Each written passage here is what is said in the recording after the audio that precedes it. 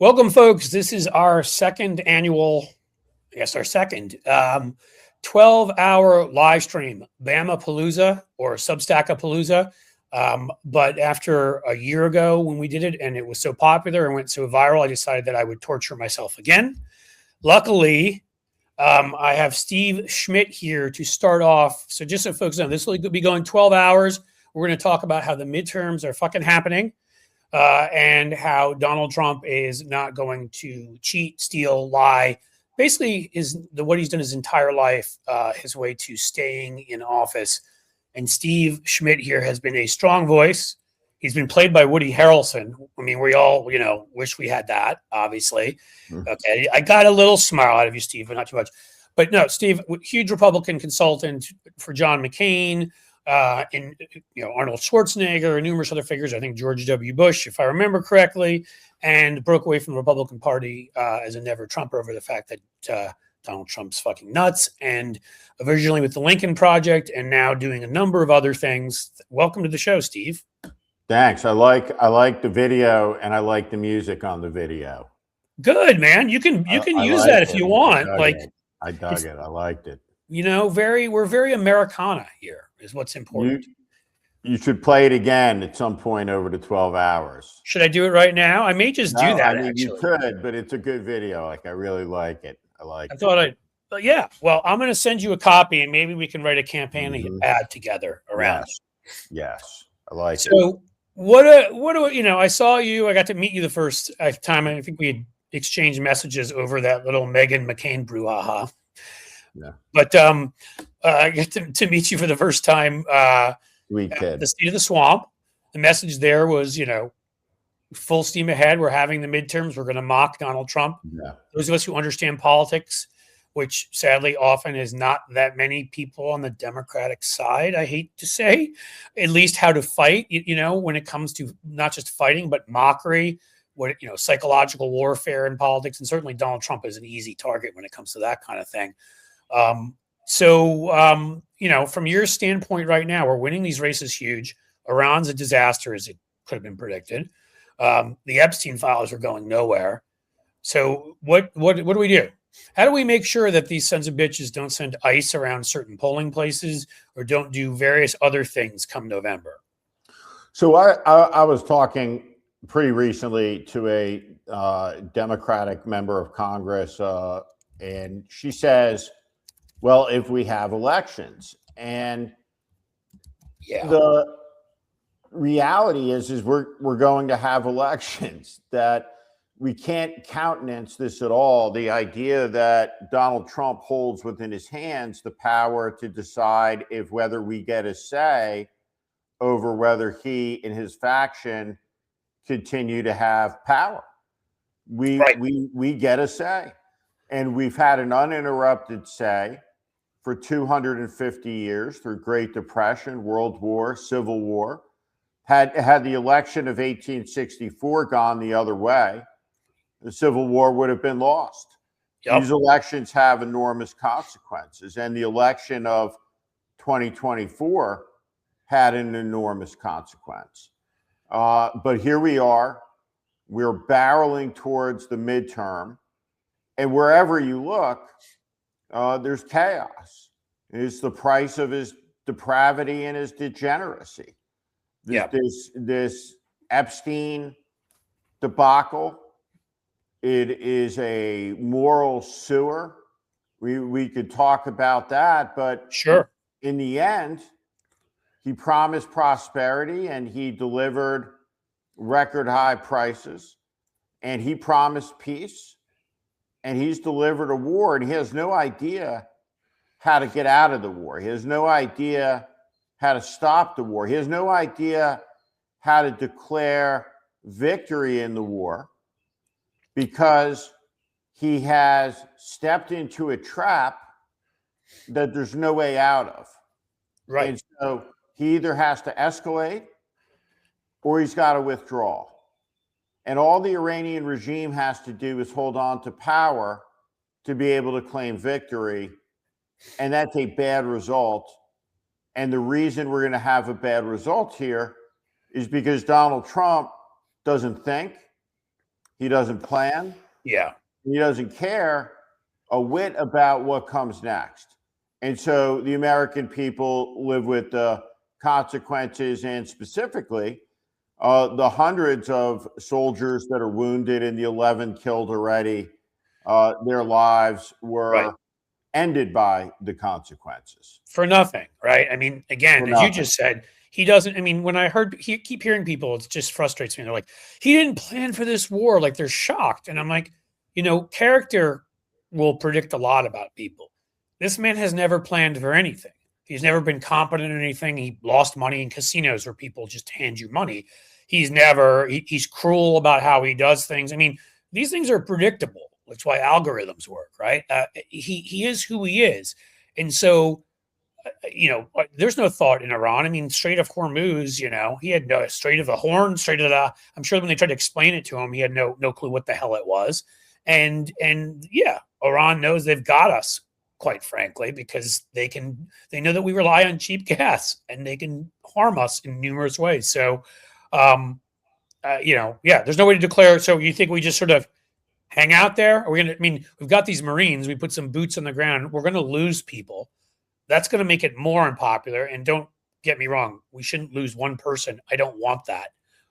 But realistically, if he puts these guys on the ground, everything that my understanding, about deserts surrounded by mountains, it's not great territory to fight in. And so, just besides being morally wrong, besides blowing up schools, besides all the stupidity and no planning, we're also in a place where we could end up getting a lot of American soldiers killed. And Yeah, I inflation. mean, there's two things to talk about here. First is we really don't know what the facts are because we don't have any journalists deployed with U.S. forces, and the Pentagon press corps has been decimated. So you have Mike Lindell News, you're the My Pillow guy asking questions, but there was a fire aboard the USS Gerald Ford, and this is the largest of the aircraft carriers. It's the newest, it's the most sophisticated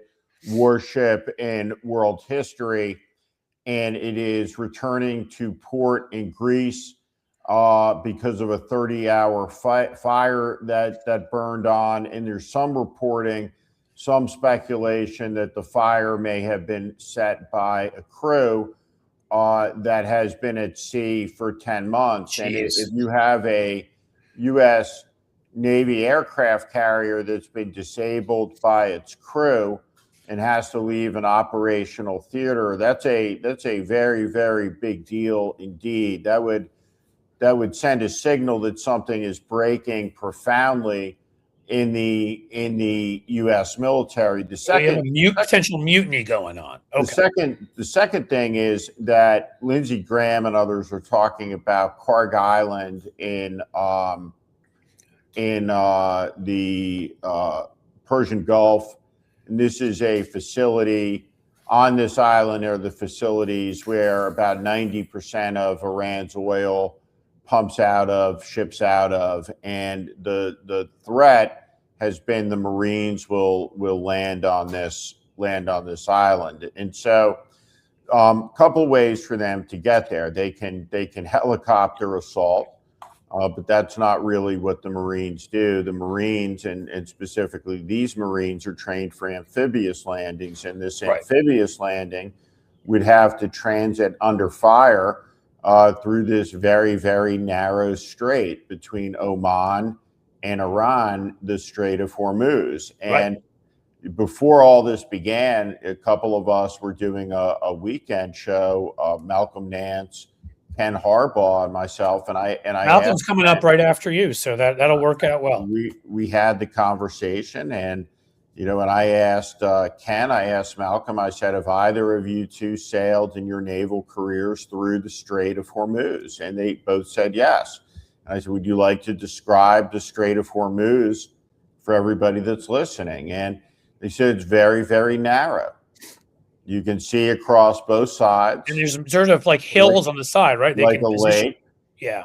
Elevated position. And this is important to understand when you look at waterways, when you think about places in the world, Istanbul, the Bosphorus Straits, on one side Europe, the other side Asia. When you think about these choke points, the Strait of Gibraltar, Fortress Gibraltar, it's impregnable. The Golden Gate in San Francisco is that you had a north-south facing promontory, Fort Baker and the Presidio. You put guns up there, the waterway is impregnable. And so when you control the high ground above water in a narrow canyon, you control the That's what you want in war.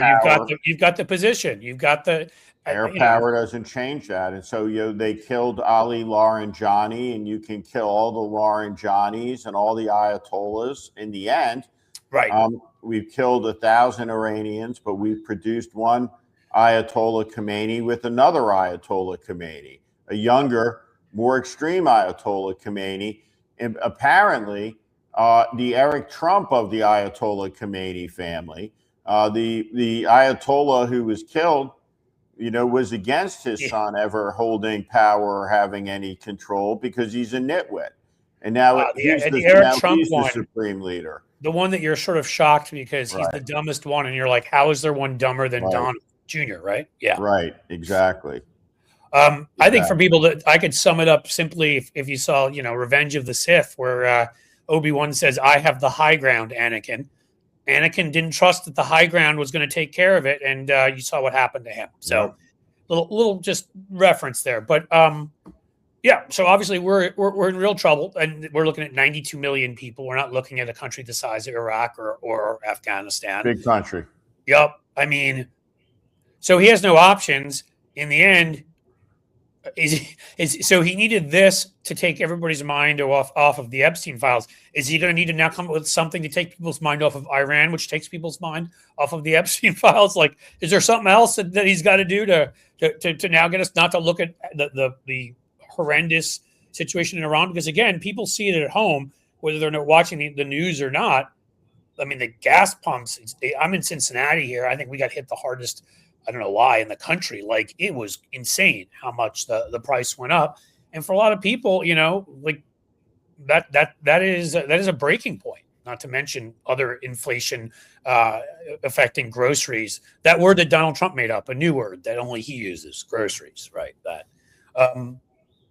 when do people say enough? As I said to you, I think before we came on the beginning, Stuart Rhodes, who stormed the Capitol for him, and is the head of the Oath Keepers, former Rand Paul staffer, was still seeking a pardon. He'd gotten a sentence commuted, and even though he's seeking a pardon, he still just has announced he's left MAGA.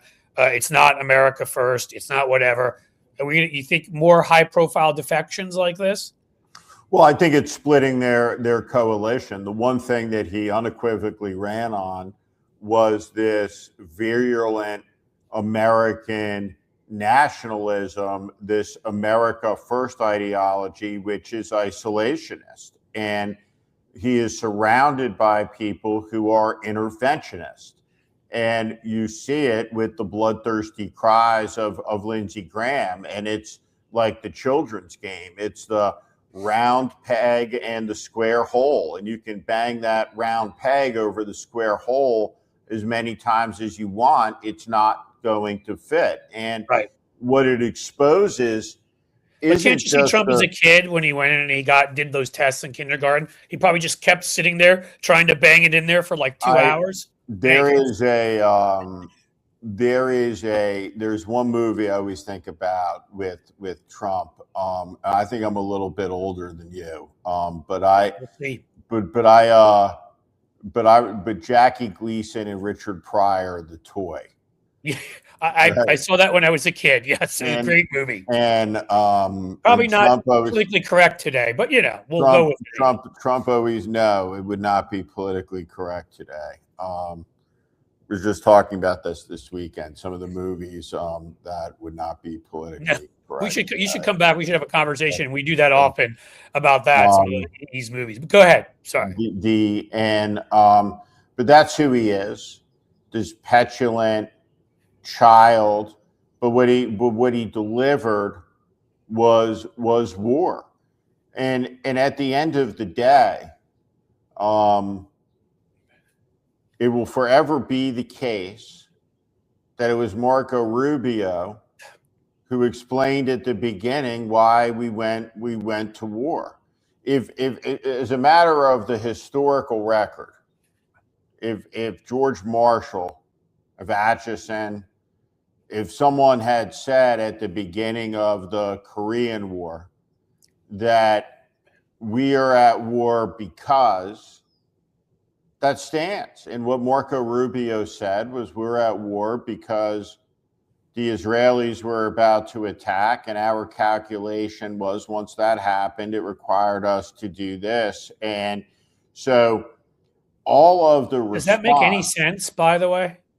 Well, it's to me, it makes sense if you're trying to discern the bad judgment. And Gotcha. and at the end of the day, there should be no question about who's the dog and who's the tail in that relationship. It's we tell them, not the other way around. Right. And the Israeli government will rue the day for a long time to come, because the line that Netanyahu and his government trespassed on, as someone who has been a longstanding friend of Israel, is that they have acted in a way interfering in American domestic politics, while advocating positions that are contrary to America's interests. I would argue, honestly, it's contrary to Israel's interests. It seems to me like of course. Netanyahu was just trying to stay out of prison like Trump. It's like, if you wanted to create more anti-Semitism around the world, just blow it up. This is what you would do, it seems to me. It's a disaster on many, many, many fronts. Yep. And so at any rate, that record stands. Why Rubio said it is that we're fighting, why we're at war. I think it's sloppy when people say that it was the Israelis who manipulated Trump into war. I think that really sells the Saudis short. They played a tremendous, and they've been pushing that war for a long time now, too.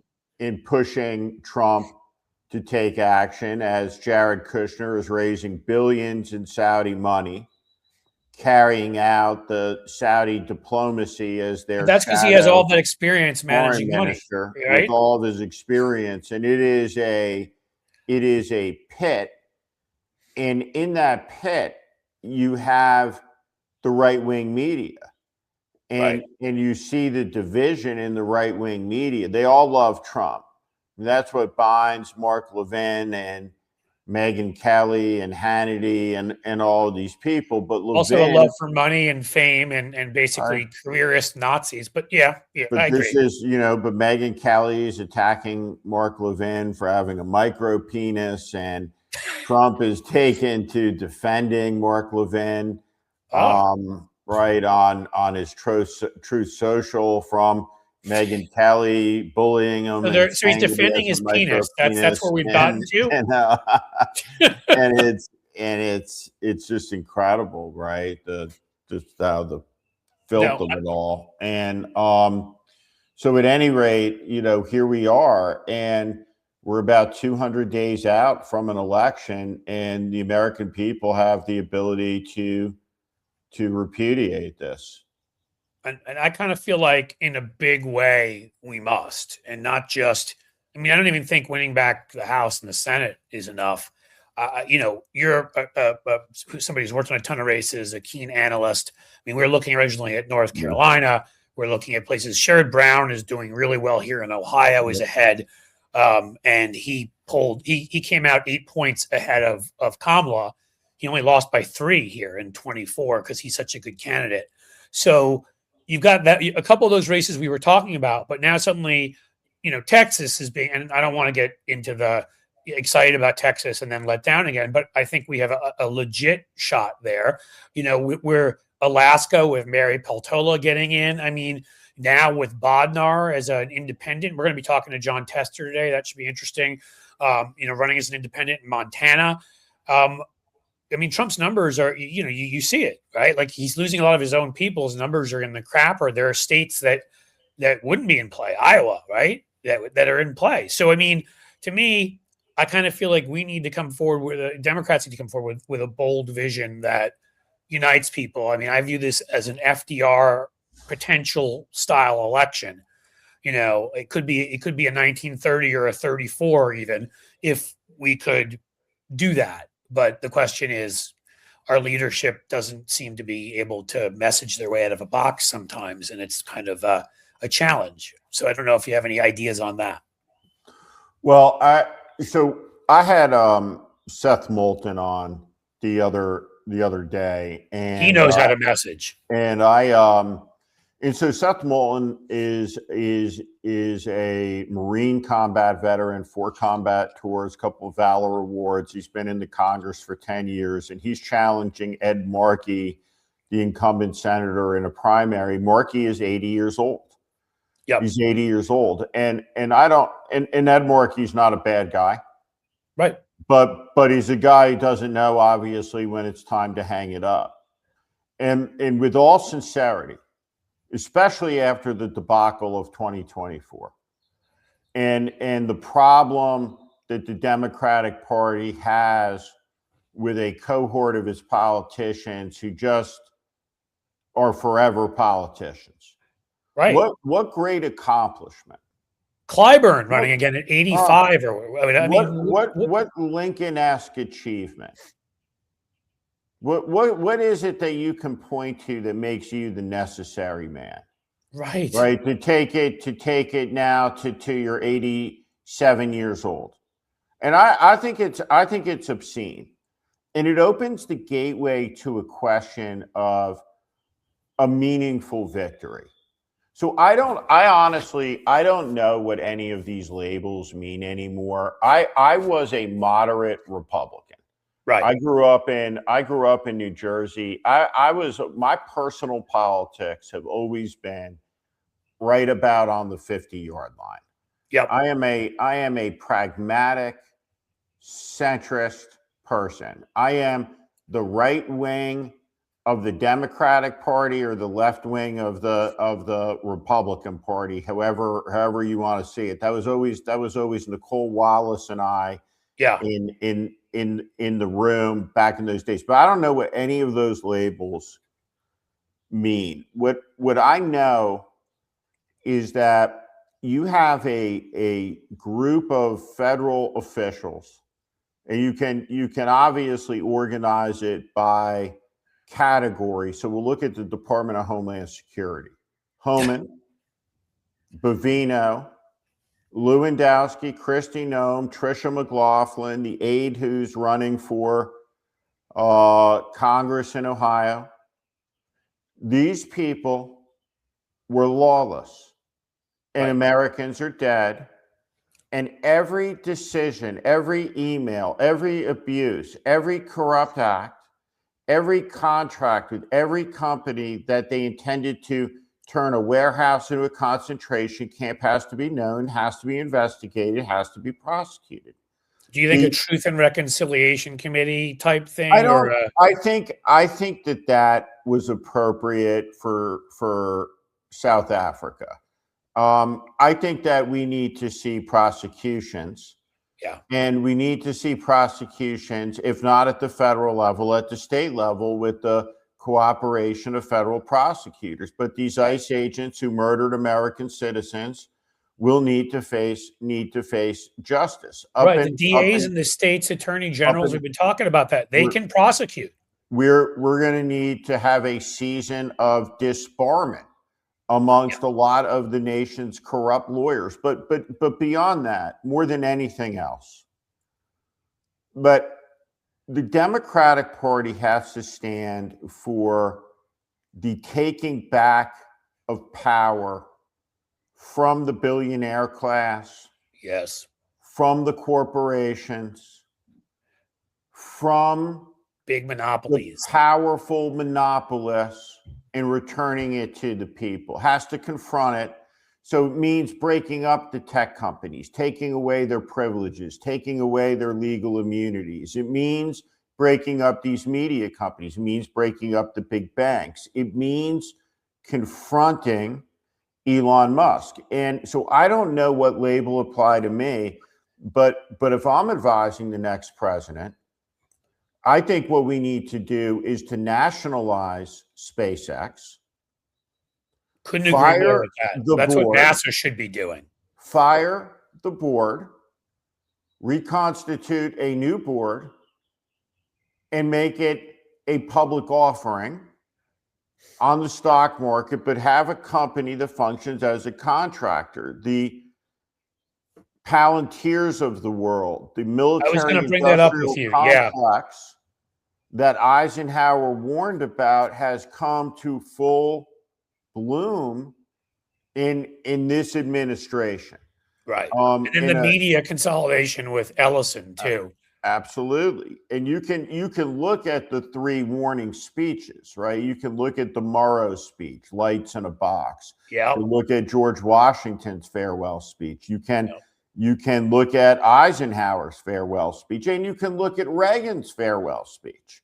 And they're all on point to this moment. Yep. All absolutely. All of them. I mean, that's the how we return to that history. I was going to ask you, and because I know you delve into history as I do, and I think it's so important to get sort of the inspiration from there. And that's when you're saying, I'll just say quickly, I'm the same boat. Look, I used to be sort of I was a center left Democrat, whatever that meant, right? Liberal, or whatever the term was.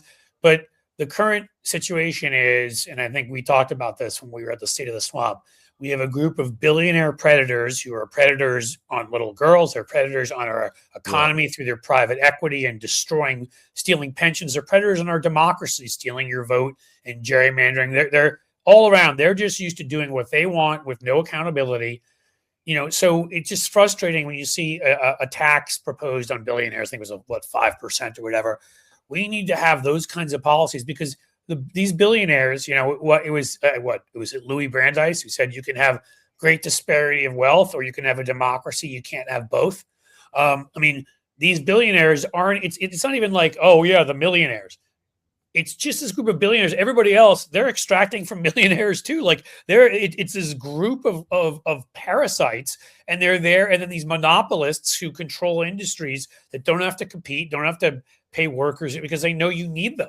And I think Democratic Party that would run on that and make that the core economic message, and how ending those monopolies and that corruption and those billionaires is going to lead to this for you. It's how we're going to get.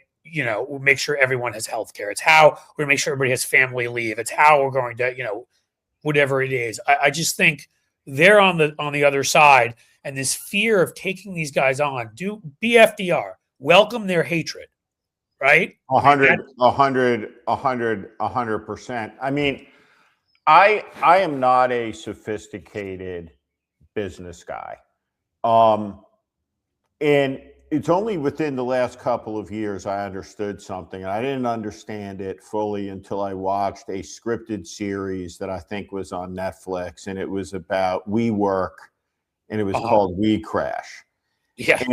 And I've had a lot of billionaire clients, and I've worked for a lot of big CEOs in big companies, but I never really appreciated this because I had a business, and the business that I had was always that you try to make $1, and your goal is to spend less than that dollar in your expenses, and the balance of that is your profit, basically. But when I was watching We Crash, so you know how you become a billionaire?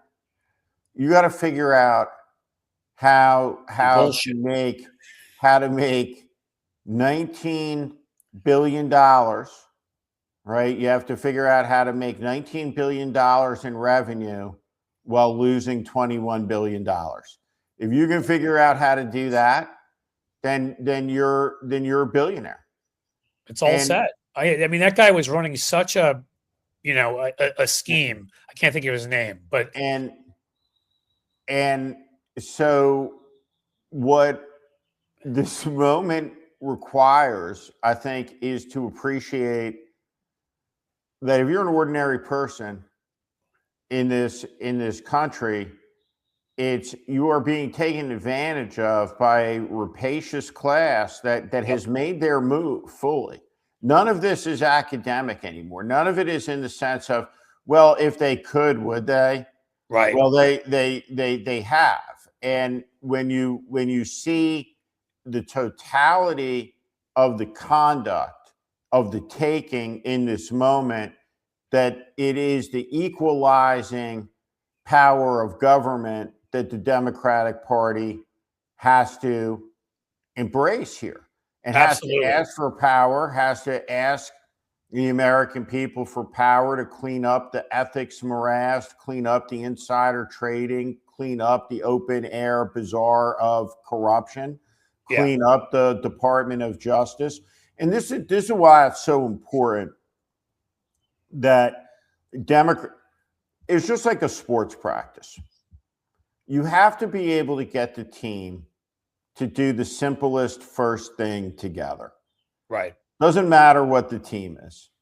And what the team has to be able to do here, I think it's got to be able to look at the desecrated White House grounds and say that it doesn't matter what his fucking ballroom is. We're going to knock it down. Yeah. We're gonna restore this. Maybe invite people with sledgehammers in for fun. Exactly as it was.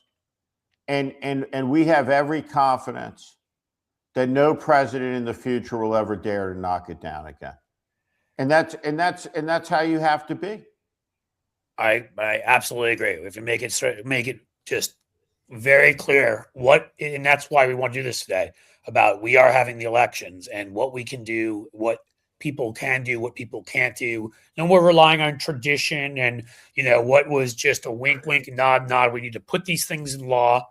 And I've added you, Malcolm Nance, by the way, to here. I thought you might want to say hi to Steve before Steve headed on out after giving us a great half hour of talk about Iran and how much. And again, I've worked for some billionaires and folks too. There are some good folks out there. I'm not trying to say this about all of them, but that predatory class that became billionaires because that's all they ever wanted was the power and the control. It's amazing how when you do a Venn diagram, they overlap with the Epstein people. They are those, the Ellisons and there's a reason Elon Musk is in there begging to go to the island.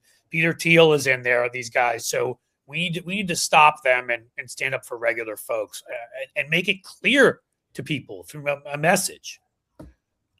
That's a lot of wisdom. There's a lot of wisdom to the saying, good fences make good neighbors. And at the end of the day, I've never been a person who's out to confiscate Bill Ackman's money.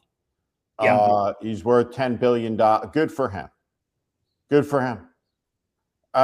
However, it doesn't really interest me in relation to his viewpoint on this, that, or the other.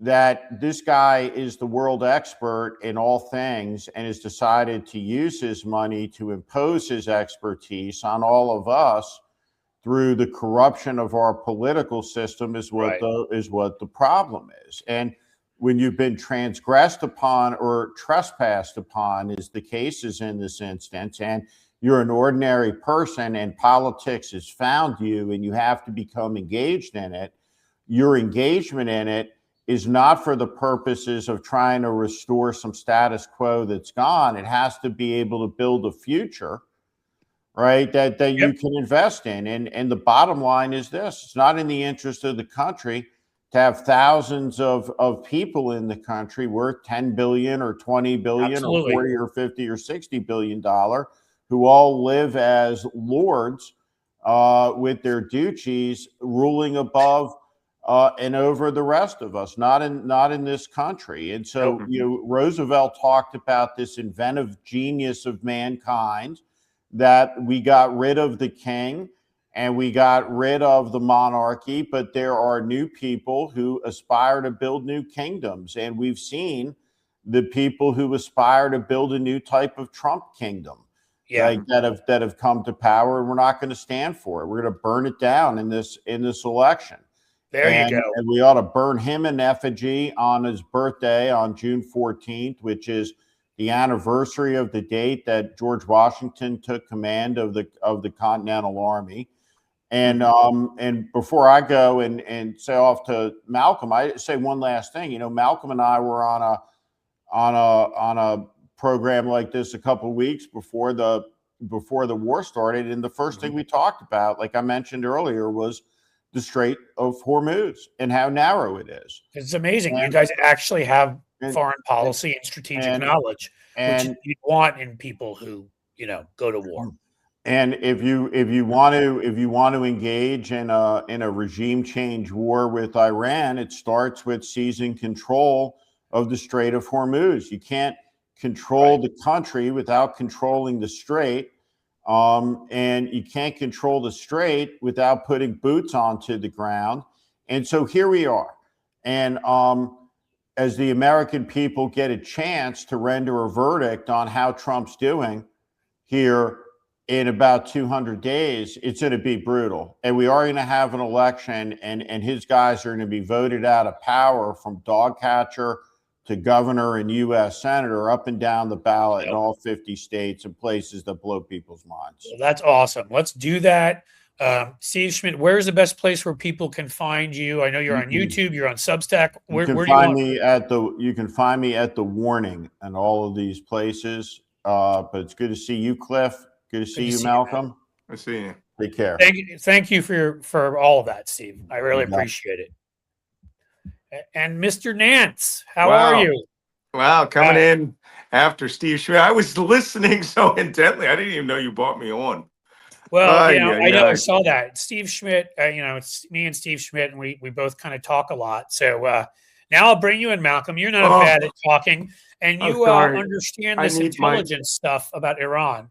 I need my small pot of coffee. This is small. I've been pounding this down since 4, and I think I need 2 more of these. Yeah, go for it. Well, I'm between two fisting between that and Diet Coke. So this has been mass hysteria trying to deal with the information flowing out of this conflict and the insanity that is coming from the White House. I mean, I'm saying this as an intelligence professional. It's my duty to pay the bills and make sure people know that up here in the corner, you'll see a nice little duck. That is the Buy Me a Coffee. You can do that right through the little QR code there. It's a beautiful thing. Up in the left corner here, and this is my right, my left, the subscribe button. If you become a paid subscriber, this is how we get Steve Schmidt and Malcolm Nance and are able to spend the time and the funding and things to make this happen. So please subscribe. Please buy Malcolm, buy a coffee, and then I'll buy Malcolm a coffee because he needs it. And now that I'm done with that, get back to what you're saying about these sons of bitches. Yeah, well, we are in a very, very dark place, and I'm afraid to say it's going to get darker. As you know, on my Substack, every morning from 9 to 10, I do an intelligence assessment of the war. We're starting tomorrow, day 20 of this war. Myself and the Danish intelligence officer, Jacob Karsbo. And I'll say quickly, Black Man Spy, one of the coolest named things of all time. So yeah, actually, partial title of my memoir I'm also editing. I'm in my last edit before it goes to legal. So held up for 22 months by the Pentagon. 22 months to be reviewed. Pete Hegseth was like, it's Hegseth. Hegseth reads really slowly when he's drunk. So you do have to keep that. So, yeah, but Cliff, it's very nasty out here with this war. The United States is at war. No questions asked. This is not a special military operation. Right. This isn't a 3-day campaign. And it's going to take off in the next 10 days when we get the Marines into that theater. And I think what you're going to see is the mobilization of the 82nd Airborne in the United States, put them on alert for para jumps, and then an increase in special operations forces. And I think Trump is going to invade Iran. I'm sorry? we're going to lose people on the ground. I mean, it's inevitable. Right. And well, that's coming. Unless cooler heads prevail here, he fully intends. Now, you hear all this talk about Karg Island. That's not where he's going to go with these Marines. You can't get to Karg Island unless you get through the Strait of Hormuz. And you have to go by at least 8 different islands to get there, to get out of that alive. You know what I think of? And quite honestly, you can tell me if I'm nuts, but like what I think of when I think of the Strait of Hormuz and trying to navigate through there, I think of Apocalypse Now. And, them trying to get their boat through, and there's just from the mountainsides, from the forest, like they're just being attacked from all sides, going deeper into the circles of hell, basically. Yeah. If you think about the scene of the Battle of the No Long Bridge, right? The No Long Bridge, where the boat has to go under the bridge, and they're firing and fighting in every direction, and they're being bombarded down upon from the hills. That is the Strait of Hormuz. As you're entering, everything to your right with a 3,000 high cliff face is Iran. All of it. And it literally looks down at you. Kids with slingshots could damage your ship out there. You only have 25 miles across. Right. It's shallow on one side and it's rocky against these cliff faces on the other side. You have to stay inside what's called the traffic separation scheme. If you don't, you go aground. Once you're in the TSS, it's about 12 miles. You are in a 1 mile channel and that goes in, and the other side is a 1 mile wide channel that goes out. But you are now in range of everything: slingshots, BB guns, anti-ship missiles, suicide boats, everything possible. It can hit you there. And here's the best part: they don't have to do any of that. You know, like they don't have to do any of that. All they have to do is say that they minded, and just maybe drop one. Maybe I joke on my show. Maybe put out. But you're right. If you put one out there, that's enough to sort of like, all right, it's out there. You know, I mean, it's the thing. They have such an advantage over us because clearly we've been threatening this, and they've been planning for this for years. 47 years. And they understood. You know, they understand us better than we understand them. They know that cheap gas is a way of life in this country. And here's the crazy part. The Marines are geographically, let's give you an analogy. The Marines are technically off Malibu right now, right? No, not even. San Diego right now. And they are intending to invade Alameda Island in San Francisco Bay. And if you all remember that little passage that you have to get through between Sausalito and downtown San Francisco under the Golden Gate Bridge, it's just that steep on both sides. The problem was talking about that too. Yep. The geography is against us here. And a small force could do that. Now, this has happened before. It was called, what was the name? Oh, yeah, Gallipoli. Right? The British had to go through a narrow channel. Yeah, in a piece I wrote, I made that comparison. I'm like, go ahead. You just go ahead. But it's a narrow channel that's easily mined. And the best part is the Turks, they let the British run minesweepers right up the middle. And what they did was they placed the mines on the sides so that the battleships that were following them would stay off to the side in case mines floated up from the rear. And then 3 ships in a row hit mines and sank and killed 1,000 men before they ever landed a troop. This is mind-boggling. The lack of planning is insane. It's insane. They didn't think about this. They thought they were going to bomb, Iran was going to collapse, and they would be in charge within a week. Now they're like, oh, yeah, we need to bring Marines from the Philippines and sail them for 14 days up to the Persian Gulf. And let's see what happens when they get there. Well, and again, in terms of rules of warfare and such, we're busy sinking frigates off of Sri Lanka 2,000 miles away that were just at like ceremonies to celebrate international peace or whatever it was, killing 130 Iranians, and where they're no imminent threat to us. They're nowhere near Iran. They're nowhere near the United States. I don't think they're going to have a lot of respect for the rules of warfare when it comes to us. I don't know. Well, I mean, well, what rules? I mean, at this point, Pete Hegseth is literally out there saying, no quarter, no mercy. That means kill prisoners. No one shall survive a contact with you. And there are look, he's done that, right? So it's not even just talk with the Venezuelan, folks on boats, blow them up and go back for a second time with this frigate. So people get it that we better shoot first if it's the U.S. because they're going to kill us. State-sponsored murder, which is why I think that the Iranians are planning. They don't have to defend the Gulf so that no ship gets through from the U.S. Navy. They just have to make sure that there is enough of a combat spectacle in that Gulf, which, by the way, you can drive, okay, up to the Musandam Peninsula from Abu Dhabi and Dubai and get right on the water and looking right out over there. And I would have a camera out there, which, by the way, the UAE will arrest you now if you see anything.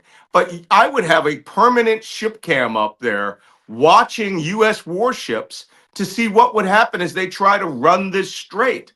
And suicide boats, everything that can happen out there.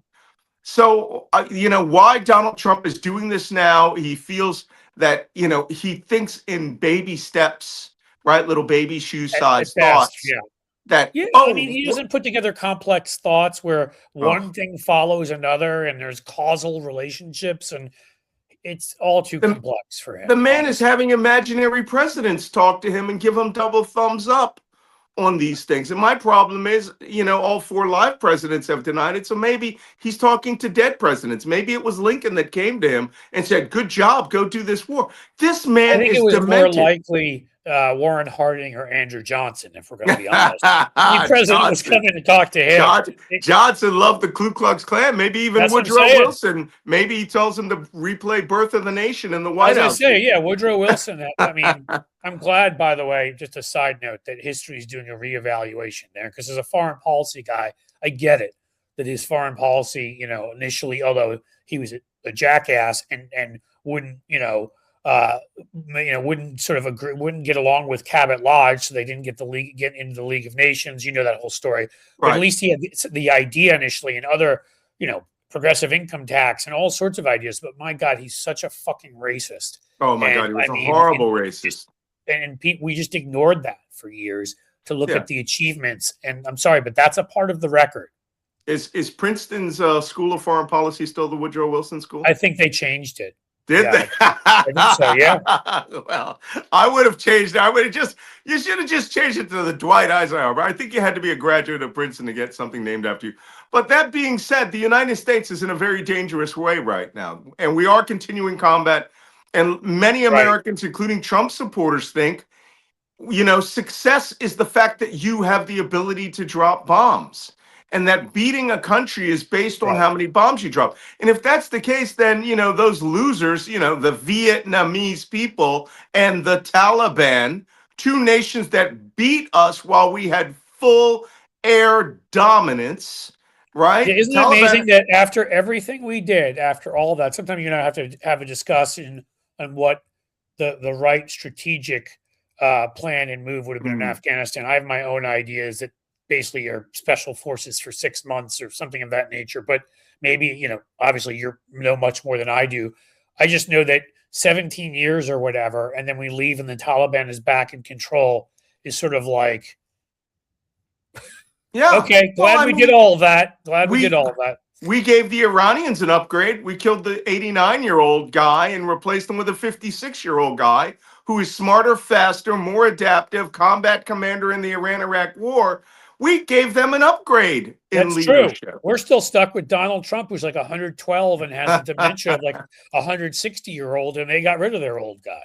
Very true. Well, unfortunately for all of us, we're going to suffer through this. And, we really, really need to be prepared for what's coming next. Iran's waging That's what I want to hear from you, because you always have big predictions, and they're generally based, not generally, they're always based on not just your background and history and what you know, but you're seeing data points and other things. Right. So what are you seeing right now that tells you It Well, has to either end somehow or go on somehow. So what I, happens? I thought about 5 days ago the pressure was on for the Gulf states and that they would be really starting to think, hey, we've got to put an end to this. We've got to pressure the United States.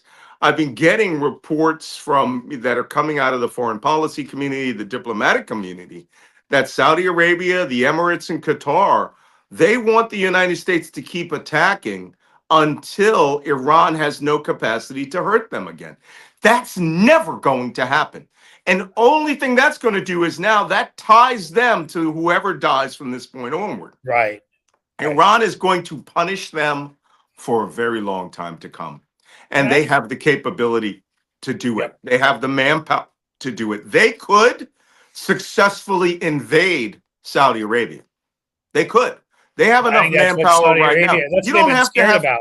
yeah, but you don't have to have tanks to do this. You could do it in Hiluxes, Toyota pickup trucks, right? And you could go to Iraq, flip the government of Iraq because they're all Shia Muslims. 85% of the population in Iraq People is Shia forget that, Muslim. which is right. Which is it went from being I mean, he wasn't religious at all, but nominally Sunni, and he would play off against the Shia for populist reasons, which is Saddam Right. Hussein. But it was always majority Shia. And now you've got that's who you have in control, who are obviously have at least sympathies with Iran, many of them. So we've created this, and I also think to myself, Syria there and Iran. I'm sorry, Syria and Iraq, which maybe has some stability, but still is a lot of chaos. On the other side of Iran, you've got Afghanistan with a ton of chaos, and Pakistan next to them, and they have that nuclear bomb thing. I get it. Some are Sunni, some are Shiite. I'm not saying, but Hezbollah and Hamas is the same thing. Some are Sunni, some are Shiite. Sometimes they'll work. Sometimes the common enemy of us or Israel brings them together. So if we create that kind of chaos and we add it into Iran too, who's to say that nuclear weapons don't make their way through, right? Well, I mean, I don't, you tell me if I'm being crazy, but it seems the more instability you have around there where terrorists and militias and others can travel, that doesn't seem like a good idea, is what I'm saying. Yeah. You know what? If I were Iran and I had to really, we not surrender their nuclear program, but buff it up, I would just put $1 trillion on the table, right? 10 years of earnings to North Korea. And I would say we need 10 bombs. Get them over here, get them. We'll fly them on one flight clandestinely, and they land out in the Baluch Desert, and then suddenly you're a nuclear power. Again, right? That's the thing, right? Why? I mean, they and others have the ability to do this and have the relationships, and that's kind of my whole thing with this, which is. Tell me if I'm wrong here, but my suspicion when we keep talking about it, a nuclear Iran can't happen, blah blah blah. It's gonna happen at some point. Could happen. It's just a matter of when. And so if we don't learn to deal with that fact, we're all like, oh yeah, we can prevent Pakistan and India. That worked out great. I mean, I think there was a point we thought we could prevent China and Russia too. Look, they've got they're I have no doubt in my mind. I don't know when it's going to be. Iran is going to get its hands on a nuclear bomb. So the question to me becomes, how do we handle things to make them the safest possible in the meantime, both diplomatically and militarily? And this isn't it. That's all I know. I'm not saying there's a perfect answer, but this isn't it. Well, whatever we're going to do, we better, and I actually quoted this in Congress once in the immortal words of, Corporal Vasquez from Aliens. Whatever you're going to do, you better do it fast. I mean, we are stuck in a situation here where the global economy is now at risk. I don't know if you know it, but the global food economy is at risk. Urea nitrate from Iran and the United Arab Emirates, which is a byproduct of natural gas, nitrogen, is critical to the global corn crop, and it has to be delivered by April, or everyone will switch from corn to soybean in the United States. And we know no one's buying soybean from the Yeah, or if United they're States. buying it from China now, they don't want they, Yep. But screw us. corn Like, is the number one product we feed to our livestock. We may actually eliminate the U.S. beef industry with this war. all right, now you're getting me pissed. So you're saying I'm not going to be able to get a good steak somewhere? No, I'm not joking. Beef, many foods, and it's not just us. It's the entire global food economy. It's based 33% of the materials we need for the global fertilizer. And no, 58% of the fertilizer in this world, the nitrogen comes from the Gulf. It's all So, stopped, all stopped. I mean, again, this is where it's a problem because Trump's a moron, but also surrounded himself by people who are just as stupid, just as corrupt, just as as idiotic and evil and incompetent. And I mean, incompetence, I guess, would be the big thing here. So it's sort Yeah. of, you don't think of these. They wouldn't think of these things. They didn't even, as you said, they didn't even think of a plan. Hey, we just bomb, and then what? It just sort of settles itself once you Hmm. bomb. Like Yeah. it all just takes care of itself. Yeah. So is there anything else you're looking at right now? Other regions? You going back to Greenland anytime No. soon? Well, I won't be going back. I think I may have solved the Greenland problem myself. I think there are 4 people that I think have had in the media. I don't want to hurt myself patting myself on the back. Break your arm, pat yourself Orla, on the back. Orla Malcolm. Yolson, the most influential Greenlander in social media. He's got almost as many people as the Prime Minister of Greenland on Substack and Facebook. Over 100,000 in a Right. country of 57,000. And Streisand effect, baby. Streisand effect. yeah, Jacob Carlsbo, who is the Danish intelligence officer who's constantly on TV. Rasmus Jarlov, who's a member of parliament in Greenland, who has been hammering against Trump. Not Greenland, Denmark. And then I had a little bit of I've seen that member of parliament like just tearing into him. Yeah. yeah, but the guy who does the most interviews is Orla Jolson and Jacob Carlsbo, who was a former Danish intelligence officer. And then I did my bit by dropping in every time that they kept saying they were going to do it, and then explaining to the Danish and Greenlandic television that U.S. intelligence works this way, that way, and this is just not viable. And I'm very well known now. I mean, walk on the street, but the town's 12 people. Well, I just know that every one of them slammed the But door in J.D. Vance's face, so I know I like them. Greenland's off the table. Now they're talking about Cuba. But none of this is going to happen. It's not going to happen so long as the war in the Gulf goes on. And you're going to see a lot more damage to your wallet and your economy and your life than when this oil starts to really bite. And they think that they can end this in 2 to 3 weeks. And as Trump said in that ridiculous interview yesterday, hey, we've already won. What they're doing attacking us is unfair. Did he also complain about not winning an Oscar or no? He complained about the Nobel Prize. Yeah, that was a week he gets ago. upset every year when that was they a have week the Oscars. ago that the Norwegians should have given him a Nobel Prize.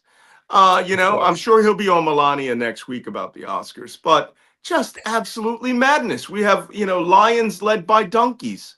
And, Yeah. and no, that's a British phrase from World War I. But there is another component to this. Lloyd The United George, States or is it government, lower down in the ranks? yeah. If you want to know what's actually happening in the United States government with this war, Pete Hegseth and Donald Trump, just imagine that they are 2 drunk monkeys, all right, that have been handed AK-47s and are dancing and spinning and shooting drunk. I like how you add the drunk part because I keep calling them monkeys with machine guns, but you're right. Drunk monkeys with machine guns, right? Just this is where we are. Wow.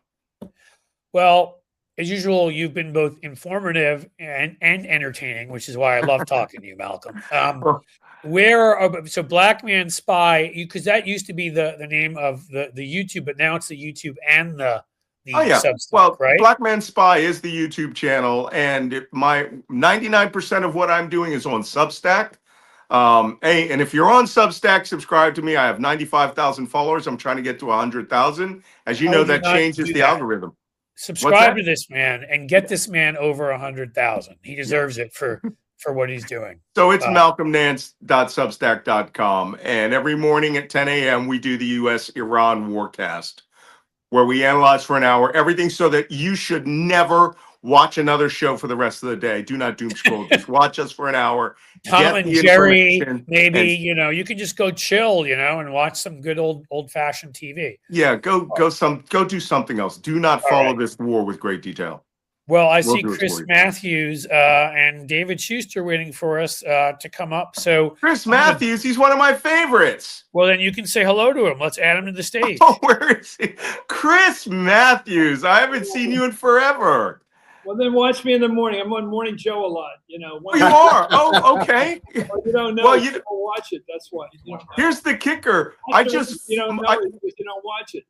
I just finished my memoir, and in it, I have a section where I say you and Brian Williams were my two favorite people at MSNBC. So you will now be memorialized in a book that will be on remain. Hey, don't forget David Schecter.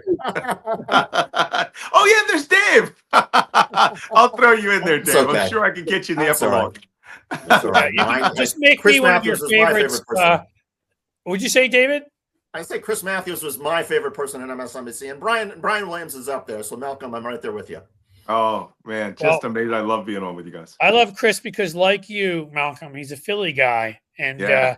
I did my college years in Philly. So I have to, I have to appreciate that. But, hey, Malcolm, All right. thank you for being Thanks, here. guys. Awesome. We really appreciate it. Hey, Malcolm, All where'd right. you grow up in Philly? What's that? Where'd you grow up in Philly? I'm from Winfield, next to St. Joe's. St. Joe's. You have to talk like a Philly guy. St. Joe's. Yeah. My boyfriend goes to Villanova. No, I'm not a main line guy. We're from the bottom of the main Oh, line. come on. You're from Glad. You know you grew up in Gladwin. We're the poor black kids that grew up in the Jewish neighborhood. You were in Gladwin, weren't you? No. I'm kidding. I'm just Winfield, near St. Barbara's. Anyway, you guys take care. Chris, love to see you. I'll watch you on Morning Joe. Thank you. Take Thank care. you, Malcolm. Thanks for being All here, right. buddy. Bye, guys. Bye. I know, Chris, you appreciate the Philly stuff, and that's why I have to bring it up because Jim's was my place, eating cheesesteaks when I was, I don't know. There was a time I was at Penn, and proud of it, but they're destroying us. Elon Musk, Donald Trump, and now Mark DeRosa, who loses to Venezuela, the coach of the team. He played baseball at Penn. I mean, we can't catch a break. I know. Do you think we're going to be better off with the people from Venezuela now that they won the game? Is that going to give them a psychological up? I would think it helps us with that. Latin American team beats a U.S. team. I think that's probably good PR.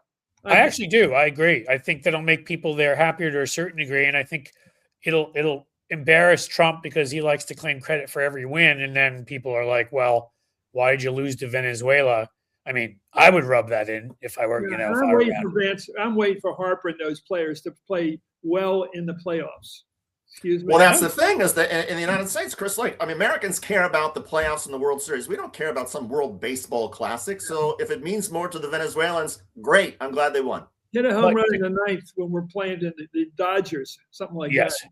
Can you guys beat the Dodgers, please? I grew up in New York. I'm a Yankees fan, and I hate the Dodgers. And I was pulling so hard for Philly. I mean, again, as you said, you had Castellanos, Bryce Harper. I mean, that lineup. What's his face? Who Well, mashes Schwarber starts it off. I always wonder why you hit a home run. Why do you put a home run hitter in the Richie Ashburn spot? I mean, why start the guy? You're never going to have the on base percentage theory now because he walks so much.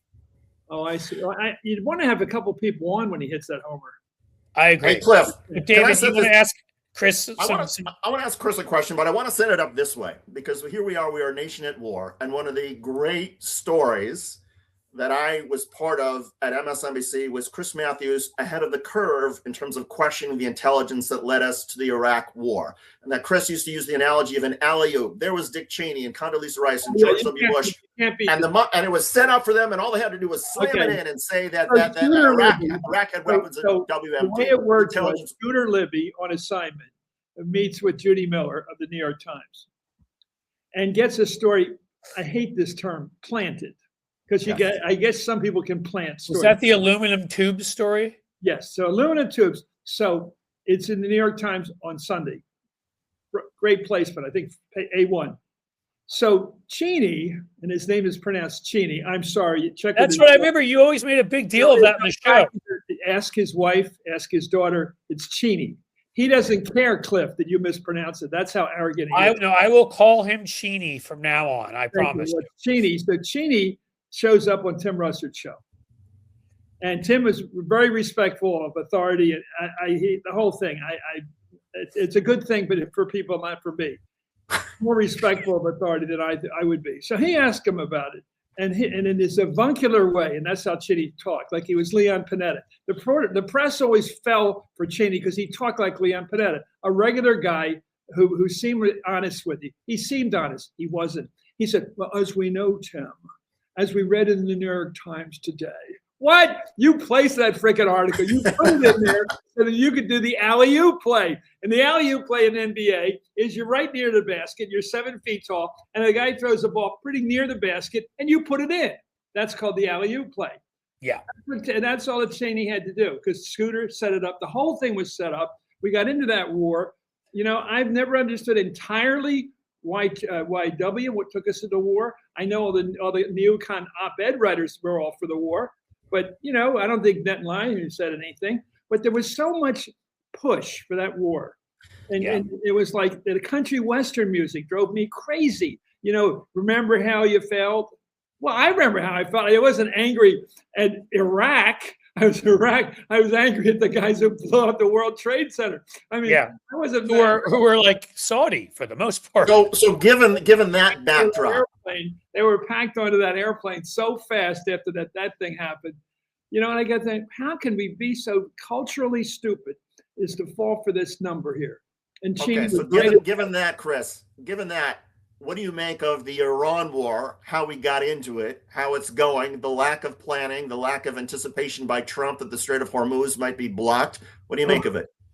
Well, you know, I read the New York Times. I don't trust it culturally because I think it sends the Democrats in the wrong direction culturally. All this sexual stuff, gender stuff, too much emphasis on that, not on the economy. But they've been saying that there was a 3-hour meeting with Netanyahu.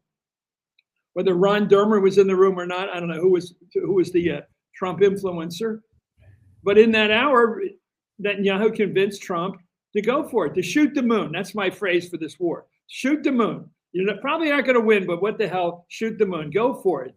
And take us into war. We'll probably lose. Logically, wars don't end. One thing we know for sure, wars don't end.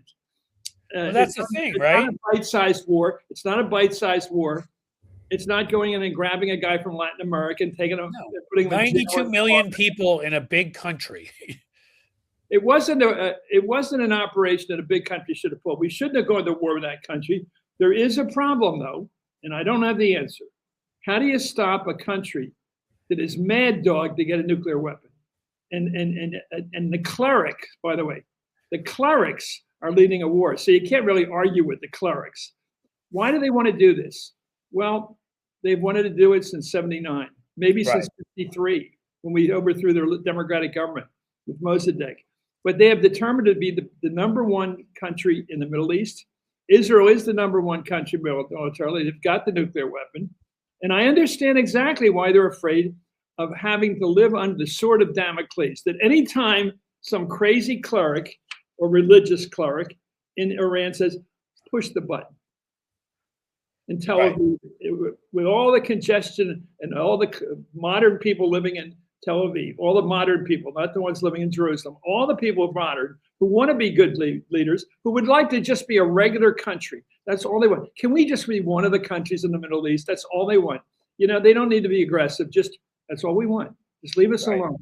And Iranians have done everything they can to go after Israel, from Hamas to Hezbollah, the Houthis. They constantly say, we want to kill you. Right. Israel, obviously, Netanyahu speaking for Israel, and he is right now, even the opposition. Even Hamas 10-7, right? They backed. I guess my big problem is I think Iran, we're talking to Steve Schmidt earlier and others. Sadly, I think they're going to get the bomb because I don't think it's possible to stop it. It's more preparing for how we handle it. I kind of feel like. Would you like to be president when they get it? No, I'm not saying that that's what I want. I just know that there are inevitabilities sometimes. I think you're right. I think they want to do it. And how many scientists do you have to kill to stop it? Right. Because it's in the mind. They are halfway there, I guess now. It's a horrible conundrum. It is a real conundrum, and I don't have the answer. And in the short term, he did it last year in June. He blew it up. He obliterated everything, and then he said he didn't obliterate it. Well, who told him he didn't obliterate that? By the way, was that Netanyahu? Was that? He changes his stories a lot with that stuff. Who's in there? Who's in that chat room that says, "No, we didn't do it. Let's do it again"? But I think Israel's going to carry on this fight with Hezbollah. I think it's just going to go on. And, That's the thing. Iranians have enough do firepower. too. Yeah. Clip what I'm sorry. What'd you say? I think the problem with it, there's 3 people in this war right now, and the other 2 may want to keep going. Yeah. I think that's right. What do you, David? Why don't you jump in? What are your thoughts? Look, from my friends and relatives and contacts in Israel, there is a very different feel to the war in Israel than certainly to the United States, and a very different feel about this war than Gaza. A lot of Israelis were horrified by what the Israeli military did in Gaza and felt like they had no other choice. In this one, the sort of Israeli sort of patriotism is back. People are very excited by the success that the Israeli military has had, that they can fly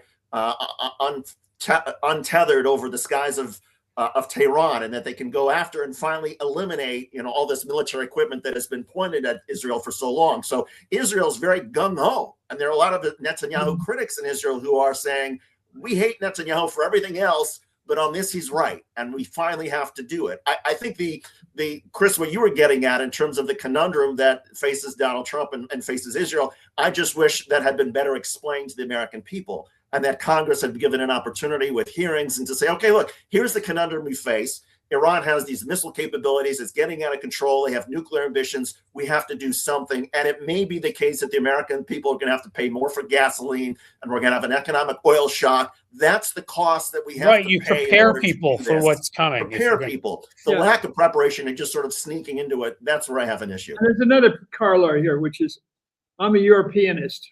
I am. I think we're a European power in a sense. I love NATO. NATO got us through all the fights over West Berlin. We won the Cold War. We were the good guys. And Russia, under Stalin and all that came afterwards, even Khrushchev, who was a mixed bag morally, I think. Right. We were the good guys. So why doesn't Trump have that gut that we all share?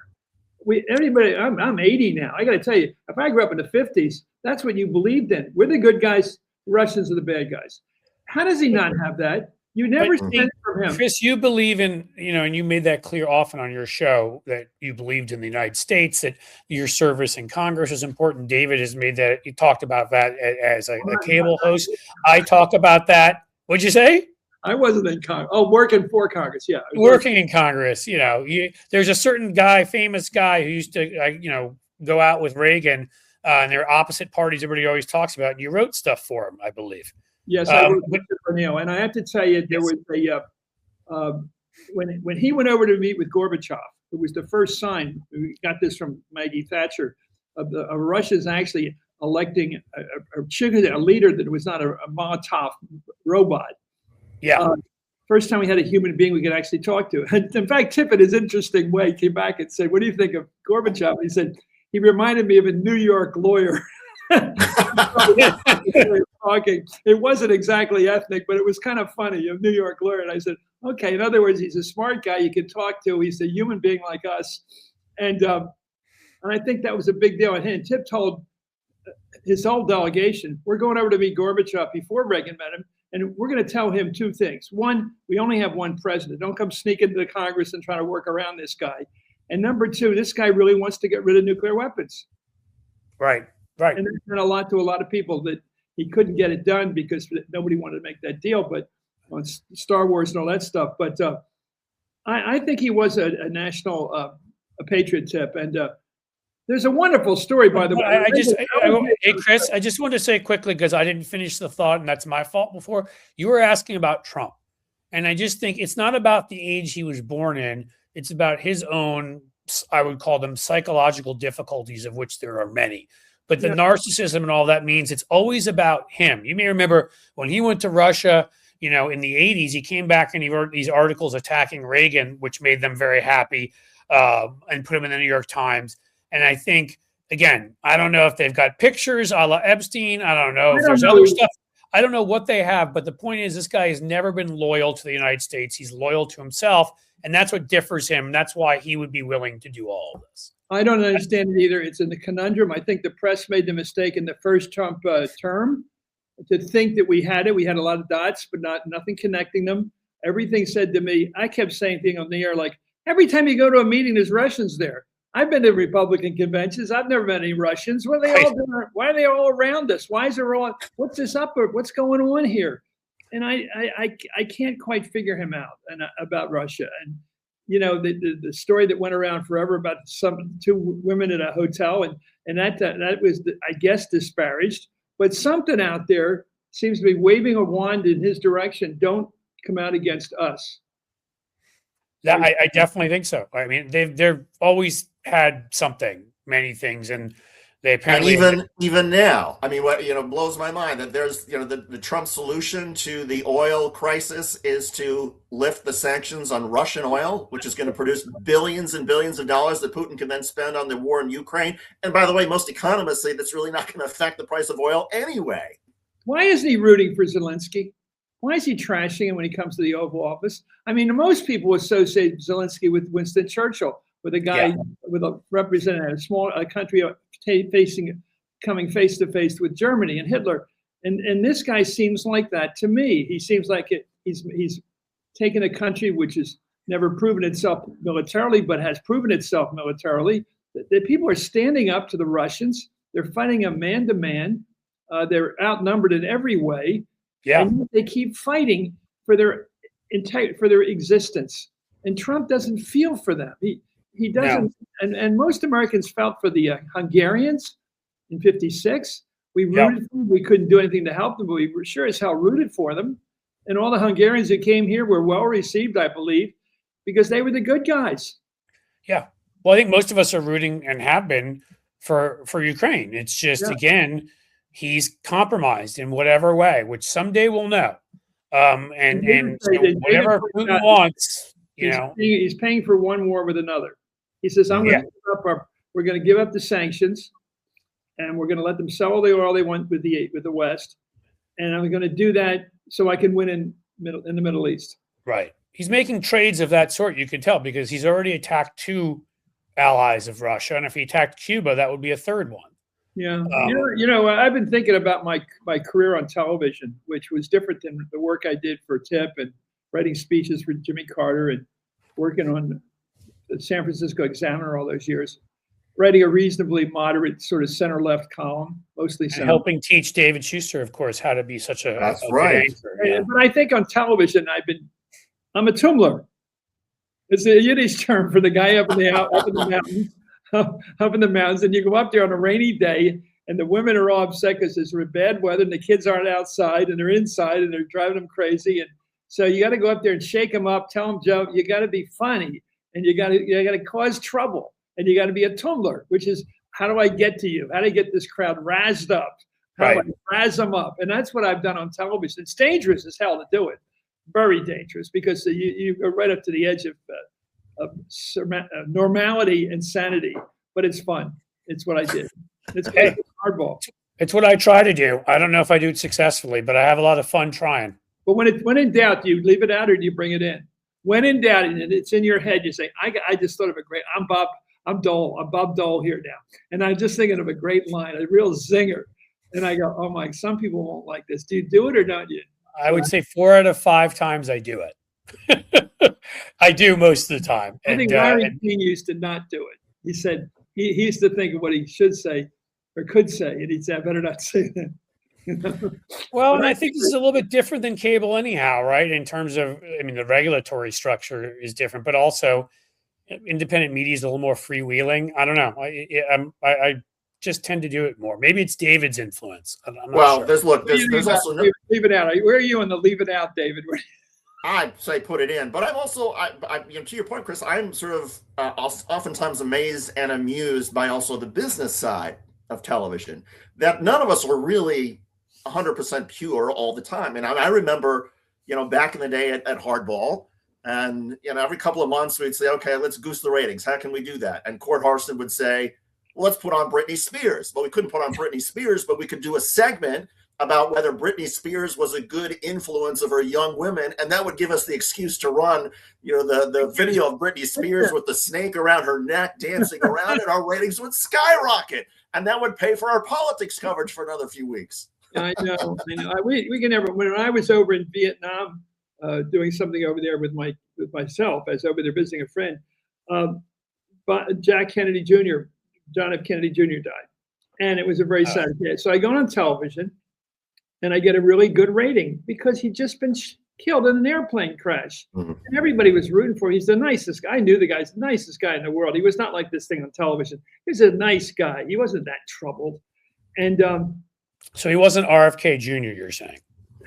Yeah. Definitely. Sorry. Go ahead. Definitely. I'll tell you. That was one of the things that popped in my head. I decided to say. Oh, it's like I called up RFK Jr. when I wrote my book on his dad. And I just want to tell you, I hadn't seen him in years. I said, yeah, there it is. There it is, my book. There it is. Look, everybody. There's his book. I just wrote a book about your dad. It's very positive. I never mentioned you. Thank you. And I hung up. But I was being nice. I just wanted to bring him up to date. No, John Kennedy. So my boss at the time, Phil Griffin, says, look, can you come back? Can you come back quick? We'll put you on again. And I go, why? We'll get the same high ratings. You don't get the same high ratings the second time. It doesn't. You can't replicate television. When you try to do it over and you think it's easy, oh, this will be a sure shot. It doesn't work the second time. Television is fickle, and people are interested when they're interested. When they're interested, and they have a right to decide. You're not on or you're on.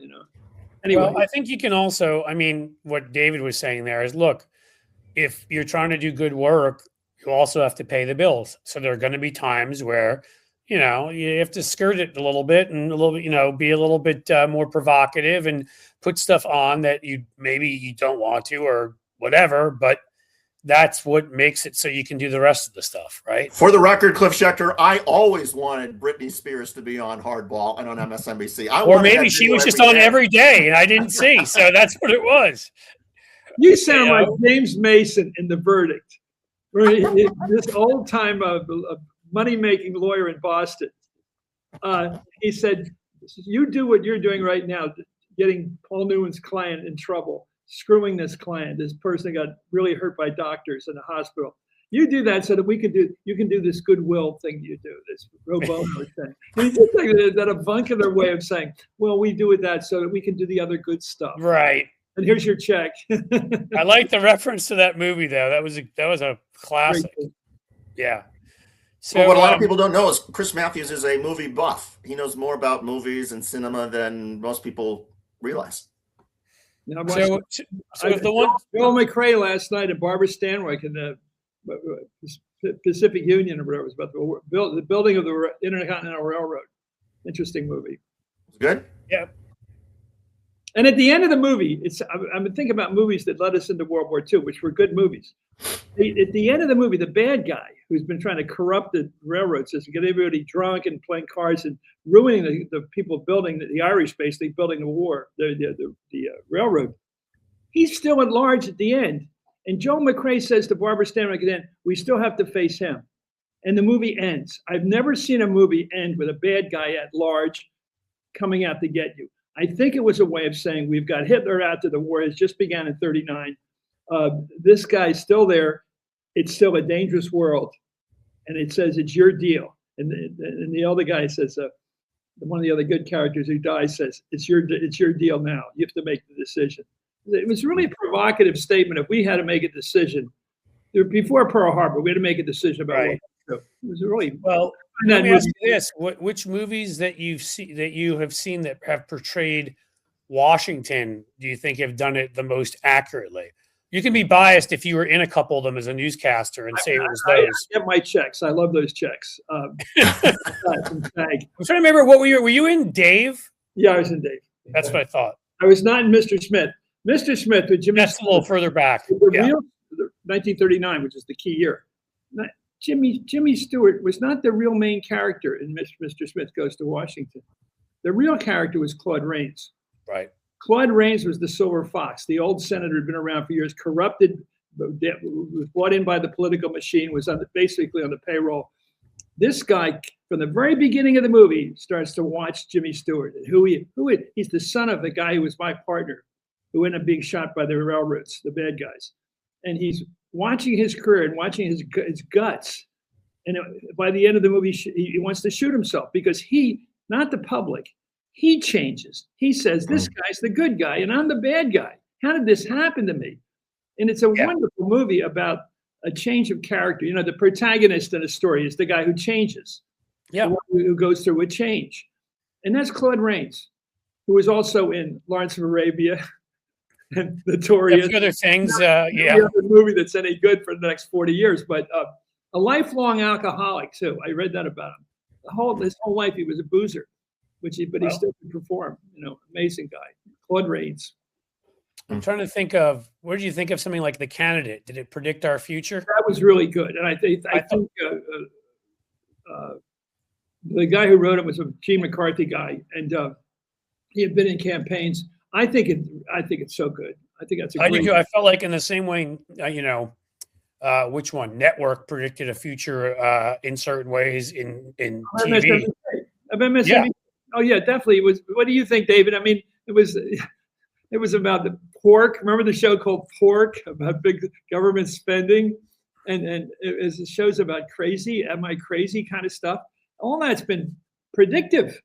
Yeah, I think Network was, years ahead of its time. I think if anybody wants to really understand what's happened to media and politics and culture, watch Network. But in terms of what reflects Washington accurately, I also think Primary Colors is up there. Oh, John Travolta as the Bill Clinton character and the aides who sort of sell their souls, and I don't know. Yeah, I think the African American guy with his daughter. Remember that little portion of the story. You realize what Bill Clinton was capable of doing, and at least the character was capable of doing. Yeah, I think it was a really good movie too. And before we let you go, we got a couple more minutes, Chris. I'll throw out two questions. Where do you think we're headed in terms of Trump? In general, you can choose to answer that any way you like, and any other projects you're working on. Well, I'll tell you the project I think we're all working on is the Congress election, the midterms in November, and I'm hopeful the Democrats will pick up 3 seats in Pennsylvania that started rolling. Early in the night we'll be getting those results in. They'll be grabbing back 3 seats they lost. That's in Scranton, Lehigh Valley, and in Harrisburg. I think that the Democrats will pick up 30 seats. That's my bet. Yep. I think that's somewhere in the mix of good years for the opposition party. I think that Trump's going to have a problem with affordability. It's a bipartisan issue. It hurts who's ever in. I think the Senate, I like her. I like Susan Collins, but I think her time is up in Maine. I think that eventually the state realizes that you're not representing them, and you're out here. I think that Sherrod Brown is one of my heroes, and I'd like him to come back. But I think he's going to win. Living here in Ohio, the numbers are getting redder, and but the numbers are good for him. He outperforms the Democratic Party here by a decent amount because he's so good. Good. I hope he wins. I think in North Carolina, I think that looks good with the former governor. Cooper. I think you never know about Alaska, but it's been pretty consistently Republican. I am not one of those people that fall for Texas all the time. I know everybody gets their heart broken. I don't know why. Look, the Republicans don't think about winning New York or California. Why don't you give up on certain states? Like Texas is Texas. The fact that Ted Cruz can still get elected no matter what. You ought to tell you something. After being accused of saying your father tried to kill Kennedy. No matter what Trump says to him, he's still a lapdog. And I shouldn't say a lapdog. He's of his own right. He has popularity down there. So Rico, I don't know. I know Trump's not picking sides. If Paxton runs, I still think Paxton can win. I think it's a very dangerous thing to spend a lot of money on. Let the Republicans spend the money down. Yeah. Well, Chris, right after you here in a second, we're going to have John Tester and Maritza Georgiou joining us. And John Tester, who outperformed the Democratic Party by, I think, 13 points. Well, he's great.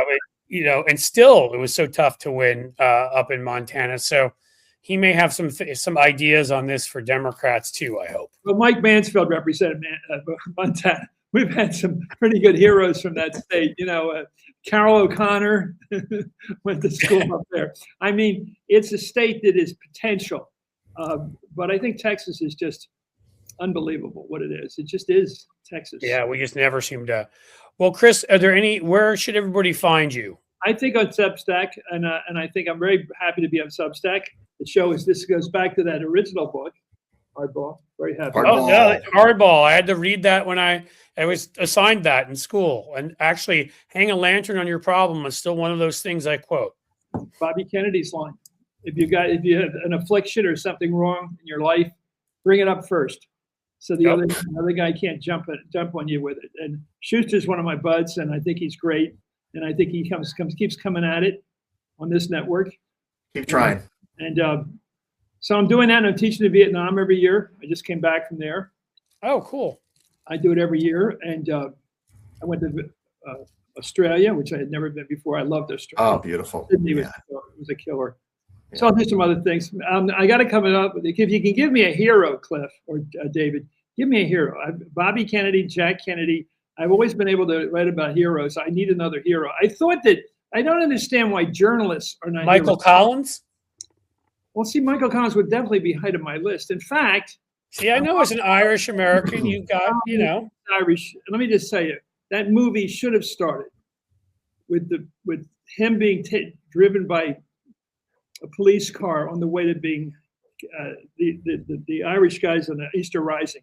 When they were they should have started off with them driving by, taking them to be hanged, the guys in the Easter Rising, with all the people saluting for the street corner. It's true. That was actually, that was a great movie. Real, and I do think that Collins was a genius. What he did was he waited for Bloody Sunday, the first Bloody Sunday, and he had all these agents, all the Cairo gang. They were all infiltrated Ireland, and they were all killing people. And on one morning they got up, their girlfriends alerted the other people, told about the girlfriends. So he's with his girlfriend in this place or that place. They all woke up and told, say your prayers, because you're all going to die today. And London got the word that all of our agents in one swoop were killed on a Sunday morning. And that's when Michael Collins won the war. Well, there you That's how go. rough you have to play with Britain. That's how tough it was. Well, Chris. I don't want to keep. We've got former senators and folks waiting, so we got to let them on. There's your book. Thank you, Chris. Great to see you. Great to be on with you as always. We'll do it again soon. Yep, always great to be with you, Chris. Thanks for being here. Thank you. Tumblr. All right, take care. Have a good day. You too. Bye. Thanks, Chris. All right, David, I don't know if we can fit everybody, so we may have to. I'm going to say goodbye too, because I got to run off and do some stuff. But how are you holding up? You got another 10 hours, right? You're good. Yeah, exactly. Nothing. It's easy. If I'm passed out in the desk here with a bottle of tequila in 2 hours, you'll come rescue me. Well, have fun. We'll catch up with you later today, Cliff. Have fun. All right. Thanks, David. Thanks, everybody. All right. And now let's see. We get to invite in Maritza. When I say Georgiou, am I pronouncing your last name right? Yeah, absolutely. Well, in America, my siblings in Greece tell me I pronounce it wrong all the time, but here I say Giorgio. Yeah. Okay, well, you can just ignore them. I know, I do. We got Ellie Leonard. Her name is easy to pronounce. Yeah. Hi, Marita. Hi, friend. And then the esteemed former senator of Montana, John Tester, who I have been a big fan of for years. And I told you that when I saw you at the State of the Swamp, because you had me at the two fingers, quite frankly. No, but also, I brought you up earlier, and I think I want to hear from both you guys, and Ellie being a Montanan originally, because I bring up Sherrod Brown here, and I bring up you. You guys are always my cases of those who are regular folks and know how to connect with regular folks. And so both of you so far outperformed the national party, you just couldn't overcome how much the National Party lost by. So how do we get the National Party? I think it's going to happen this election, I hope. But how do we get it closer so that, when you overperform by 13 points, you actually win? Well, I think it is going to happen this election, but it can happen with a message that, we're going to do better than those guys, which is a true message. But the truth is that Democrats have to talk about kitchen table issues. You talked about it with Chris. Issues of affordability is huge. Issues of health care is huge. Look, this Iran debacle at $1 billion or $2 billion a day is huge, plus the lives that are being lost. And then the question you asked yourself, do you feel safer today than you did 2 weeks ago here in the United States of America? I mean, the bottom line is the issues are out there. Democrats need to grab those issues. They need to talk about those issues with their constituents. And if they do, I'm going to tell you, I think it's going to be 1932 all over again for Democrats. I think they are going to mop this House, and I think they're going to get a majority in the Senate. Why? Because these folks got to go back, people in Congress that are running, the incumbents, and they got to justify these votes that represent Washington, D.C. and not their home state. Right. And I think that's a killer. Yep. That's exactly right. I think, you make me feel maybe I'm smarter because I keep saying that. I've been using the midterm ones, but I say either 1930 or 34, that this has to be an FDR style just sweep of all this garbage out. What do you think, Maritza? Yeah, I mean, we're seeing that, and everybody I talk to who studies elections, they're saying we have no idea how big this is going to be. But I also think that having been a political journalist and sitting in an anchor desk on many election nights, I don't like to rely on that too much or put bets on that too much because, as we know, we've been burned before by what we thought might happen and then something completely different happens. So I think, though, the senator and I have talked about this at length, but it's really all about messaging. There was this great clip yesterday from MS Now, and John Allen, our friend, he was out and he was interviewing people, and he interviewed this woman at a gas pump. And I'm sure you guys have seen this. It's all over my Instagram. And he said, if you have a message for... Oh, the one in Pennsylvania? I think, yeah. And oh my God, that was hilarious. Go ahead. It was like, you, I don't remember what she did. Well, you suck. And she said, I voted for you 3 times and I was stupid. And I mean, that was incredible. And I don't think that's an isolated incident. I think people are feeling this, and we're seeing the fractures within the Republican Party. But I think the key is, and this is something that goes for Montana, this is something that goes nationwide, the Democrats can't fall for the same trap, and they need to unite if they want this to be a successful midterm election. Yes. Because we need to nationalize. I keep saying that too. The message to me should be, with a few monopolies out there and a few billionaires literally are playing the jobs of playing the roles of James Bond villains. Almost, I mean, could you look more evil than Peter Thiel and Elon Musk and Ellison? And it's them against the rest of us, it feels like. But I want to kick it to Ellie and let her ask Montana Western smart specific questions. So you go ahead, Ellie. Right. Well, Senator, I wanted you to know I'm wearing my Fort Benton summer celebration sweatshirt today just for you.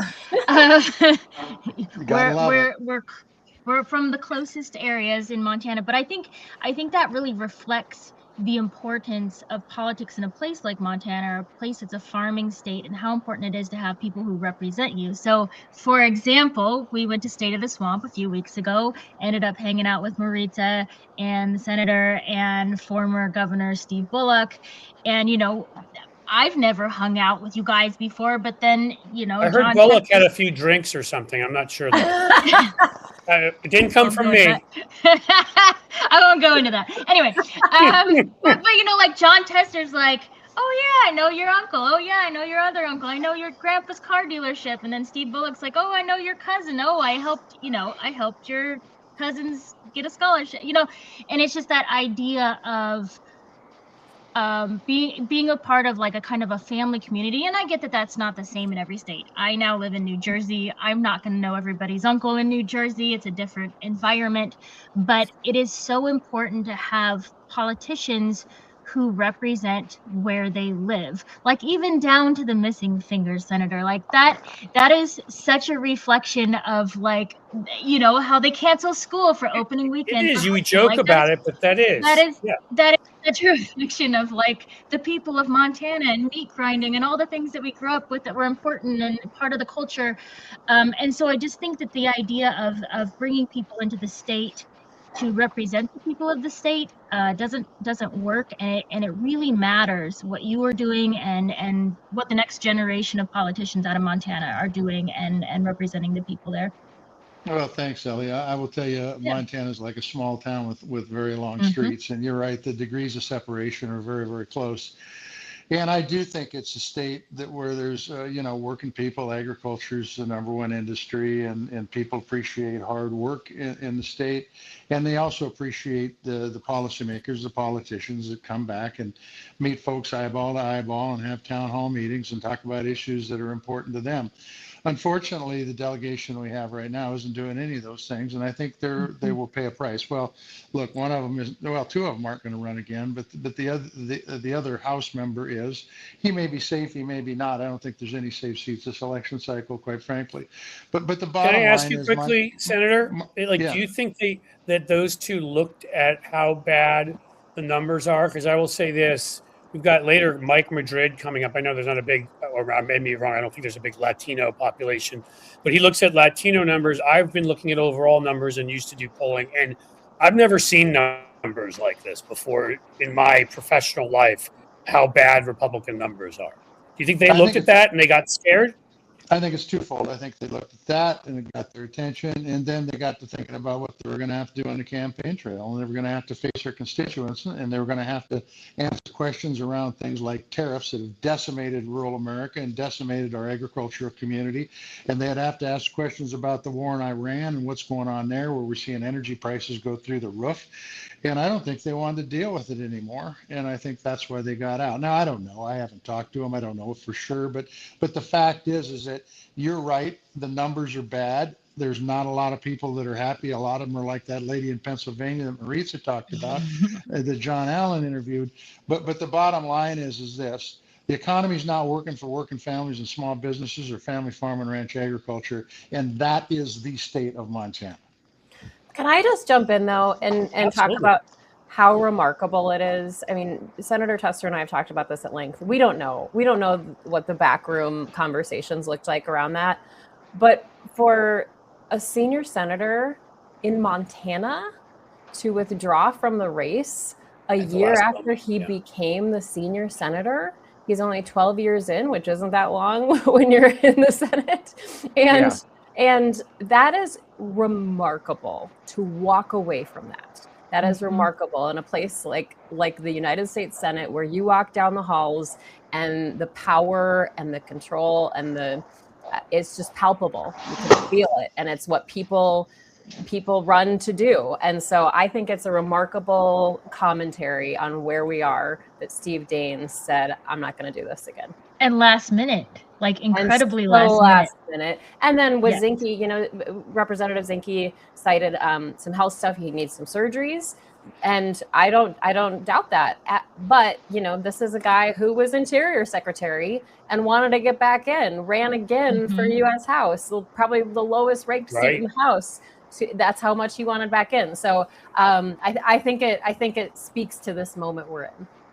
I feel like also, and again, it's the numbers overall, but you know, not to bring Ellie Leonard into this, but I feel like for people that look at the Epstein files, for example, I have to believe that potential criminal liability for enabling this guy, depending upon what you know, what you've seen, and all of that, and there I don't know what committees he's on, the senator, so I don't know, but there may be a point where some of them just say, you know, either morally, which they haven't shown a lot of that before, so I don't know that I believe that, but or just personally, like, I don't want to be close to this when pardon the expression, the shit hits the fan, you know?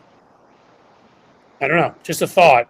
If anybody wants to offer something, or we can I talk would- about the big, beautiful blue skies in Montana. It's whatever you guys want. They're true. It's true. It's all true. So No, I would believe. Go ahead, Senator. no, I would love to hear Ellie's perspective on this because she's been digging deep on these issues in the Epstein file for a while. She probably knows far more than I do and most people. So I'd love to hear that because I think you make a good point, Cliff. I think it's a solid point. Thank you. Well, what I was just gonna say is, when Epstein was real estate hopping, I was suspect. I thought, why wouldn't he have picked Montana when he wants this land and he wants to be left alone? So I started digging to see if he did have land out there or if he had ever tried. And he did try. He went and he looked at Montana, and then he decided to go south to New Mexico. And I just think, right, and I just think that that was a huge boon for Montana because of that. Nobody that I can see in Montana politics was ever involved in the Epstein scandal in any way. And so, also because of that and how heavily people are involved in politics in that scandal, I would assume that people want to step out of that story because it's not going away. Yeah, it's a story that will not go away. No. Not go away. No. Even as And we by the hear way, it from Iran. and it shouldn't go away until all the No. facts are out and there's some remedy for the victims. Yep. Correct. Absolutely. I mean, again, Ellie's got the record on this in terms of the understanding of all of it better, but the sickening nature of Yeah. how many of these trying to stop myself from saying certain words, but Right. I mean, again, I don't have girls, but I've got 2 boys, and You have I don't kids. care. I have kids, and just it is a political issue, but how it is a political issue is insane to me, because it's fucking, I'm sorry, repulsive, and it makes me so angry that these people are still walking around. They walk between the raindrops. Nothing gets them, and again, I do think this should be a big part of what Democrats should be talking about because, look, there are a few on the Democratic side. Bill Richardson, sadly, because I was a fan of his back then, but now, I don't care. I'm sorry. There are things that really far outweigh everything else. And Bill Gates and what he did with malaria and, these kinds of things. But for the most part, it's these authoritarian Republicans because there's a personality trait there of dominance and power. And it's the same predator type billionaires that want to take over family farms and screw people out and own their farms, take over companies and steal people's pensions and take the voting rights away from us because, as Peter Thiel has said, it's inconvenient letting us vote. That democracy is bad for capitalism, and he knows which one he likes more.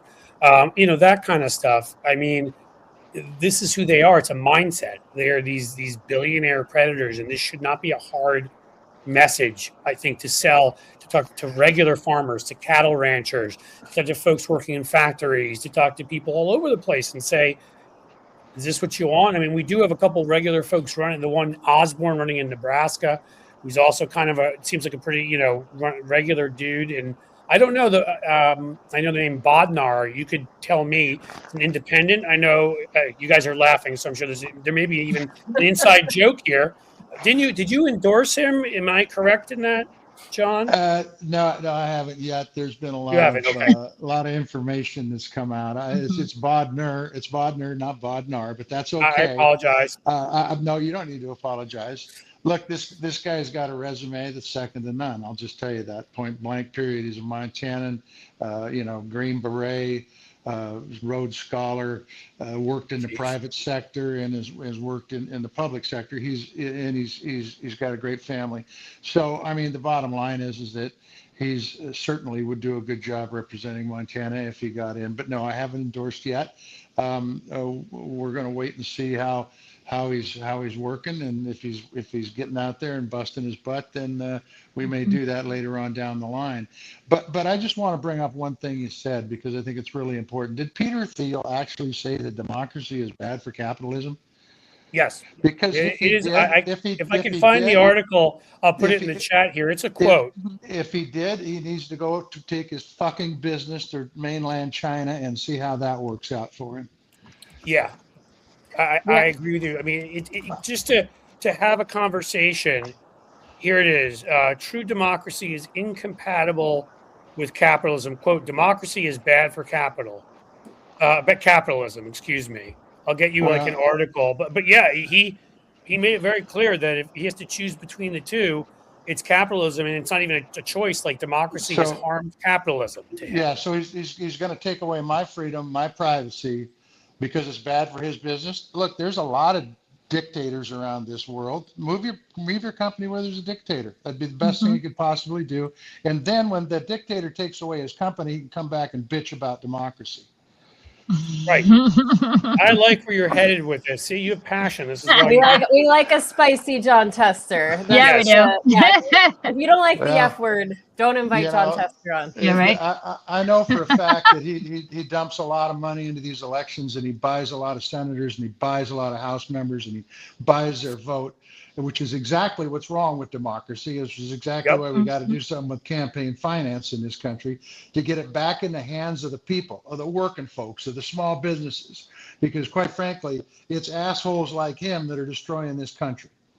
I mean, I couldn't agree more. Right? These people that it's what I was talking about with Trump earlier with Chris Matthews. It's that there's no loyalty to the country at all. It's all personal interests. And I mean, if you're a billionaire, when is it hoarding? When is it sort of disgusting that there are people, I'm a capitalist, but I'm not a monopolist, and I'm not like at what point is it where you have so much and people are starving, people are, kids starving, they don't have all that, and you just are like, you don't give a shit. You just want to pile up more money. Like there's got to be. It's well before you make $1 billion.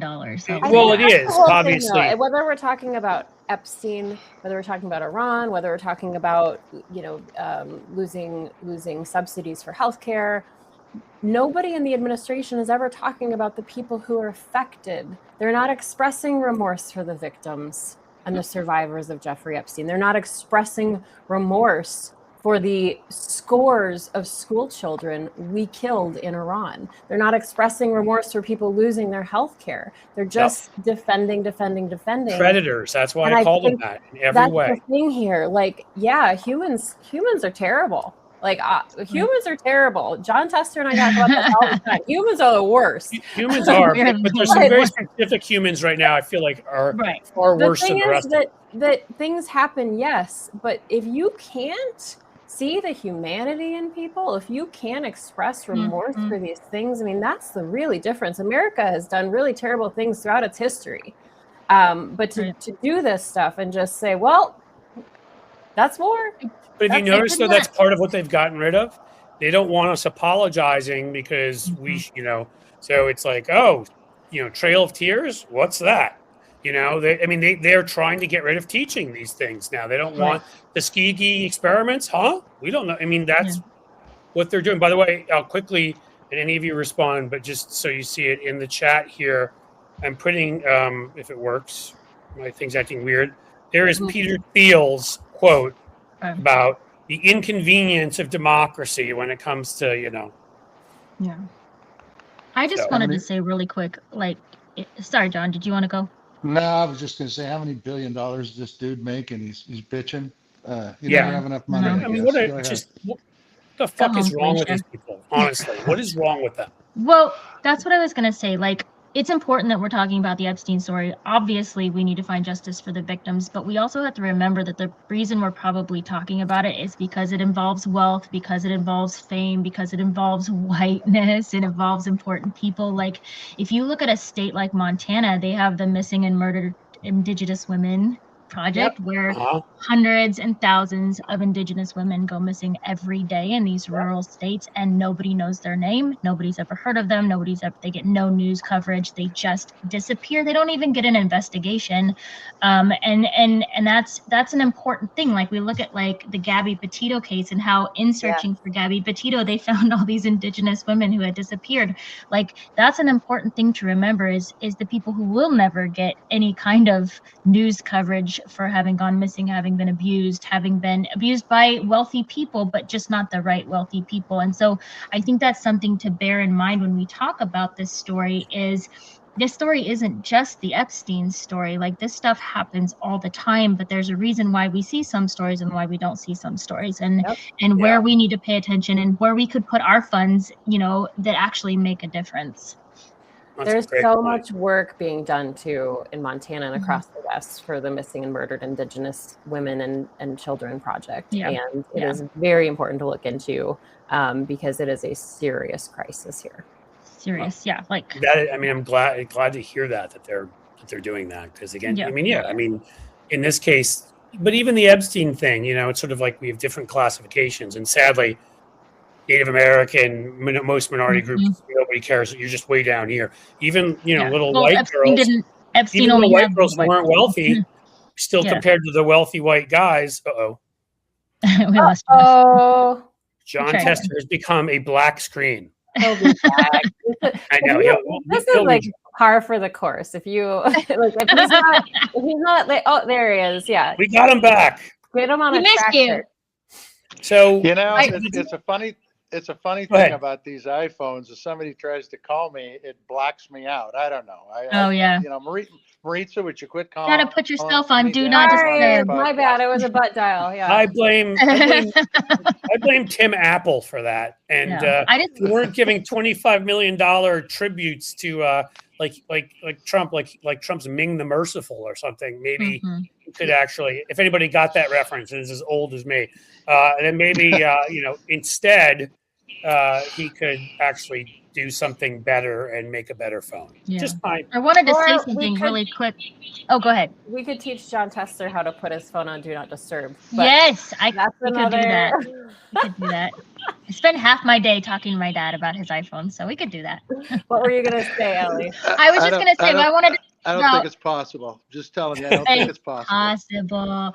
I was just going to say, Maritza's going down to Arizona to look at some of these warehouses where they are starting to build detention centers. And that is a vitally important conversation that very often does go away in the midst of the Epstein files and Iran and all these other things, is people forget like that passion and power behind what's happening to immigrant families across this nation. And again, like the little boy in the blue hat, that is happening every single day. And it's really easy to forget about that if we're not seeing it. And so I just wanted to know if you could talk a little bit more about that.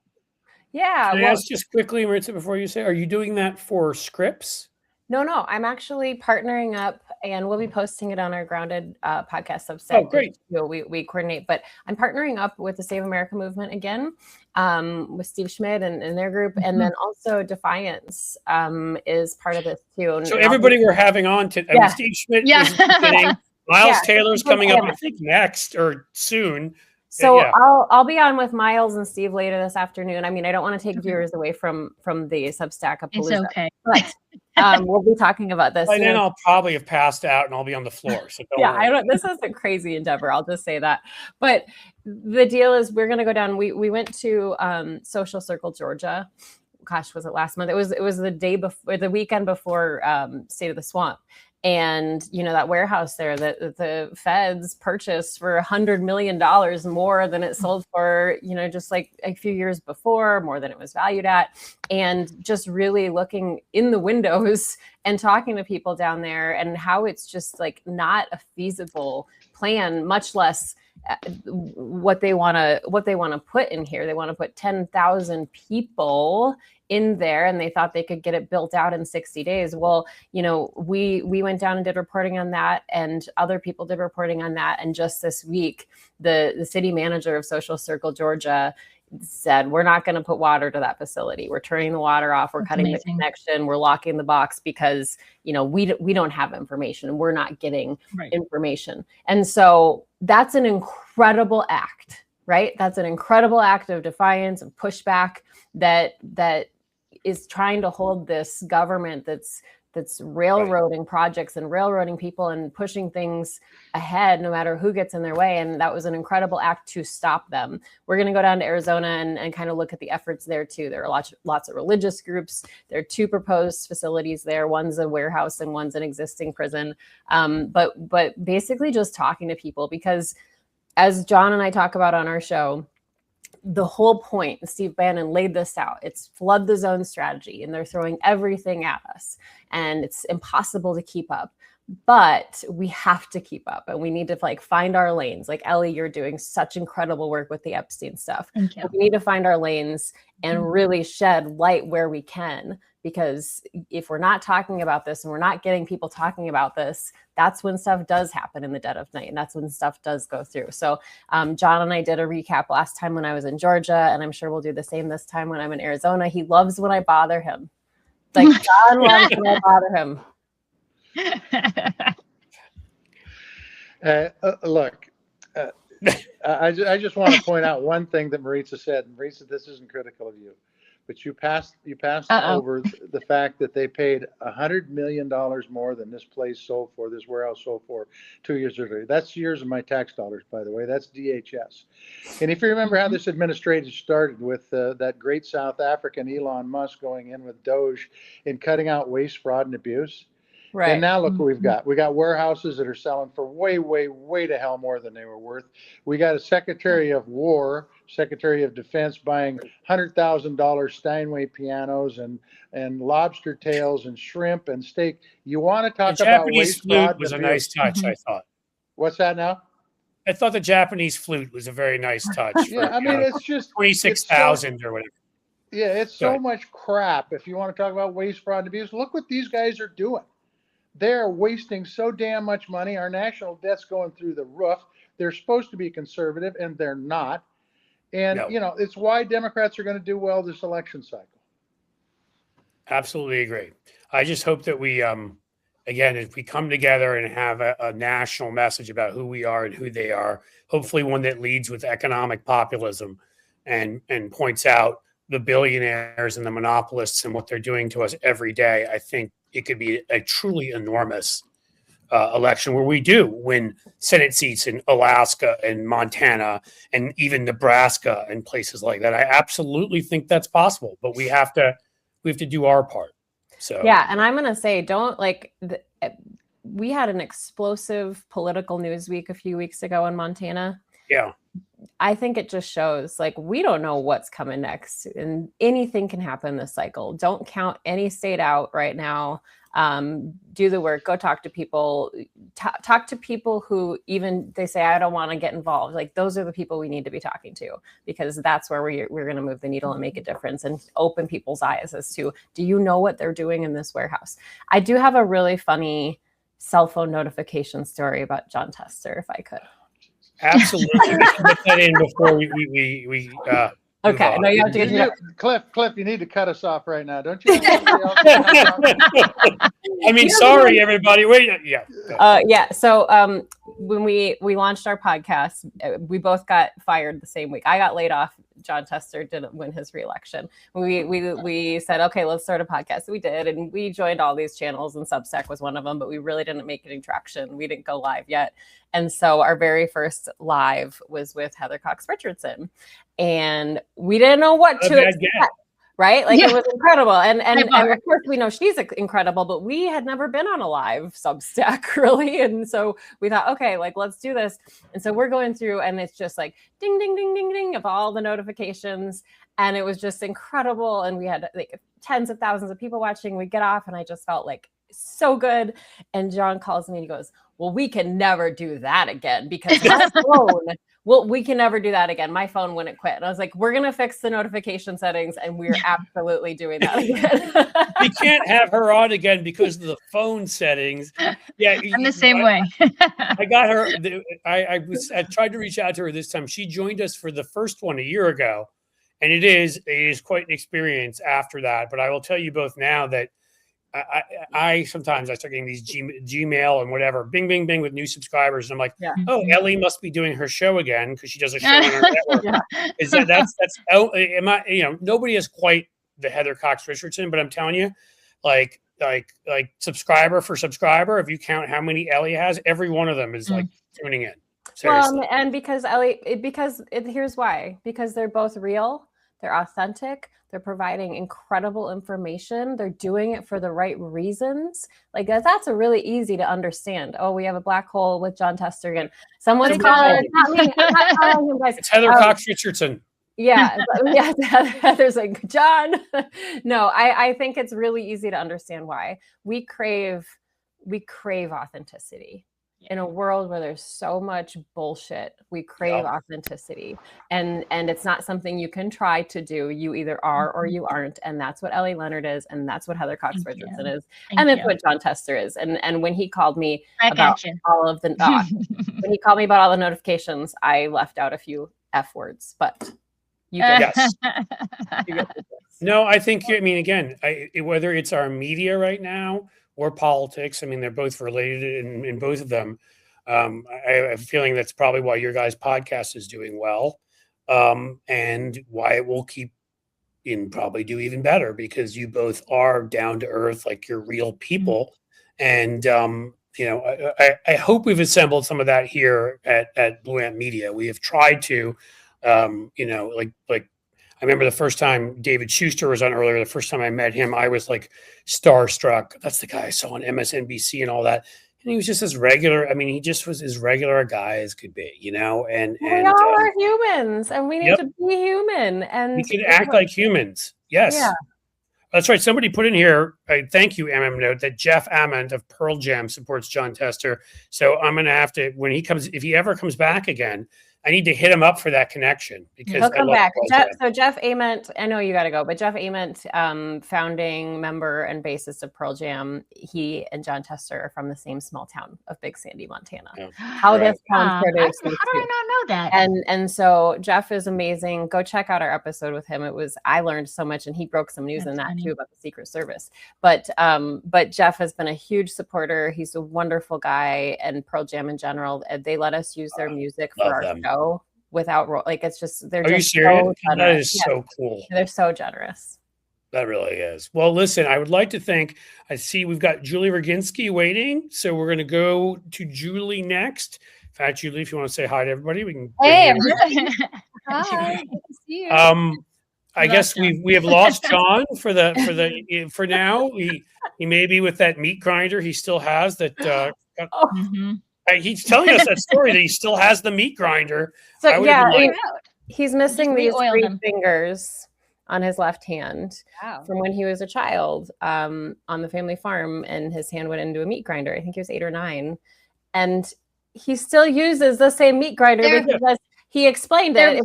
Yeah, it's a good meat grinder. They're made of steel. You just re-oil them and wash them down. My dad does the same thing. Don't you just have to get rid of the meat grinder because some things that's like non-edible stuff went through the meat grinder? I say this as somebody who grew up in New Jersey, so I know nothing about meat grinders or anything other than. That was 60 years ago. All I can say is I love the fact that his response, it just sounds so much like certain folks I know here. You know, it was like this practical, like Midwestern thing like that too. Like, well, it's a good meat grinder. Why would I get rid of it? Yeah, it's like their grandpa's meat grinder too, probably. So it probably didn't start with him. All right. Well, please thank John for us, Maritza, Senator Tester, I should even say. And thanks. That project you're doing is awesome. So if you'll come back on and join us again, we'd love to have you guys again and talk more about it. Absolutely. All right. And everybody go subscribe to the Grounded podcast. That's right.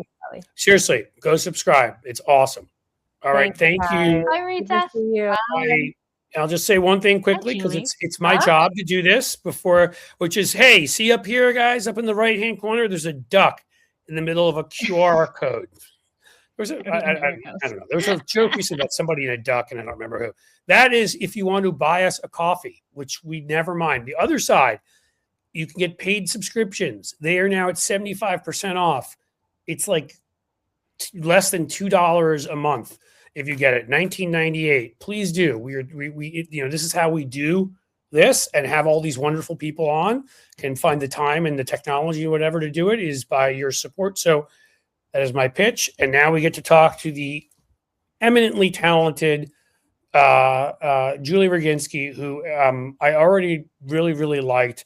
And then she went and insulted a certain little wiener on CNN, and I've loved her even more ever since then.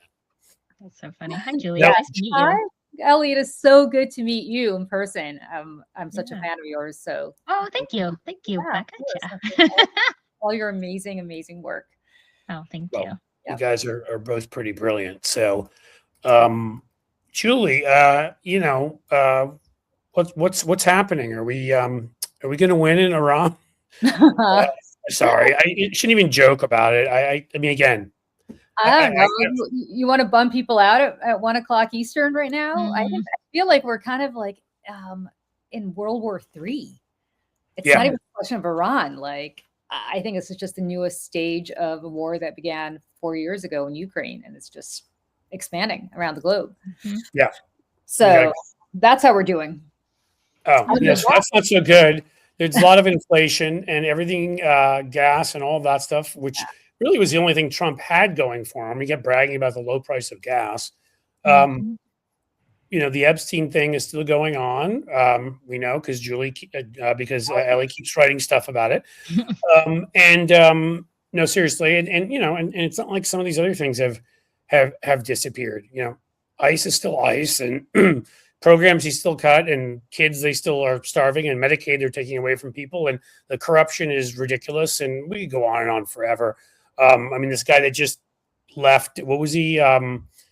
The counterterrorism head, the anti-Semite guy. Yeah. Yeah, I was just saying, there's two things, right? I'm of two minds, and that's the way I am with some of the America Firsters who are virulently like anti-war in Iran. It's like, I'm glad I agree with you on that actual thing, but then I find out that there's a lot of anti-Semitism wrapped up in it. Not all of them, but some of them. And this guy apparently is a big time anti-Semite. But I'm glad he's against the war. Anyhow, I guess. I guess the question is, how did an anti-Semite like this, who literally has a tattoo of a panzer on his body somewhere, how did he get to be? I mean, I know the answer to this, but it's a rhetorical question. How does a guy like that get to run counterintelligence for the United States of America? Like, wouldn't you think that white nationalism and anti-Semitism is part of the brief of counterintelligence? I think it's the overwhelm. I mean, again, sadly, it's going to get worse with Iran. But what was the report? It had the vast majority of these terrorist attacks are domestic, and they tend to be Christian nationalists, neo-Nazis, those kinds of folks. So yeah, this guy wouldn't have seemed to have been what I would call a smart pick. But I think for this crew, he is a smart pick, right? Like, right. Exactly. Well, they didn't like him because he hadn't shot a dog in the head. But otherwise, he's not yet. That's true. Not yet. As far as we know, but who knows? Well, you're also consulting out there. What are you seeing in general in races and that kind of thing? Ellie, I'll shut up and you ask some questions after this. No. I'm here to listen a little bit with this one because I feel less informed than you, Cliff. So I'm here to learn and listen. I mean, people are pissed off, you guys. People are really angry, and they're angry at the Democratic Party. Like, I'm seeing this in primaries. You saw that yesterday in Illinois. You saw that in New Jersey in a special election for Mike Sherrill's seat. You're seeing that over and over and over again, where people are just furious at the I mean, they're obviously furious at the Republicans, but Democrats are also really pissed off at their own leadership, and they are ready to clean house. I mean, if I'm Hakeem Jeffries, I'm actually starting to worry a little bit about whether I'm going to be speaker next year. I think we're going to get the majority. I just don't know whether he's going to be the speaker. And if I'm pretty good with that, if I'm being honest with you, because I'm okay with that too. Lack of messaging coming from him that it won't even endorse this tax on billionaires.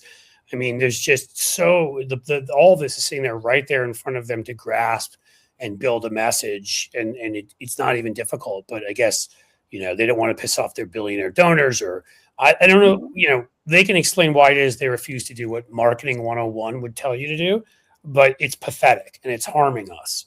So yeah, and they're not pushing back on any of the stuff the way they should, right? Like, they're not messaging properly there. If I'm Chuck Schumer, I don't even run for re-election in 2 years. I say this as a New Yorker, but like, he's going to lose to AOC, and it's not even. She'll beat him 80-20. Yeah, yeah, and it's not even if not more. It's crazy, and so it's a problem. I mean, it's a problem for Democrats, and the biggest problem of all is there's a lot of expectations of what's going to happen in January of next year if they take back both chambers, but certainly even if they take back one.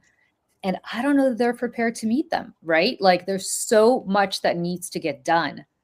And they're going to say, well, we can't really have investigations because, we have work. Like, no. You start subpoenaing the hell out of everything on day one. And, start with Jared Kushner. I mean, literally, this guy got us into a war because he literally his people were in Saudi Arabia meeting with the Saudis for another $5 billion with a B dollar infusion. At the same time that Mohammed bin Salman is telling him privately that he wants him to bomb the United States to get into this war in Iran. I mean, as much as everybody's like blaming Netanyahu here, and I'm not suggesting that that's, not relevant, but spare a moment for the Saudis who are literally paying our shadow Secretary of State millions of dollars to do their bidding. I mean, they're not giving him money because he's a brilliant, mind. They're giving him money so that they can get accomplished what they want to get accomplished. I mean, this is the kind of stuff where if I'm Democrats, like, why are there no press conferences about this? Why are the three of us talking about this? Why isn't this on Meet the Press every single day? Like, it doesn't make any sense to me. And that's the kind of stuff I think people are getting really angry about. If you start to look at the real estate, where all these people have real estate, I did a weird like rabbit hole day where I just was like, I'm going to take these 10 people within the cabinet. I'm going to take Jared Kushner. I'm going to take, Trump Jr., all these people. I'm going to look at all their real estate. It's all in these locations that they are now getting money to then go bomb Iran. Like it's based on where they want to build and where they want to grow. Yeah. And it's ridiculous. I mean, it's just, at some point, we've got to wonder what kind of money is going to this crypto fund. I mean, that should definitely be. I mean, how many different countries are dumping money in there to get what they want? We don't know, right? That's the thing. We don't know. And the question is, why don't we know? And why aren't Democrats doing daily press conferences in the west front of the Capitol asking that question? Like, I don't understand it. What are they doing? And I think that's what people are so pissed off about. They're just angry about what's going on, and they want accountability. And I am worried that this leadership is not going to bring accountability. I have to give Democrats credit. Like, they did a good job teaming up with, 4 Republicans on the Epstein files, but there's got to be more of that. It's not just about the Epstein files. So many scandals out there that are just awful. Well, and also the Republicans, they sort of all came over together once it was a done deal. I mean, it really was just a couple of Republicans who had joined initially. It wasn't like a big bipartisan whatever. I mean, most of these guys are still refusing to do anything that makes any common sense. They're wearing clown shoes when Donald Trump tells them to. They're scared of him in every way. Donald Trump's they would die from a heart attack in June if it weren't for Donald Trump. I mean, it's North Korea. Like, you hear this shit and you're just sitting there like, am I really listening to this? Is this really the United States? Like, what the fuck?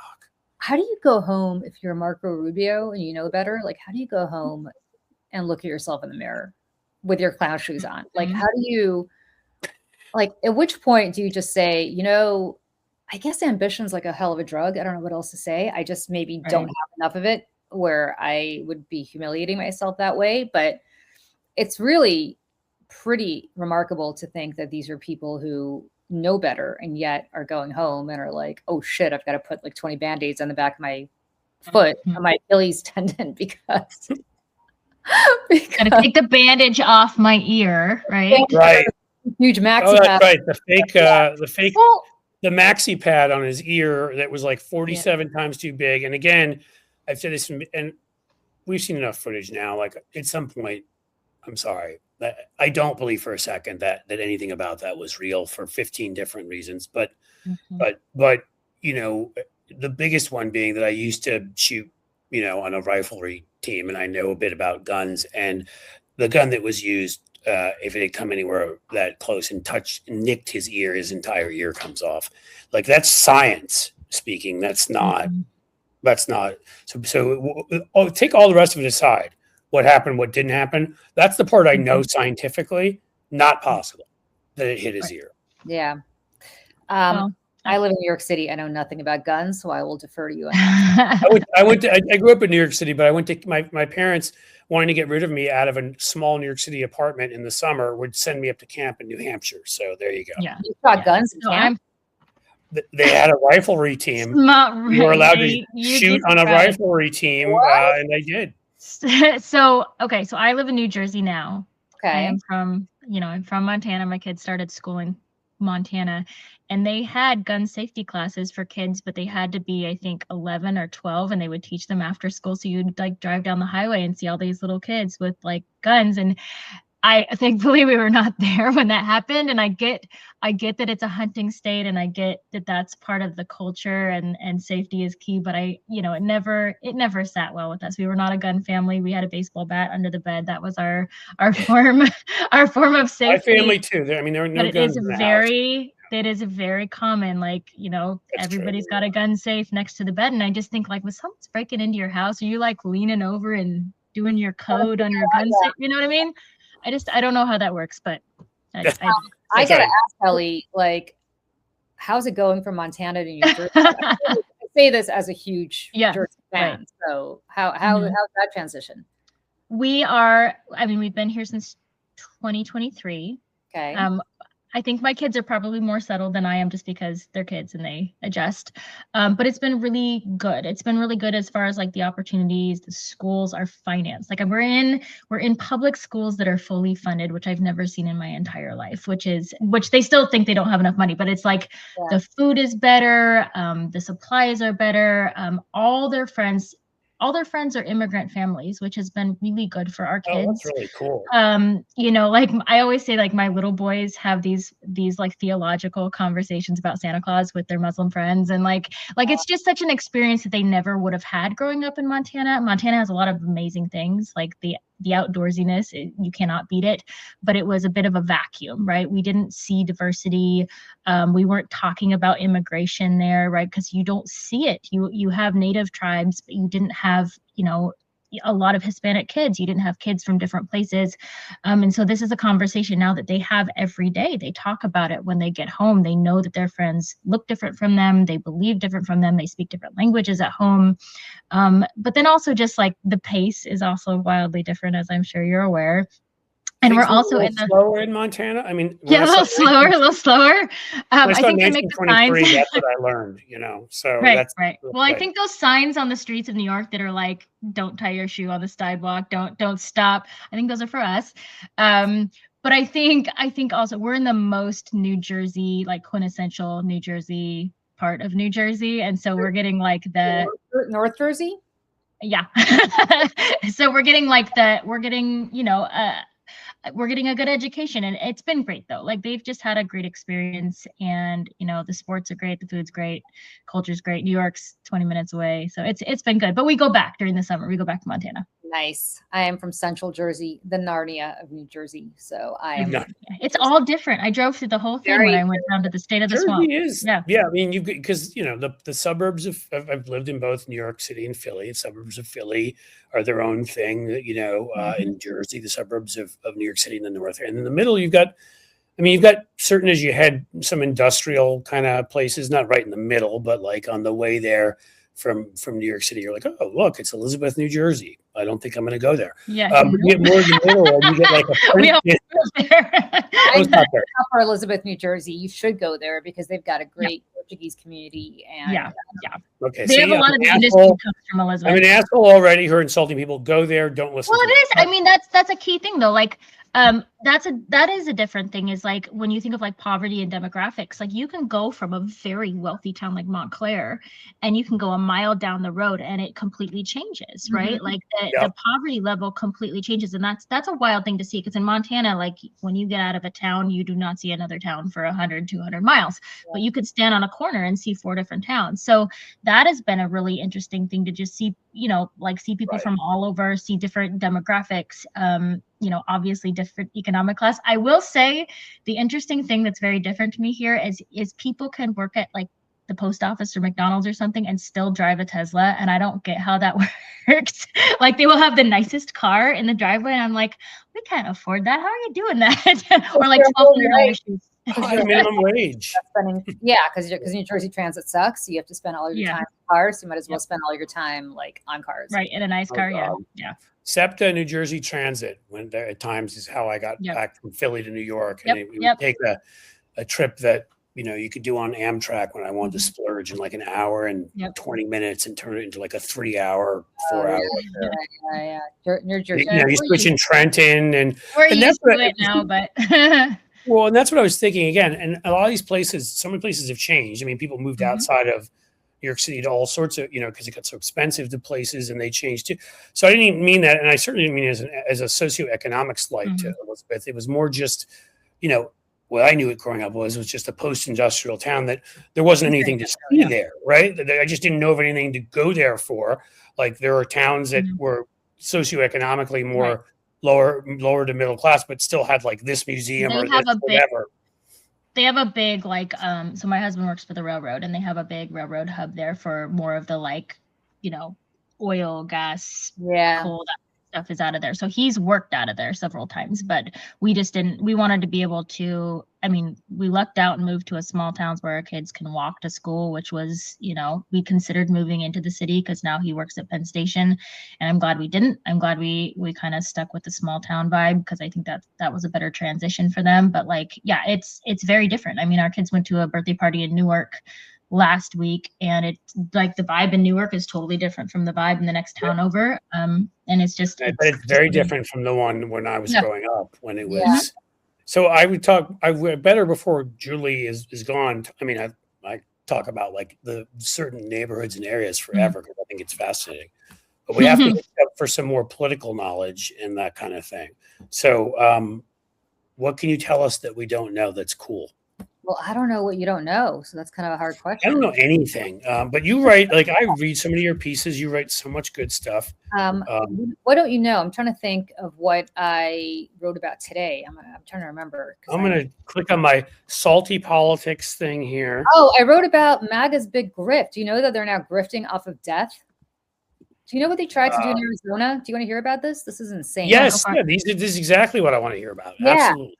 So right after Charlie Kirk got killed, allies of Turning Point USA in Arizona decided they're going to push legislation to create a specialty license plate honoring him. And interestingly, you pay $25 annually. So annually, not like once. And 17% of that $25 would go into a fund aligned with Turning Point USA. So effectively, the taxpayers of Arizona would be on the hook to give $17 of that $25. You could do the percentage math. I can't do it in my head. To Turning Point USA or to some nonprofit associated with them. And that's grift number one. Being forced to give your money to a nonprofit. You're not being forced in the sense that you don't have to do it, but the reality is, who makes those license plates, right? The state makes those license plates. Prisoners makes them, right? But they're processed by the DMV. Everything's a taxpayer expense, and yet I guess the state would be getting a few bucks to cover that cost, and the rest of it would be going to Kirk's grift. Which, if you've ever watched any Turning Point USA situation, you would see that immediately upon going live, they have to text, whatever number to get. So we can't have people pyrotechnics. We can't have an individual mandate so healthcare works better, but we can say you have to give your money to Charlie Kirk. Right. So, of course, they market hats and the hoodies and flag stickers, and every rally is a retail event, and every speech becomes a sales funnel, and politics becomes a branding opportunity, and identity becomes merch. And now they're trying to do this. And you got to think about the grift, right? It's basically a taxpayer issued product displayed on thousands of cars, renewed every year, and every bumper becomes a billboard for Turning Point USA or for Charlie Kirk, and every registration renewal becomes another donation. And it's just insane. It's amazing. And that's not an isolated. Can I donate money to Erica Kirk to maybe find something better to do with her time? Is that part of it too? Or more pyrotechnics? She's telling people like Ellie and me to stay home and raise the kids, but I gotta wonder who's staying home and raising hers while she's on the road doing all this stuff. Right. And then you've got that coming, and the only reason this isn't happening is because Katie Hobbs, the governor of Arizona, vetoed it, and now there's this whole controversy. How could she possibly veto something, related to the sainted Charlie Kirk, which is absurd. They're such a cult, and they never want to. I just want to say again, they always need to find these figures. It's like, let's name something in every county after Reagan, and Donald Trump is and Charlie Kirk now is the cult figure. He's Jesus.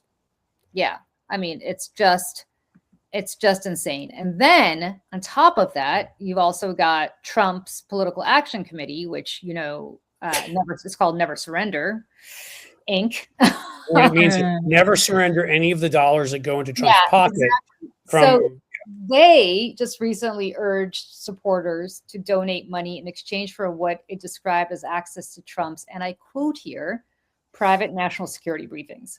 So the pitch is basically promising you, and I quote again, unfiltered updates on the threats facing America. So right now, we're at war with Iran. People are deathly afraid of another 9/11 happening. Iran is the #1 state sponsor of terrorism. It's not beyond a reasonable suspicion to believe that they've got cells around the world. They've theoretically activated, so right? Now, Trump is basically selling privileged insight into national security dangers as a donor perk, right?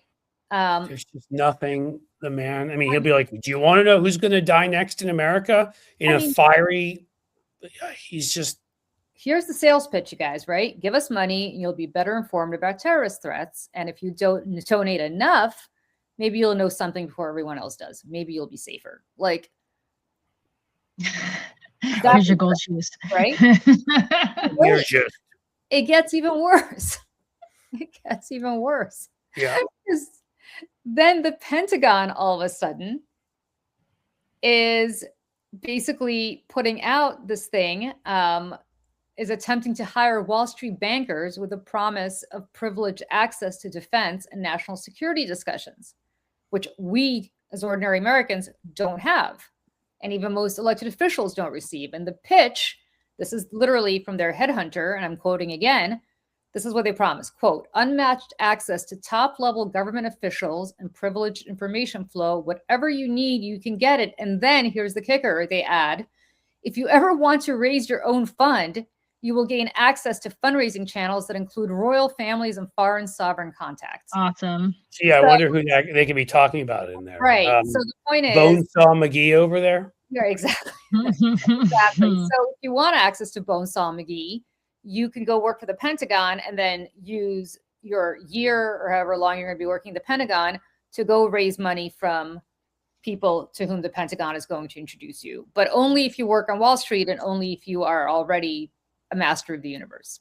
Otherwise, and by the way, they're paying these people, the starting salary is like $300,000, which is much more than it is for most, for senators, actually, I think. And then it extends out to $600,000 potentially, which is more than the president, if you are experienced enough. So, I mean, the whole point is the grift continues. It just grows. America is going to need a steam cleaning after these people. I think we've got Wajahat Ali, who is waiting in the wings. Awesome. We can even add him now if you guys want to say hello to each. Look at that. There's 4 of us on here. I wore a collared shirt just for you, Cliff. Hey, did you? And I didn't even do it. You look very nice. I even took a shower. I washed my face. I did things I haven't done in 7 years. I didn't bother doing that for you guys. So dude, Ramadan doesn't last 7 years. Stop trying to BS us. Yeah, well, no, it's since COVID. Ever since COVID, I think I just gave up. And so I just I've been in my pajamas and a t-shirt. Yeah. And yes, this is not true. I'm going to be in the final 2 days of fasting. Julie always looks great. What is Julie talking about? Come on. I gotta ask you a question, Waj. The fact that you're doing this on an empty stomach is like all the credit in the world. No water either. No water. It's insane. It's fine. It's you know what? In all seriousness, it's a discipline. It's pretty easy now because stupid daylight savings time, I'm convinced, is Islamophobic. But before the hour jumped, it was like 5 a.m. like hot dogs. Yeah, now it's like 6 a.m. to 7:15 p.m. But then, in all seriousness, I look at what's happening in Lebanon, in Iran, in Gaza, in Sudan, and I'm like, it's okay. Like I can eat really well at 7:15 p.m. Like, I look at like Food Snap is like SNAP benefits are gone. Like there's so millions of food insecure children in the most wealthy, powerful country on earth. And I was listening to your conversation, right? Somehow we can find money to fund these billionaires give them tax cuts, right? Pay for play with Subsidies, Donald baby. Trump. Yeah. Yeah, but you could spend $1 billion a day in this failed, stupid war. It was $11 billion in the first 6 days. But we have to destroy USAID, folks. I, 600,000 estimated deaths. I call that a genocide, and that's Elon Musk. So fuck And that guy. Cliff, quite that's honestly. now. That's 500,000 now. And Yeah. so what they're saying is that number is going to spike to like 3 million. And most of those, I'm glad you mentioned that because most people have kind of forgotten USAID. Due to Doge and Elon Musk's greed, they killed USAID. At least, as Cliff has said, 600,000 are dead, mostly kids in the most impoverished places on earth. And that number is going to spike to 3 million. So I completely agree with you. The way we have to frame it is like, oh, Elon Musk and Doge straight up killed 3 million people. And also think about just the aspect towards, when it comes to children. So it's like, here's the Republican Party's platform. We're good with children being raped by some of our biggest funders and quite likely, allegedly, our president. We're good with blowing up kids in a school in Iran because that's okay. We're cool with kids being shot in schools in the United States. We're cool with taking away vaccines from kids so they die of measles. We're okay with starving kids in the United States. And I can go on and on and on. All of this so that they can fund billionaires and right. But wait, and you guys, it gets even pro-life. Yeah, did you see the story in the Times a couple of days ago about Zambia, what they're doing? They are basically saying to Zambia, unless you give us expanded minerals access, we are withholding HIV assistance. What the? That was like 3 days ago. Yep. I can't keep up with all this. Like 1.3 million people in Zambia rely on daily HIV treatment through PEPFAR, which is the one good thing George Bush did. I was going to say there are like 3 good things George W. Bush did, and that was one of them. And now it's gone. Well, I can think of one. I can't think of the other 2, but yeah. Well, yeah, the others had. I would say that he was for actual immigration reform in a relatively moderate way, that if others had supported it, he did support that. I give him credit on that. But Leave No Child Behind sucked. So I don't know if it was, at least they tried to do something. They don't even try anymore. Cliff, can I say, like Julian, Cliff, to your point, you know how we were just joking with a few people yesterday, but you know how bad Trump is? Trump is so bad that he makes George W. Bush look like an intellectual foreign policy savant. Right. Because oh my God. George W. Bush, right? He goes, let me do something really stupid. Let me go to Iraq and let me go to Afghanistan. And then Benjamin Netanyahu, Benjamin Netanyahu, yes, folks, even 23 years ago, Iran is 6 minutes away from nuclear weapons. And even that was a great BB impression, Waj. Very good. 12 minutes, Julie, 12 minutes away from having nuclear weapons, I swear. And even George W. Bush was like, nah, we're not going to attack Iran, right? Like even George W. Bush was like, that's a stupid idea. I know. He was like, I'm willing to attack anywhere, and I'm not even that fucking dumb. Yeah, right? I'm serious. Even like BB has tried to dog walk Democratic presidents, Republican presidents. I thought he might be successful with George W. Bush, who was really stupid, guys. But then it took Donald Trump and his evil ego for this cluster F. And then the second thing I will say, it's like a dark joke, because George W. Bush was a horrible president, folks. Yeah. Terrible. Yes. But George W. Bush could not run in 2026 as a Republican. You know why? They would dismiss him as being a Muslim lover. Oh, definitely. He did. That was one of the other, I will say, again, he did lots of bad shit, but he did say after that, Islam is a religion of peace. And, I mean, at least he voiced some stuff. I'm trying to find good things here. There aren't very many. He's very quiet right now, though.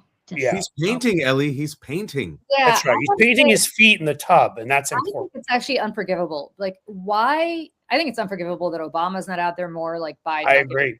Biden, I'll put aside because he's sick, but like, I don't know why Barack Obama is kind of like hanging out with Jay-Z more than he's doing stuff that he should be doing for democracy. But Bush, like, it's inexcusable. It is inexcusable. And he shows up in his daughter's show every once in a while, and everybody's like, oh, look at sweet, funny, sarcastic George Bush. Like, you're the last Republican president, buddy. Like, speak up. And he doesn't want to speak up because he doesn't want to get all the shit thrown at him. But you got to do this for the country. Like, what are you doing? You chose to be president. There's a legacy there. Honestly, you fucked things up so badly that if you were to do this now, you might actually move up in the history books if you were successful in any way in hindering what Trump's doing instead of being like a bottom 6 or 7 president, which he has to be in those rankings. And without George W. Bush and the war on terror, folks, I marched. Gosh, I was at UC Berkeley. We marched. I was 21, and everything we warned about came to fruition. It's the world's worst. I told you so. But I remember in those days, our elected official, Barbara Lee, was the only person who said, yeah, maybe we should think about authorization to use military force. Maybe we should put restraints. And my God, for 20 years, the death threats that we got called terrorist sympathizers. But we said, Cliff and Ellie, and was like, all right, there's a bloodlust right now. America wants revenge. But the manner in which you choose to engage in the war on terror will have blowback. What we chose to do was say, all right, we're just going to go kill brown people and Muslims. Everything will be fine. But we kept saying, well, that's bad. But if you have the Patriot Act and you have the creation of DHS and you have the creation of ICE and you have a registry program, what will happen if you give this big loaded gun to, I don't know, an authoritarian president who then turns it around against the American people? And you fast forward 23 years, folks, you literally make a direct connection. It got funded. ICE is now killing Americans in the street. Now we have ICE has created $38 billion worth of warehouses that they're going to transform into concentration camps. They're checking it out right here, Cliff. They're looking at the DMV area right now. Then we have the war on terror. Like steroids, like repeat and rinse in Iran. It's going to be even worse than Iraq, because I don't know if you saw what Tulsi Gabbard said just now at the Senate Intelligence Committee. We've degraded Iran's leadership, but they are still capable. Iran's we traded in the old guy who is, whatever, for the younger version who's angrier. Yeah. We went and killed the older dying Ayatollah Khamenei and replaced them with the younger, with the younger, like stronger, angrier one. This to me, like, this is the part that they learned nothing from Iraq, and it's because he doesn't have anybody around him who's even smart enough to have been around for Iraq, which is scary because nothing about Iraq was smart. But they just got rid of. I mean, Bibi's like killing these guys off one by one by one. I'm not crying for Larijani, but the bottom line is he was the one guy that I think could have probably come up with some sort of deal here. Dead. And dead, right? So what they're doing is they're killing the top leadership, but there's 1 million Revolutionary Guards. Yep. 1 million. You're not going to kill them all. And by the way, these people are at the top of the heap now. What are you suddenly going to say to them? Okay, like goodbye. We're going to just put you on trial. Like, we should do what we did in Iraq, and we should make sure to kill the top people and then fire all the other ones, but let them leave with their weapons. And be like, I'm sure they'll be peaceful. This should go fine. Like, how do you think this is going to end? This is the part to me that's like, how do you think this is going to end? And P.S. Iran is 3 times the size of Iraq. Like, you're talking about a massive 90 million people, Julia. 90 million people, right? Like, and it also has proxies in the form of allies, Hezbollah, Houthis, also, individuals will become radicalized. I remember 3 weeks ago when this happened. My family's from Pakistan, and Pakistan has 200 million people. It has this Shia minority. And I said, if you kill, this is just for people, like, two things can be true at the same time. You can and should criticize Khamenei and the repressive government that has killed thousands of Iranians. No one is sitting here applauding, Khamenei and MBS and Putin, all these people. No, they're murderers, but you can't just get rid of everyone. If you kill, and this is important for people to know because people don't realize this, it's Ramadan. I'm Sunni, about 15% of Muslims are Shia.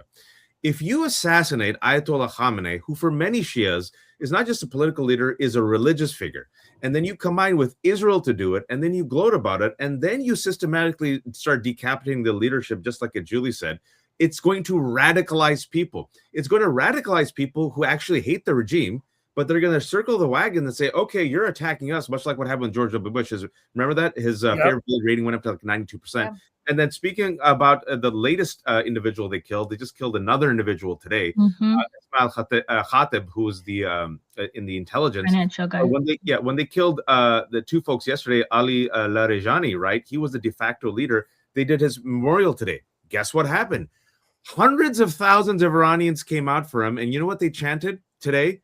Death to America, death to Israel. And there's Shias, so there's Shias, you have Shia majority in Bahrain that are oppressed. What happens if they uprise? You got Shias in Iraq, you got Shias in Lebanon, you got Shias in Pakistan, right? You got Houthis in Yemen. So now the world becomes a battlefield, folks. And what I warned about 3 weeks ago, just common sense, is they will engage in asymmetrical warfare. Yeah. They're going to gouge us, gouge. And what they've bet on, Cliff and Ellie and Julie, and I think this is an accurate bet, We have the appetite to die. You've bombed us, we'll suffer. We've gamed this out. We have pride. Even when it comes to our last kid, we'll bleed. But we're betting you don't have the appetite to bleed like we do. Let's test it out. We're going to do economic warfare through oil sanctions. We're going to bomb ports. We're going to do a little bit here, a little bit there. If things get wild, and sadly, this is where it's We don't even have the appetite for high-priced gas here. We I mean, don't. they know us. You see Trumpers. You're like, no, too much gas. I'm done with Trump. I voted for him 3 times, but this is a bridge too far. Well, but it's even more than that, right? Like we basically overthrew Biden because of the price of eggs. Guess what else goes through the Straits of Hormuz? Fertilizer. There and you the go. price of food is going to go through the roof in the next couple of weeks. And when And that food shortages, They get us in a way that we just are. I mean, and obviously, some of us get that, but the leadership, our leadership, are idiots right now. To your point, back during I'm old enough to remember the first Gulf War back in '91. The United States told Israel to stay out, despite the fact that they were being bombed to death. Remember those Scud missiles? Right. Well, Iraq was purposely bombing them because they wanted to split up the coalition. If Israel joined, Jordan and others that were with us would have jumped out. But smartly, that didn't happen for the reason because that Bibi wasn't running things. Well, but Ariel Sharon was, I think, at the time, but maybe not. But Waj makes a good point, which is that was not going to, because they didn't want to energize all of these people who are like, wait a second, Israel's coming after us. Okay, we're done here. Whereas now, what is this? This is an American-Israeli war. And that is what more can you wave? What kind of red flag can you wave in front of the Arab world than to say that the Israelis are coming after you?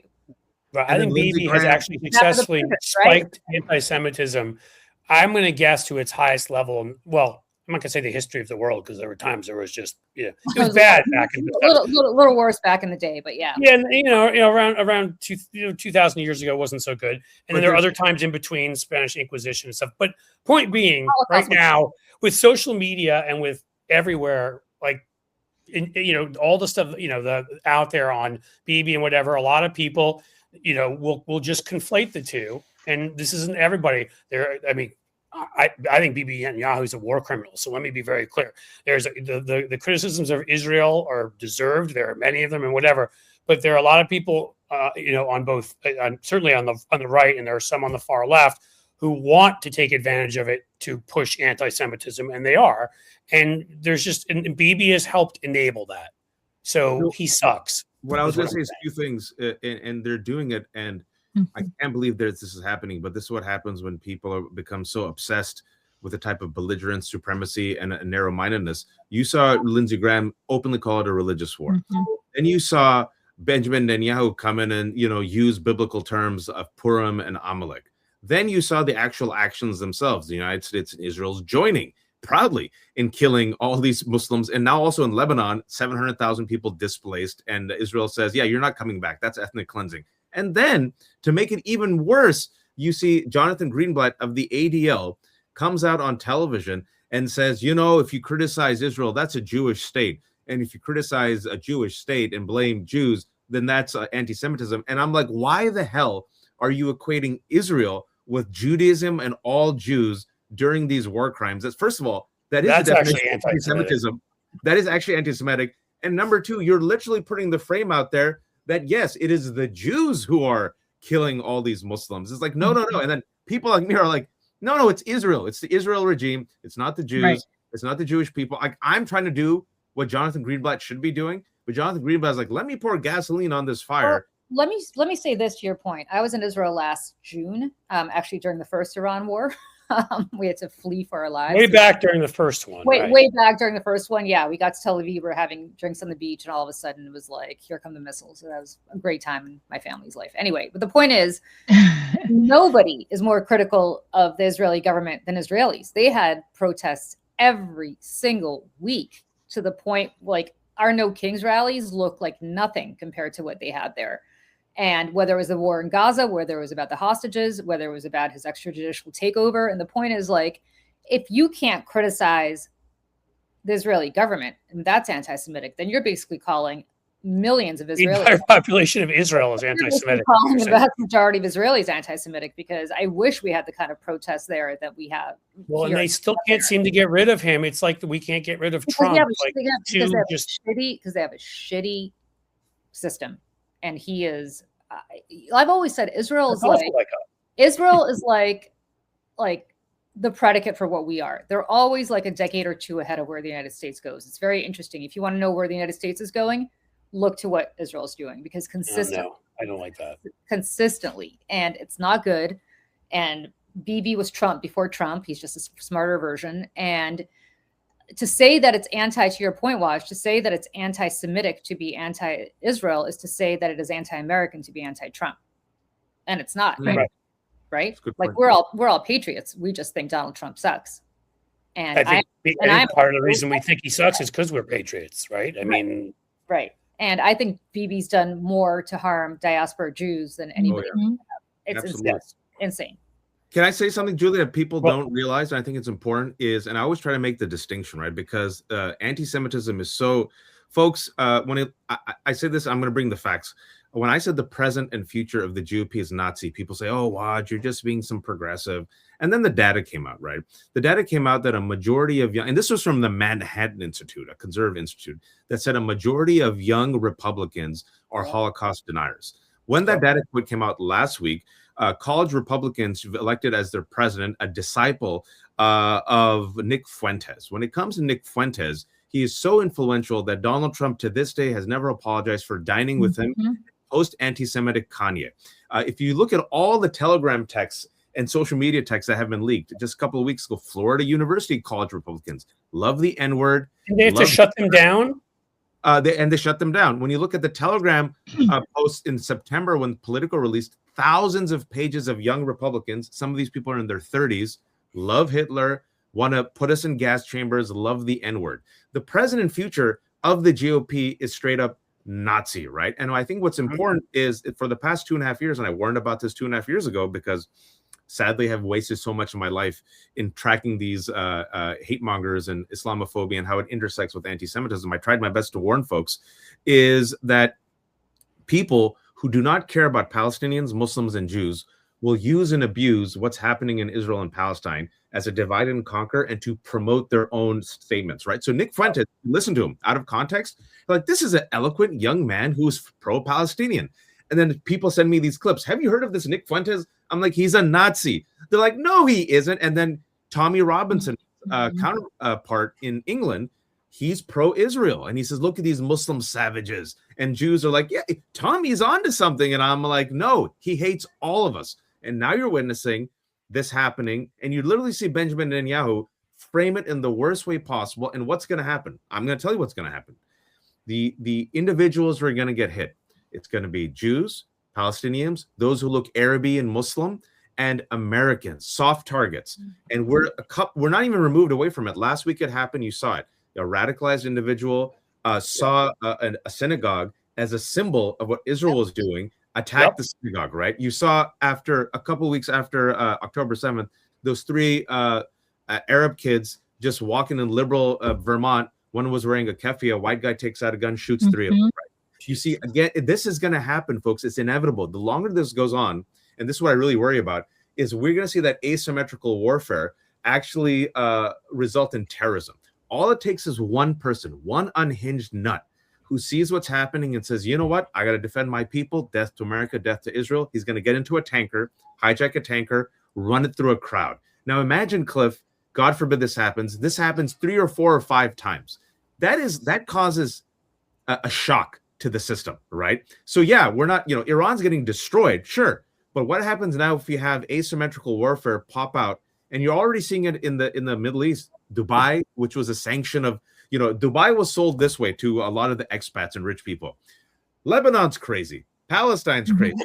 Israel's crazy. Come to Dubai, safety. You know what they're doing in Dubai? Bombing the airports. UAE ain't going to recover, folks, for 10 years. Trying to knock down like the skyscraper. And arresting people who did you see this? That today or yesterday, they're now arresting people who are tourists who are taking videos of the drones. And so hitting them. And it's like, wait a second. You're telling me that if I'm a tourist in Dubai and I take a video of a drone. You're not taking any pictures. It's like literally 2 years minimum mandatory sentence. Really? You have to do something where like one of your family members is in the picture and the drone is in the background. And you're like, totally. So the point is like, why in the world would you ever go to Dubai even on vacation? I mean, these are people who are Right. on vacation, and Dubai is doing this to themselves. The drones are doing less damage to Dubai than Dubai is doing to themselves. Right. In this moment. And I it don't comes think to UAE is here, what you're recovering saying is for a entirely decade. true, Waj, because again, we're like, hey, I got an idea. Let's make asymmetrical warfare against us really easy. So what we're going to do is, you want to buy a gun? Anybody buy a fucking gun? We don't care. You're 16, you've been in prison, it doesn't matter. You were a mass murderer before. We didn't hear anything. And so, we don't have universal background checks. We let people get assault rifles. We let people have access to explosives here in a way they don't in Western Europe and other places. I mean, we purposely are stupid about this. So if one wants to commit asymmetrical warfare against us, we just make it as easy as humanly possible for them to do that. And we also have now accepted, like you're talking about anti-Semitism on the right, but I will tell you, going back to 9/11, if not before, we have accepted the worst kind of racism towards Muslims. That's just like, it's not even like, people don't even get outrage anymore. It's just like, it just is like, it's okay. Right? It's okay. And I just remember, like, the Republican assholes who are like, all Muslims should leave. How about you fucking leave? Tell you this, right after 9/11, I was working in the Senate, and my closest friend was like a sister to me. She's Muslim, and her parents have a last name. I'm not going to say it because I don't want to put them in a bad place, but they have a last name that starts with an A, and they're one of the first people in the phone book in the town where they live. And so therefore, people were consistently going through the phone book. This is back when we had phone books, and looking for Arab last names, Arab sounding last names. And theirs happens to be first because it's, right, as I said. And these poor people who are like second parents to me had to put a decal of an American flag on their car and an American flagpole in front of their house to make people understand that they were Americans. Like, that's the kind of casual racist bullshit that's just like, oh, okay, well, of course they had to do that. Really? Well, I didn't have to do that. Cliff, you didn't have just remember, like, back then, like, a couple Sikhs were shot because, of course, people Yeah. didn't know the fucking difference here. Like, it's just, it's so horrific. This shit's been going on, and it's just gotten, I mean, it's I don't know what to Can I say. tell you all that it's the worst it's ever? I was talking to Mehdi about this yesterday. It's the worst. I went through it. I wrote about it. It's the worst it's ever been. The first hate crime after 9/11 was against Balbir Sodhi Singh, Cliff, a Sikh Indian gas station owner in Mesa, Arizona, about 4 days after 9/11. That's the one I remember because it stuck. Yeah. And a guy came in and said, "Oh, you took down the towers." He's like, "What?" Shot him and killed him. Race Bhuyan, a few days after that in Texas, he was a Bangladeshi immigrant working in a gas station. He said that his shooter, the first question he asked, he was, "Where are you from?" And before he could answer, shot him in the face. He still has shotgun pellets in his face. He went later then killed 2 other people. He's from Bangladesh, right? Bigots aren't nuanced. And what we saw last week, and I'll tell you, I'm going back full circle. George W. Bush, terrible president, but he went out, if you all recall, a few weeks after 9/11, he says, we're not at war with Islam. We're not at war with Muslims. Muslims, you're welcome here. Let's go bomb some Muslims. But still, he said it, right? Last week, what's that? He went to a mosque in Virginia to do it. It was big. We're only bombing some Muslims, not all. But the framing was important. But I just want to let you know, it's already out of the news. In the past 2 weeks, and actually been going on longer, Randy Fine literally said, he said it with his chest and then retweeted it. Mainstream Muslims, not extremist Muslims. He said mainstream Muslims should be exterminated. Mainstream Muslims. Nothing. Did he use the word exterminated? Yeah, executed or exterminated. Go check it out. Either of those, to me, mainstream Muslims should be a crime. I mean, he's encouraging, inciting. No, nothing happened to him. Then Tommy Tuber was like, "Oh, nothing happened to you." When Ghazala Hashmi, the first Pakistani Muslim American lieutenant governor here, got sworn in, he used the word, "Oh, we've let the enemies inside."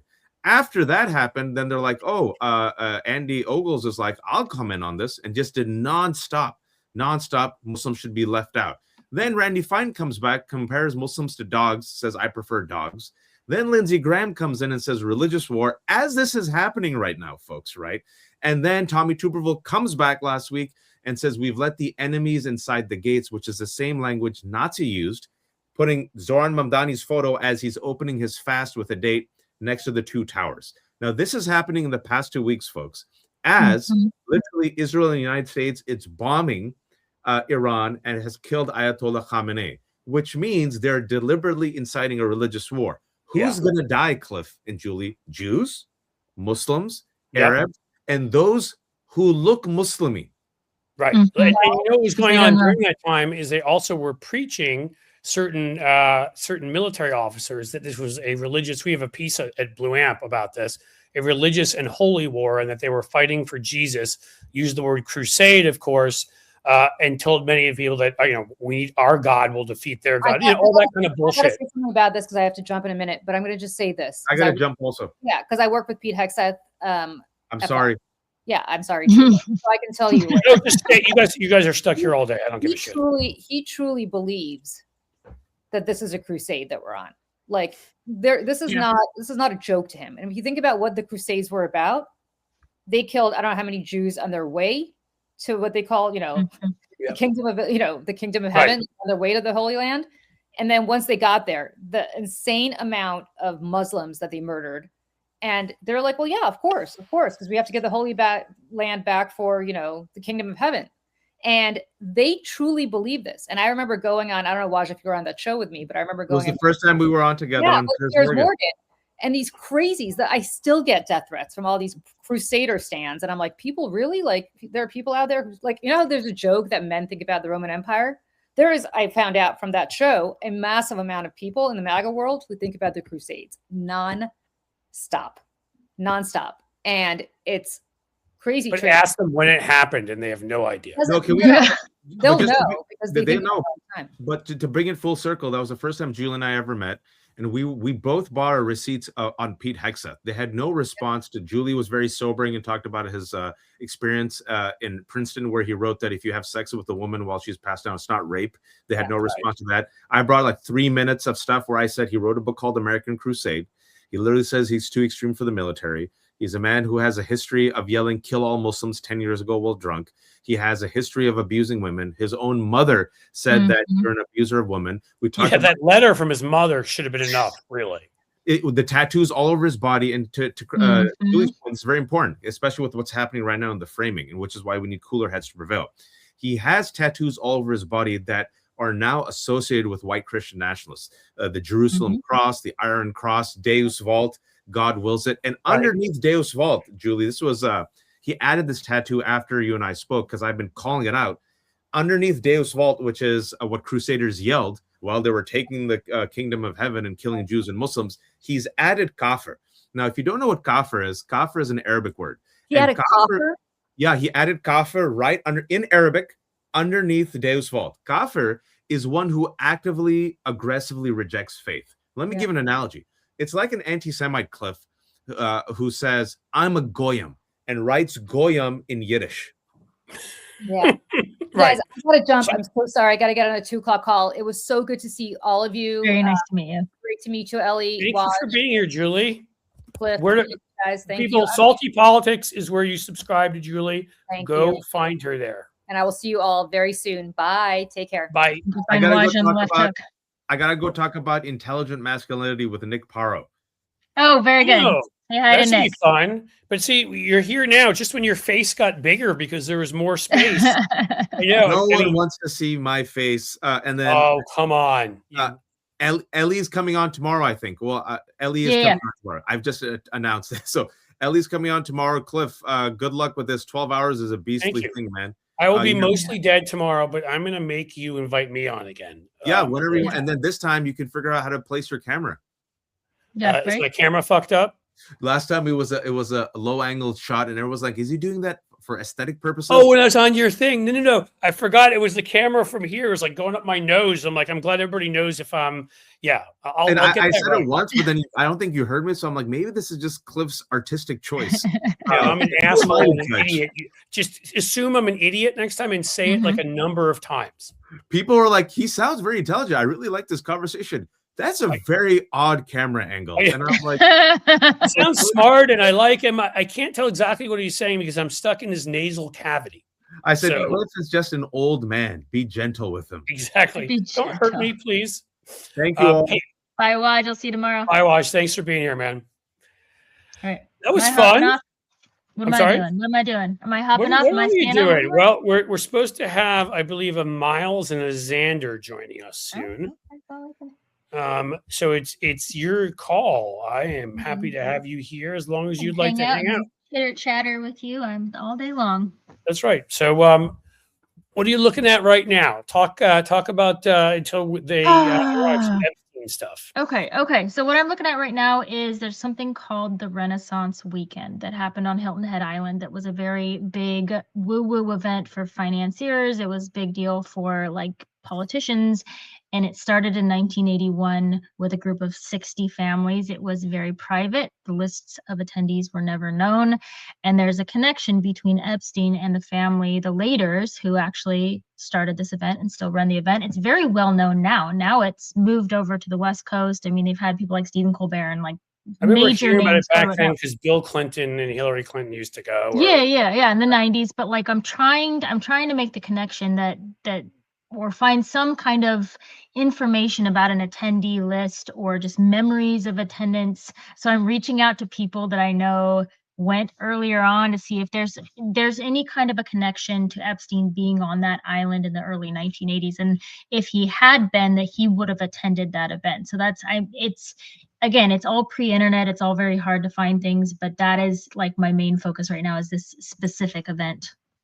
And is the goal sort of in that one, if Epstein was meeting some of his billionaire friends there who would, or not necessarily billionaire, some political, some both, that would aid him in his endeavors to be a criminal piece of shit. Sorry. I mean, there's that because it's during this period of time when he sort of went rogue and we don't know what he was. I mean, we know sort of what he was doing. He was going to the Middle East, he was going to Europe, but he's not very well documented. You have this like little piece on him being like Bachelor of the Month or the Week or whatever from Cosmo in 1980. Right. And you have really nothing about him until like 1987. And so it's in this sort of like foggy period. And really what it does is you have these, hidden FBI interviews that we've had come up recently, although we're still missing 37 pages that are very important. But They gave you 16 of the 53 that were missing. They gave us 16, and then we had one of the 302s was already in the files. We already had that. So we have 4 interviews with the FBI. We have, the credibility of the case being represented by the Bloom Group. That is Gloria Allred's daughter, Lisa Bloom. Like there's a lot of credibility, and you can sort of align all the details of the case around the event, but we need to get some kind of a record that Epstein was actually on the island during that time, renting a house or attending events, because that's the main deal. And it's tough because everything, we're going through like newspaper archives and going through microfiche and like looking at all these things that are pre-internet, and there's lots of little hometowny things in the newspaper that say call Jeff for like if you want to rent my house, call Jeff. And so I'm like trying to see if I can reverse search like phone numbers from the 1980s. Like it's really tough, and like I'm working with like the library system down there, but we're just trying to figure out a way to validate that piece, because if we can validate that piece, then that gives credibility to the entire story. And it's not a far-fetched idea. He traveled down there many times. Once we started to have emails and things like that, we have flight logs of him going to Hilton Head all the time, but we need to link him being there in 1983, 1984. So that's what I'm working on. Yeah, but like somehow you always are able to do this. I hope so. I don't know. No, but you I don't know. It's impressive because it's like, as you said, pre-internet era, like you're putting together needles in the haystack, and you're able to do it. I mean, right. And I think a part of it is probably me growing up slightly pre-internet, or my parents were old school. We did not have the internet until longer after people had the internet. So it was available, but I just did not have it. And so I was raised to do citations from the library out of the Britannica and all the old school stuff. Right. But also, a big piece of this is when we get these new stories that come in, validating a story as being truthful and verifiable validates all the stories of survivors. And, because we want to give credibility to everyone, and the more pieces of the puzzle that we can accurately identify helps give credibility to every single other survivor. And that's why I'm really careful when we get kind of these big news stories that come in that we haven't heard before. always, there's always a platform for them to be believed. There's always a platform for them to be given the benefit of the doubt. But it's really important to go do your homework and make sure that these specific details can be tracked down, because that verifies the story beyond the FBI already believing her, beyond like Lisa Bloom already. No, that's why you're right. Like you nailing like some of these sort of key details, I think, are what make your pieces so strong. Right. I mean, right.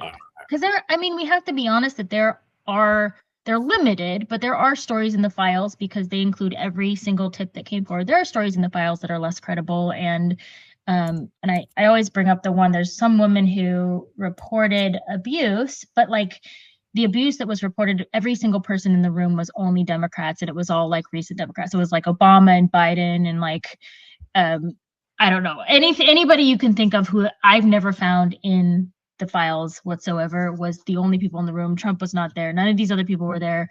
And it clearly had a tilt in one direction, politically speaking, and it was never followed up on. And so that's pretty easy to say that is less credible. But again, you have to give every single thing that you read a minute and a fact check. And we see that a lot. Like there was I'm not going to detail it, but there was like a big thing on the internet yesterday where information about a specific survivor case came forward, and everybody latched onto it. They got all their information from ChatGPT. Everybody was convinced of one thing, and it just like went like and it just went like wildfire. And I'm like, digging, going, guys, I don't think this is true. Like this, all these references are only from ChatGPT, and if you look on ChatGPT, it's verifying it because everybody's talking about it on social media. So it's like this cyclical thing that's been created, but there's no like actual factual evidence to follow up on these things that people are talking about. And so that's just really, really important to remember, that social media is not research. Like we have to actually look things up and go find them. And anyway. No, and that's really important. All right, we've got Xander Schultz here from Defiance. Miles Taylor. Oh my God, the Defiant 2 are here. That's my new nickname for you guys. You're like the 7 like cool guys. I don't remember. All right, how's it going? Defiant. I'll take that nickname. Why not Defiant Duo? Yeah. Because I'm not that bright, and so that was something I couldn't come up with. Alliteration's too hard. Exactly. Although I'm Miles a writer, I don't do alliteration. Go ahead. Miles usually goes by 3s. Miles, do you have a third? The Defiant something duo. Miles is great at this. He pulls. My head always goes to things. Democracy. Yeah, there we go. Democracy. That's PG. Yeah, there we go. Sorry, that was an easy one. That was a lot. We interrupt this programming to let everyone know that the Palooza is sponsored by Chick-fil-A. Blue Ant Media is really excited to announce it's become an official Chick-fil-A sponsored organization. Can I just say, we only go to Chick-fil-A when we can't get into Wendy's. I don't know if you remember. Wendy's actually was from Dublin, Ohio, and the dude who had those nice commercials about his daughter Wendy was like the most anti-choice lunatic in the world. So Wendy's gave money to every anti-abortion group that existed. Then there was Domino's called Pro-Life Pizza, which was fun. I have to say this about Chick-fil-A, because they put one in Missoula, Montana, and like the whole town went wild and like waited all afternoon to go get a chicken burger. And I went in there, and it seemed, and I don't know if this is just that location, but like it seemed like everything you order takes a long time. Like you order an ice cream cone, it takes like 30 minutes. You order chicken burger, it takes 30 minutes. God is the intermediary here. I mean, and they really emphasize that they're not open on Sunday. Like the signage everywhere was like not open on Sunday, not open on Sunday, not open. And I was like, they're really. Like that's fine. Most stores are not open on Sunday. Like a lot of stores. Well, they got to get an ROI. They're shut down one more day of the week than everyone else, so they've got to get an ROI on that. That's branding. A good point, right? Like they have to. I wonder if they've got like an accounting, sort of area, like God Day, and they just have the negative, numbers going down there. I'm probably offending all sorts of people, and I make fun of everybody. It's very popular. So if I am, folks, it's very YouTubey. Like YouTubers all love Chick-fil-A, so my kids think it's great. Oh, I don't love it. But you know what? We gotta talk about how defiant you guys are. It's not just there's not just that great Christian chicken that you're eating. It's beyond that. It's mostly that. It's mostly that. Christian chicken was Xander's nickname in high school. It was like it was kind of derisive. It was crispy chicken. Crispy chicken. Okay. Yeah. I just know the two of you guys, you better invite me on like one of your podcasts or whatever, because you're both obnoxious. So you're lots of fun, and like you guys seem like you have the best time in the world. And I just want to sit there and joke. We don't have to talk about politics. We'll just say shit. Yeah, well, we did invite Ellie. Ellie will be on Friday. Yeah, Sorry, Cliff. yeah. Oh, thanks. So Ellie gets an invite. Ellie's going to be a regular of ours, so we're not sure if there's room in the program. Ellie always gets invited everywhere, and I have then to tell later you- I do if there's an opening. You know? I have to tell Miles my super awkward story. So I was at State of the Swamp, and I saw you in the hotel lobby, and like I saw you, and then I didn't say hello because I think I was on the She phone. told me with this on Cliff. the phone, by the way. And Yes. then at some point in the day, I saw you again in the lobby, and we both made eye contact, and I didn't say hello again. And then I was like, well, damn, now I can't say hello because it's been twice now, and I didn't say hello, and it's just awkward. Dang. And then I'm sitting in my hotel room on the 10th floor, and I hear your voice outside of my hotel room, and I'm calling my friend. I'm like, he has a room next door to my room. There's like And I still 150 can't say rooms in hi. this hotel. She's And like, I've and then not I said hear the hi. door handle jiggle, and I'm I've like, not said wait, hi what? twice, and now I have to like make sure he's either in his room or has left before I can leave my room. And because I woke hardly up in the say middle of the hi to night and there were myself. lights on that weren't on God. before. And I was like, what the? So I'm just like That's sneaking in and almost- sneaking out. Sorry, That's guys. almost as bad as when you like give someone a bro hug, say goodbye, and then walk the same direction. You just That's don't know what right, to exactly. do. Or say Literally, I love you when you hang up the phone. Yeah. I got a Happened to call me. and then somebody said, Miles is in the house, you know, and you leave the house. But Xander, to that awkward point, I was just leaving. You know, you've got these two congressional hearings today: the worldwide threats hearing that the DNI and the CIA director and others are speaking at, and then Mark Wayne Mullins' DHS confirmation hearing. And I just read a piece on him. Do you know he likes to pick other people's noses? You should know that. That's actually true. Go ahead. I'm surprised that Rand Paul didn't bring that up at the start of the hearing because it got pretty Right. personal at the start of I the think hearing. when people would fall asleep, he would do that on a trip and take pictures because he's fucking nuts. You know, given JD Vance's couch hobby, it's still not the weirdest hobby That's true. amongst the But I cabinets. should. It's true. Okay, I didn't mean to cut you off. Go ahead, Miles. Tell No, your- at this point, it's so not a story. The story was just that I walked off set with Ana Cabrera and we kept taking the same turn and saying goodbye to Xander who's coming from earlier. And I was like, okay, well, I'll see you later. Oh, we're going this way. I'll see you later. It's like, Did you hold the this point- conversation? at this point, you just like crumple up in a ball on the floor and you're like, here is where I'm going. I'm just going right here. It's the fake thing on the phone is the out. You just eventually have to fake. There's something really important. All right, so going I on can in sit your here and phone. joke with you guys a lot, although I have to admit I'm a little perturbed that Ellie's invited on Friday. I'm not. I feel like Sorry. I've made an effort, help promote the thing. I wrote a whole piece on it and everything. And a little hurt. Just gonna say. Rule number one: make them wait. Make them wait. Yeah. We're just stringing you along, Cliff. That's what it You're the is. hot girl. You're the hot girl we're chasing. You don't know it. All right. All right. I showed a little leg at that thing, I think. So okay. You did. It was weird I'm not for gonna everyone. take this any further before I get myself in trouble. But I want to, beyond laughing with you, which is always fun, I want folks to hear about what you guys are up to, what you're doing, because I really do believe we've had a lot of great folks on here today, but you are doing something very concrete and very, Maritza brought up before how she's talking with you later, doing some concrete and specific things on the ground where we need people to ensure that we do have in fact have an election. That was the theme of why we were doing this today. So whoever wants to grab it and run, go for it. Miles, the floor is yours, my friend. Yeah, I mean, look, I would just say at the top end, I mean, we launched defiance.org truly to answer one question, which is, what can I do? And I had so many people asking me that question after the president had come after me and my family and announced he was putting us under investigation for the crime of exercising protected speech and criticizing him. And I was very grateful. At first, folks were asking that question, how can I support your family? How can we help you guys get through this? Because a lot of bad things happened to us, personally and professionally after that. But then the question started to become something different. It was, what can I do to fight? I mean, people, especially last year, were getting very anxious with all of the doom scrolling and feeling like they had no power to do something. Maybe they'd gone to a couple of protests, maybe they had gone to No Kings, and that was good. But folks really wanted to know, what more can I do? And Xander and I have known each other for a long time, and we reconnected and started having a conversation about this.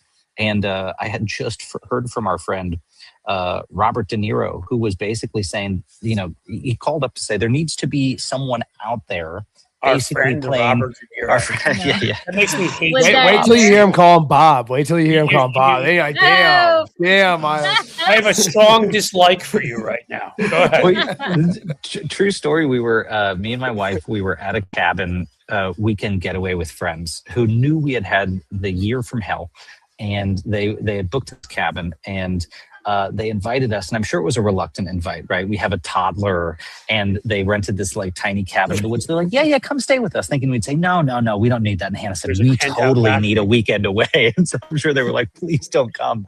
And then on the first night, I was like, hey, I got to go out and take a phone call. And, my wife's like, oh, is it Robert De Niro? And they're like, ha, you're joking. I was like, no, that's who it is. I got to go take this phone call. And I'm out there sitting in our car, trying not to be awkward. And he goes on and on for like an hour and a half. And I'm not upset to be on that phone call. And you can't tell him to shut up. You're just like, you don't can't tell say It's like no a to call from the you don't president. tell Bobby It's D to just stop like, talking. Yes, Mr. President. Sure, Mr. But President. He was feeling what all of us have been feeling, and was very passionate about it, that we need to be doing so much more, and so many people want to be doing more. And, he grilled me a little bit and said, what are you going to do? I mean, besides defending your family, what are you going to go do? And I had only just started toying with, what do I do with my life for the next few years with this guy in office? I'm not going to go try to restart a business and have my head down while he's, dismantling the republic. And, I called up my friend Xander quite here. honestly, he'd like pull your license. I mean, he would do something there's no point. That's right. There's no point. And so, when Xander and I connected, we started talking about, what's a role here that needs to be filled. We didn't want to go create another organization that went out there and did all the work. We don't need to create another Indivisible. We don't need to create another 50501.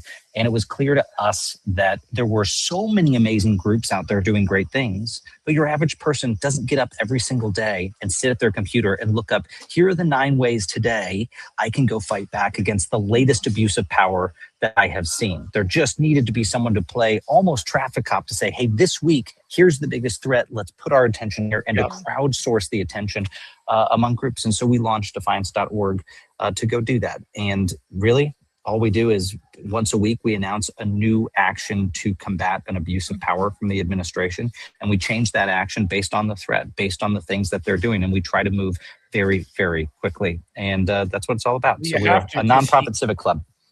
I mean, that's awesome. I mean, I say you don't really have a choice, because obviously I don't know that of course I know he doesn't think about shit. So he just says what pops in his head, but half the time it's something anti-constitutional. It's something that's attacking people and whatever. And so it's kind of like you got to be almost ready all the time for what he may decide this week is the week we go after, a couple reporters in a church and arrest them. Or this week may be the week that we send ICE folks to shoot people. Or this may be the week that we attack around. I mean, it could be anything. So, well, and all the things you just listed, Cliff, were real examples of that week. You mentioned reporters. The week they arrested Georgia Fort and Don Lemon, we said, we have to send a signal right now that someone is prepared to raise funds to legally defend these people. And I didn't know what Georgia's finances were like. I don't know what Don's finances are like. I don't care. That's immaterial to me. All of the independent journalists in our space need to know we're going to go have each other's backs when this happens. So, our network went and really quickly in a day raised $50,000 to cover those initial legal costs. You mentioned Iran. Amidst this war with Iran, we said just the other week, who are the most important voices right now for Congress and the president to hear? It's veterans who've served in the forever wars. We teamed up with Independent Veterans of America. We're going to be announcing this afternoon. That's why I'm in New York City, what we are doing with them to be able to put pressure on this administration. Is that Rykoff or? It's Paul Rykoff, yeah. I remember, both New Yorkers, so I know Paul from way back. It's been a while. Yeah. Cool. He's a good guy. He's basically he's the shadow mayor of New York City, is what I'm starting to learn. Yeah. Maybe shadow governor the biggest of New York Giants soon. fan in New York. It won't. I told him way back when. I mean, we had some great games there against Tom Brady, but you got to give up on the Giants, at least for now. Eventually you got but to bend the knee. He doesn't want to bend the knee. He's consistent. He will not across bend the knee to the Cowboys or the Eagles. I guess I respect that. I want to say, you talked about us being positive. I think that's because mostly because of the way we are organizing we are focused on what you can do and the actions you can take. So when something like the Iran conflict starts, you know, it's kind of a utilitarian way to think of it. It's like, okay, well, what's the opportunity? What's the way that we can find the best organization and go get a win on the board and start either breaking apart the MAGA coalition, making sure our coalition is too big to rig. We talk about that all the time. Protecting the election. Like every one of these, to your point, like every one of these dumb things he says or does could be horrifying if we just sit with how awful it is in the direction our country is going. Or when you kind of, you know, when you spin it and you think about, okay, what does that open up for us? The glyphosate decisions, like all these Maha moms that followed RFK to Trump.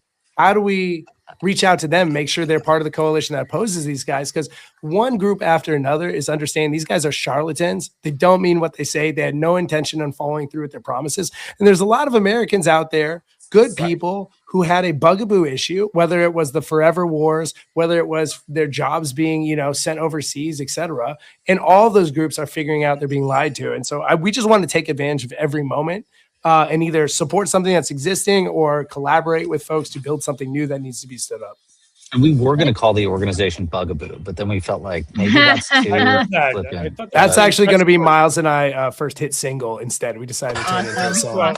When I heard Miles, it's literally what we call each other on text. I'm like, Miles is a big fan from what I hear of La Cucaracha. So you I just wanted to say really quick about the idea of like crowdsourcing. And I think that that's a really key point because, you know, for me, I came into this, I feel like on a complete whim. I had a small business where I worked sort of adjacent to journalism, but I wasn't a journalist. And that really got eaten up by AI. I'm like one of those cases where AI just kind of wiped out the thing that I did. And so I came to Substack and I was really hungering for that idea of like, I want to work, I want to go to work, but I want the work that I do to matter and to do something and to be productive. And I was thinking at that time about focusing on like immigration because we had a lot of, you know, all our kids' friends are from different countries. They're all immigrant families. And so I thought that that was going to be my focus. And then, you know, obviously it turned into the Epstein files, which unbeknownst to me, that happened. But in that, you know, it's the idea of like there's such a huge amount of information that you have to deal with that it's very hard as an individual to like conquer everything. So for me, I was, you know, I don't delegate very well, and I'm digging through the Epstein files, trying to find information that we can send back to Congress that matters, that people will pay attention to. And then they give us 3 million files. I recognize that I can't get through 3 million files on my own. And so we started to crowdsource and say, can you guys from all walks of life, every, you know, background, political, whatever, can you help me? And everybody has the ability to help on their level with their, you know, whatever, you know, we have psychologists, we have lawyers, we have medical professionals, we have computer techs. But this idea of where we can take one project, everybody's helping, everybody's sourcing stuff together, but like everybody is filling that need of the want to help in this process. And I just think that that's been a really good thing. And that's sort of like the change in our, you know, political, government, whatever you want to look at. That's the change in journalism that's happened. Like this idea of it's not these people up here and then kind of the rest of us just paying attention to them. It's literally everybody gets to be involved. Sort of anti-elitism, if you will, totally. I mean, just to riff off that, Cliff, I mean, I came from big philanthropy where I was organizing big donors, and you saw in this moment them completely pull back out of fear, capitulating, maybe being, you know, feeling like the opportunities to stand with their other elites and just benefit from what's going on, kind of everything. And even the ones who weren't scared, you saw them, their institutions being able to unable to respond at the pace that this moment requires, right? The big philanthropy institutions go do, you know, annual planning and set their grants for the year. We're going week to week. There's a new thread every week. And so we thought, you know, on the crowdsourcing front, there needed to be a way for everyday people to contribute to fill that gap that philanthropy had taken a step back from on the funding side. And then we do like to give our community actions. I mean, Ellie, we should talk about if you still have that need. Our community, we give actions every week for them to do also. And if you still have that need, that's the type of stuff our community really loves to get involved with and respond to. I mean, one of the things that I'll say, you know, that hit me last year is how different this moment is than even 10 years ago when Donald Trump first came in, because completely crowdsourcing had made it into our lexicon, but it was like in very discreet ways, like a gigantic GoFundMe that made news or something along those lines. We had not really built the muscle memory of crowdsourcing collective action against autocratic threats, right? We have been relearning that muscle, as Xander talks about a lot. And, I first kind of personally witnessed it after that executive order, because, one of the reasons we laid low for the first few weeks, me and my wife, is we were terrified we were going to have to sell our house to be able to afford the legal costs that we were going to face to have to defend ourselves against a federal investigation. And that was a very real conversation in our household. The people we were closest to said, do not punch back. Don't make yourselves more vulnerable. Right. And you'd like to think that most people in those moments would say, fight, fight. They don't. They absolutely do not. 90% of people tell you, even the brave ones, they say, put your heads down.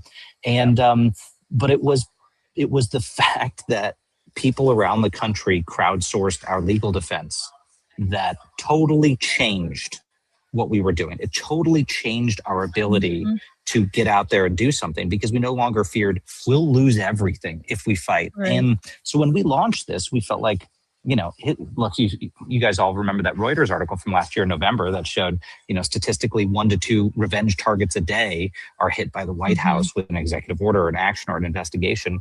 We felt like there has to be some institutionalization of that crowdsourcing, so that when there's a new target, a new person hit, whether it's Don Lemon and Georgia Fort, whether it's service members being sent overseas. Having you guys on and other people like you today. This is the only time I've ever wished that they would. And in fact, right now, I would just make clear, if the Justice Department is listening, thanks for not raiding our house yet. And if you could raid Cliff's house instead, it might just be better. I heard there were some things there. Yeah, be more impactful. I keep my house, to my chagrin of my wife, it's so disorganized and shit's all over the place. I know. If you guys come and raid my house, you'll actually just make it cleaner. So if you want to do that, I'll give you a tip. Like when you're done, just come and raid the house and make it look nice. Please. Cliff, I'm going to blow you away. That's been my long play this whole time. I went into the first Trump administration, resigned in protest, started this organization, all as a way to get the Justice Department to come after you to clean your house. You're welcome. You're so seductive. But it's we thought about an intervention, but we decided this was the less complicated. Right. This is the less complicated way. When you have small kids, you have, I've got small kids. I have 4 kids. So like, it's that idea of like walking into your house and it looks like somebody's robbed you, but that's just the way it looks. Today. That's what's going on. There's the way it looks in movies, and then there's the way it looks. And Ellie, but macro statement, they have robbed you. They've taken over. I still can't go to the bathroom by myself. Like there's a target on the door every time I go to the bathroom. So such is my life for the next week. I'm looking forward to that day as well. Yeah, exactly.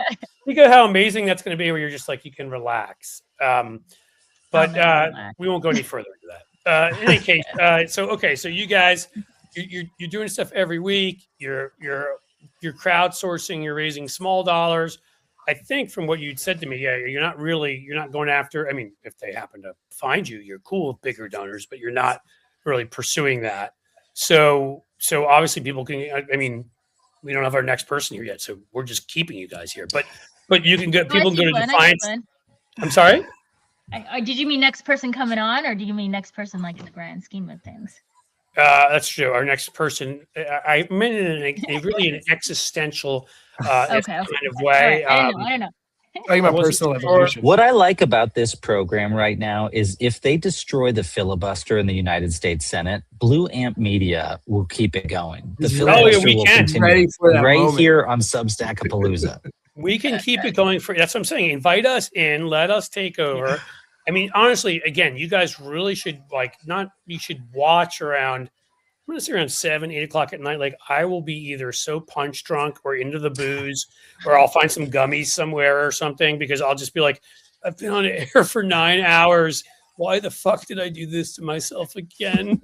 If you really, those are the fun times where it's sort of like when you watch, it's not, partially to support, but partially it's entertainment. Like, will he fall over? Will he start drooling on himself? Like that kind of thing. So. Do you guys have the head of lettuce that you're going to cut to and see like which withers first? Cliff with the head of lettuce. Something like that. You know what I do have? Cliff, though? what's the Which best is- bit of it? What we met? What was the highlight from the day so far for you? What stuck with you the most? Can you remember? I know. Can I remember that far back? Let's see. I actually really enjoyed when your fellow Montanans were on, John. I do. Tester. I love John They're Tester. great. They're great. Again, I can talk about like the meat grinder taking off his fingers, and that he still uses that meat grinder because it's good. It does the job. Right. He struck me because it's a different time now, but he lost in that last election, so he hasn't been here since. It feels like politicians have really started cursing, and he just I know into Peter Thiel with a number of fucks and assholes, and like he just we might be reaching peak that version. I feel like some politicians got the wrong message. They're like, we want a more authentic you, and they're like, all right. No, but this was authentic. You want me to be vulgar all the time. You're right. Some of them are doing it just for that. You could tell from John Tester to me seemed pissed at what authentically pissed. Totally. Because but I will say. Go ahead. I was gonna say Maritza texted me and she goes, if you can get him a little pissed, like pissed John Tester is the best interview. We'll do that. Well, I quoted that quote by Peter Thiel. He's like, where basically he said that democracy is not compatible with capitalism, so we need to get rid of democracy, and that was it. It's like, so you're going to take my fucking freedoms? Like we got John Tester going, so that was good. Yeah, he's great. That was fun so far. Let's see. Any solutions you heard along the way where you're like, man, we got to double tap on that and make sure that succeeds? Democracy is fixed. Yeah, exactly. Democracy's all good. Everything is fixed, and we're good. Yeah.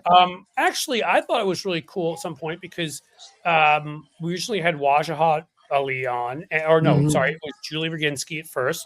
She stayed. Waj came on, and like the two of them, especially because they are, I believe Julie is practicing Jewish and Muslim and, whatever. And they just got, not only do they like each other and whatever, but I felt like they talked a lot about how people who are targeting Muslims, you heard Julie talking about it. People are targeting Jews, you heard Wash talking about it. And the fact that we're speaking about the other, and how horrific it is. Like, yeah, that's a bringing together of people, and quite frankly, right now with Bibi Netanyahu being such a fucking asshole, and the Iranian leaders, obviously, I think this war was a horrible idea for many reasons, but they're terrible people too. Like you clearly have a lot going on that could lead to that much worse violence between Muslims and Jews, and I thought it was kind of cool that the two of them came on and we're going back and forth, and so I like that a lot too. But I'll have to. Look, we asked the question just so that you said it's when you guys came on, and you haven't said that. Well, I was just going to say, and then there were these two assholes who didn't invite me on their show on Friday, but they did invite Ellie because clearly I'm not cool enough. And then like they kept texting me like, "Are we coming on at what time? And what the hell's going on? And where's the link? Is it up my ass?" Do you actually do this? You're a little too good at the passive aggressive thing. Do you do this? Is this the thing you actually have in your arsenal? Because that was solid. I actually was feeling the passive aggressive, feeling on my back feet. What, you mean the passive aggressiveness? What do you mean? Yeah, that was what I have in my arsenal. It's actually I do that for fun. What I have in my arsenal is that I have a really obnoxious, dry sense of humor that can flow without me. It moves quicker than my brain, which is dangerous sometimes.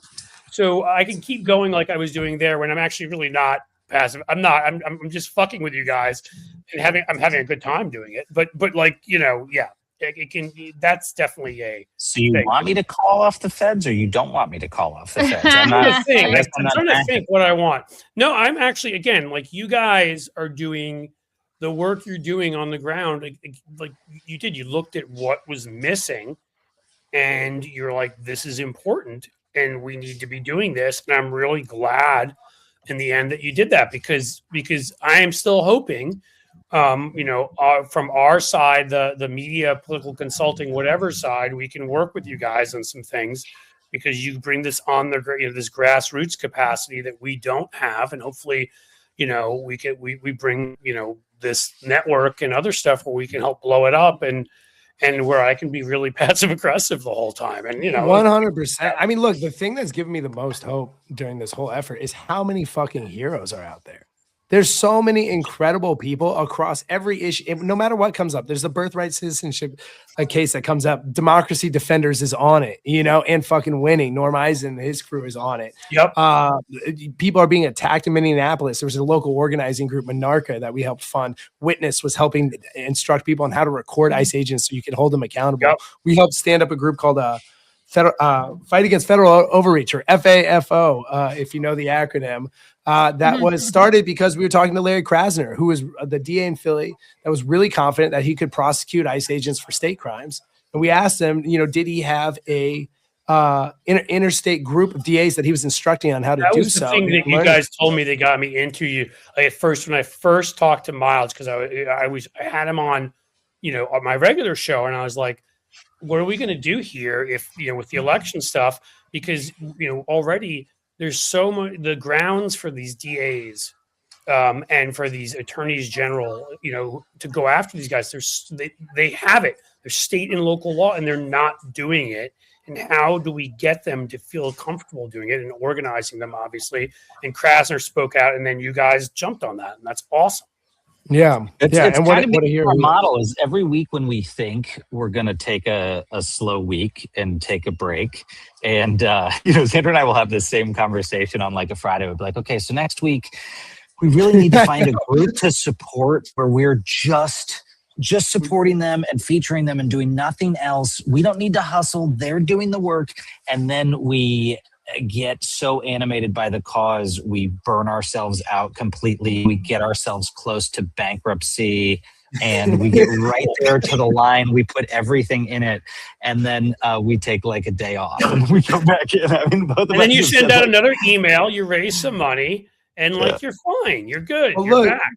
The honest thing is, in this moment, like so much of the challenges are kind of new. We haven't had a federal government that is so aggressive towards our other institutions. And so there's a lot of great players out there. Like Miles and I are usually not the lead on any of these projects, but there's usually a twist on what they're doing or a partnership that needs to be forged to allow them to attack this problem, this unique problem head on. And so we honestly, for a guy like stricken with ADHD, it's been an awesome journey for us, just being able to whiteboard with these fucking awesome people every week and come up with a way to fight back that's meaningful, feels like it meets the moment.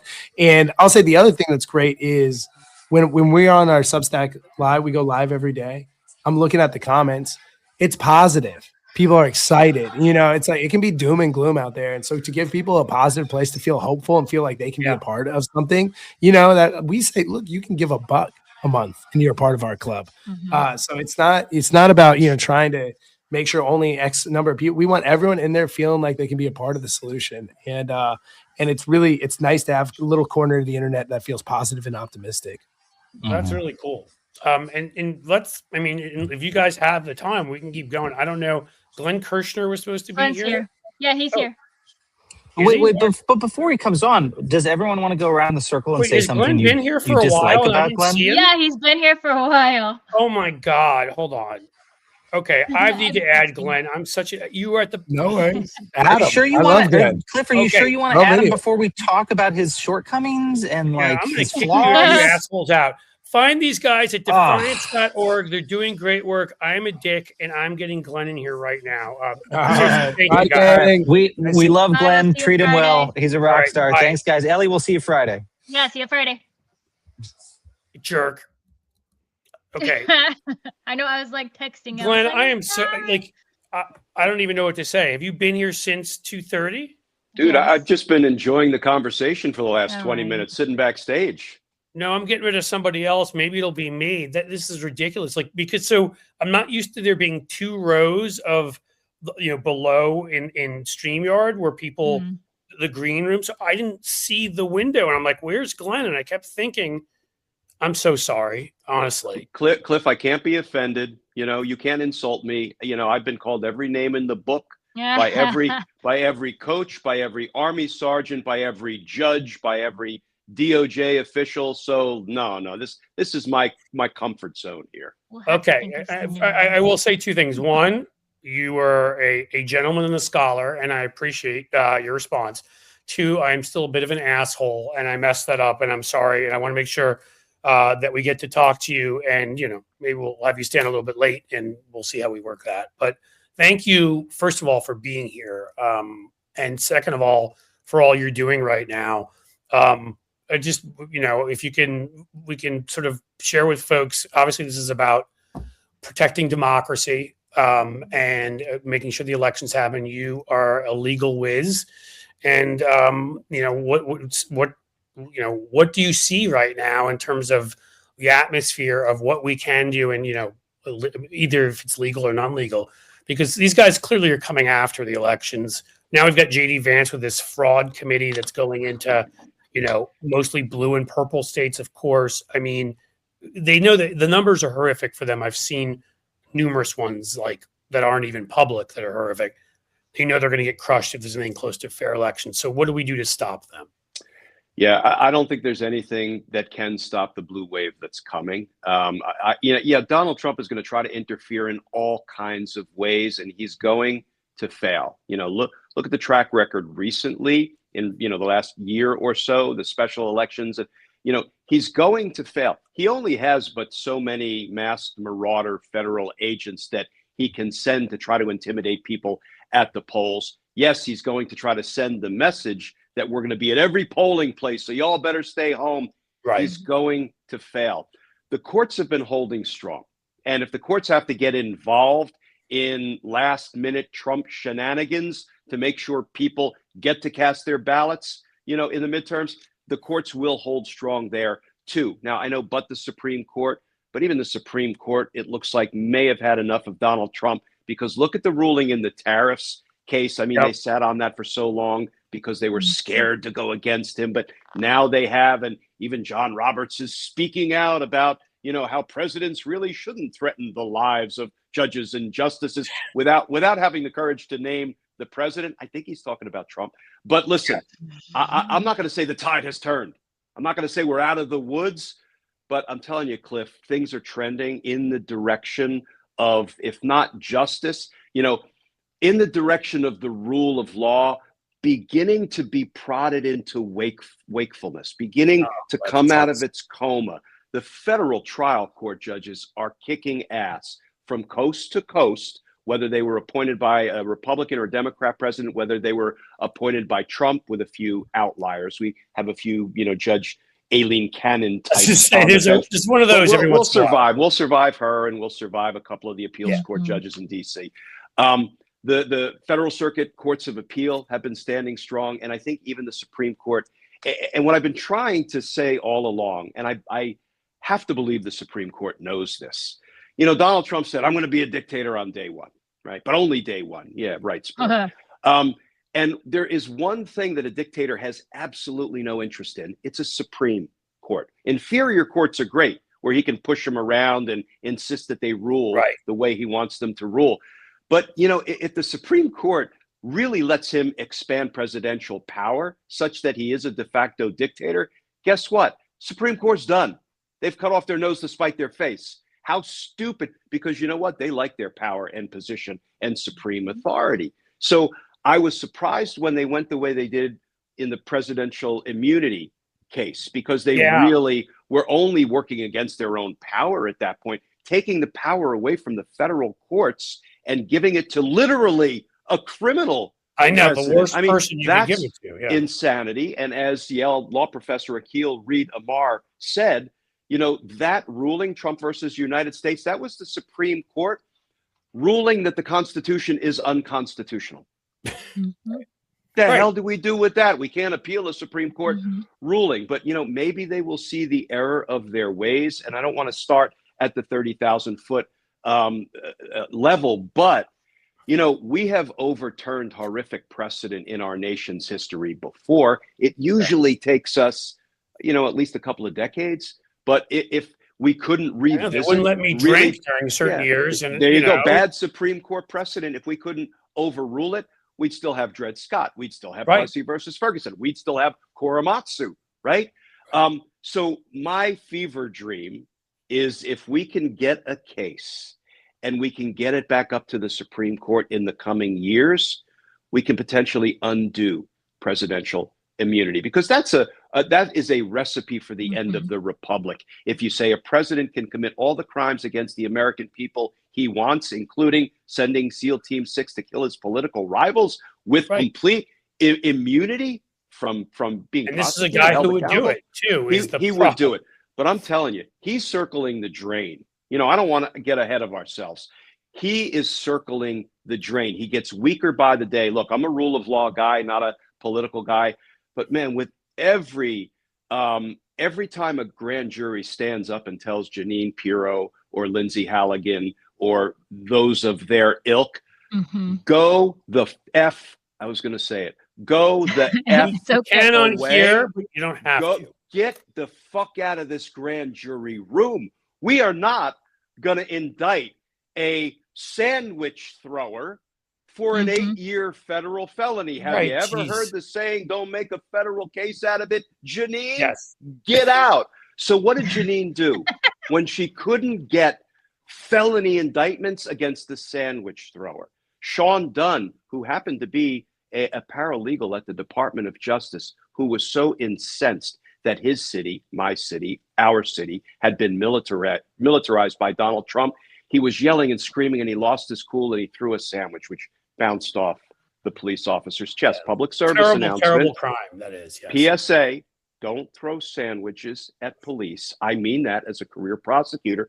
Don't do it. But when you do, it's not an 8-year federal felony. You do make sure it's a bologna on rye. Yeah. No, I'm sorry. Go ahead. It's actually what we call a no paper. What does that mean? It means we would decline to even bring a criminal charge, because I worked protester intake when we would have to make hundreds and hundreds and hundreds of decisions about which protesters we charged with a crime during a volatile situation of protest. You know who we charged?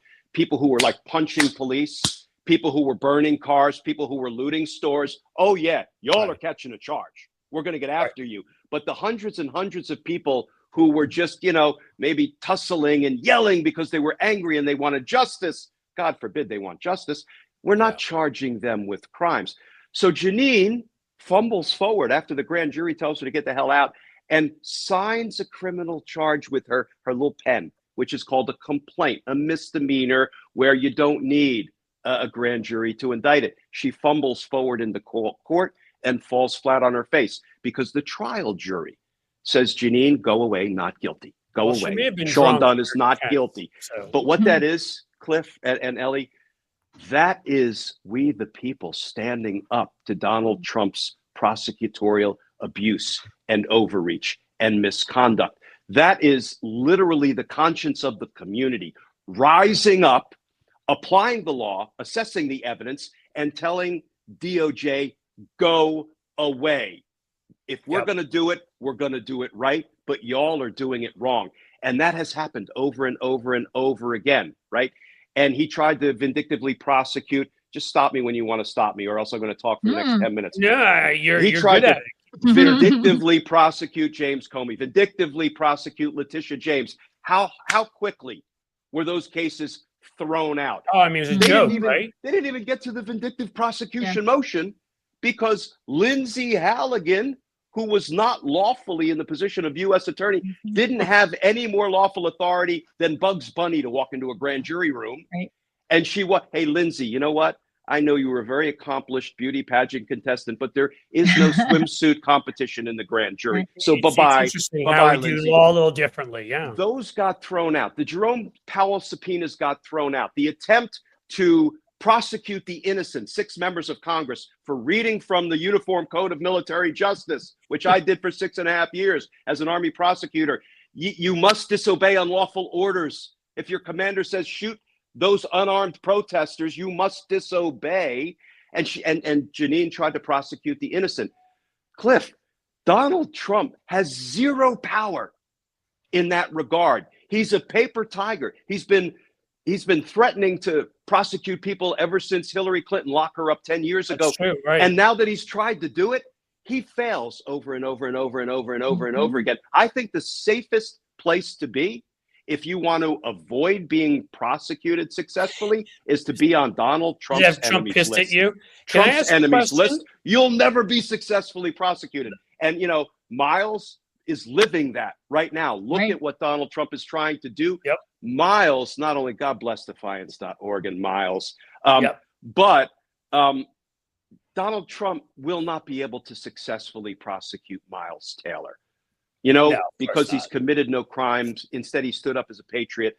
Donald Trump is getting weaker by the day. This is imploding. It is imploding. The midterms will be his last ditch attempt, and that will fail too. And then we're going to get our accountability on. Then we're going to first win after the back. midterms, and then when a Democrat is back in the White House, we're going to get our accountability on. Preach it, brother. We need you on more often to feel awesome about this. I want to ask you a quick question. Yeah. This is always it is related, very related to this. So immunity decision, which again made about as much sense as their decisions on Citizens United and the Second Amendment and numerous things that they've just made up. Before that, we were relying on, if I'm getting this correctly, an opinion written by a member of Nixon's Justice Department, legal counsel, that you couldn't prosecute presidents. Like nowhere in the Constitution, just a guy that happened to work for Nixon of all people, wrote this out. I've always found that to be a bit ridiculous. In general, the argument being, well, a president has to do their job. Well, if you can impeach a president, they're going to have a pretty big challenge doing their job while they're being impeached. So that's kind of like a trial. I don't understand why you couldn't try them for something else. Do you think if we got rid of immunity, do you believe that a president should be able to be prosecuted in office? Yes, the deep thinkers, the legal pinheads at the Office of Legal Counsel, OLC, at the Department of Justice. I shouldn't make fun of them, but I can't help myself. Please do. They are tasked with thinking deep thoughts, staring deeply into their navel, and coming up with what they think the law kind of might be, or the Constitution should be, how the Constitution should be interpreted. But importantly, as you point out, Cliff, it ain't the law. It ain't the law.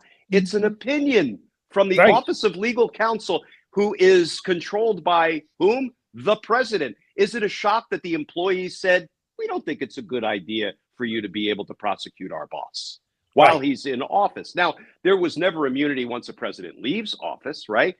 But we have held to this fiction that you can't prosecute. And every president respecting this ridiculous. That's why I don't understand it. I mean, it's insane to me.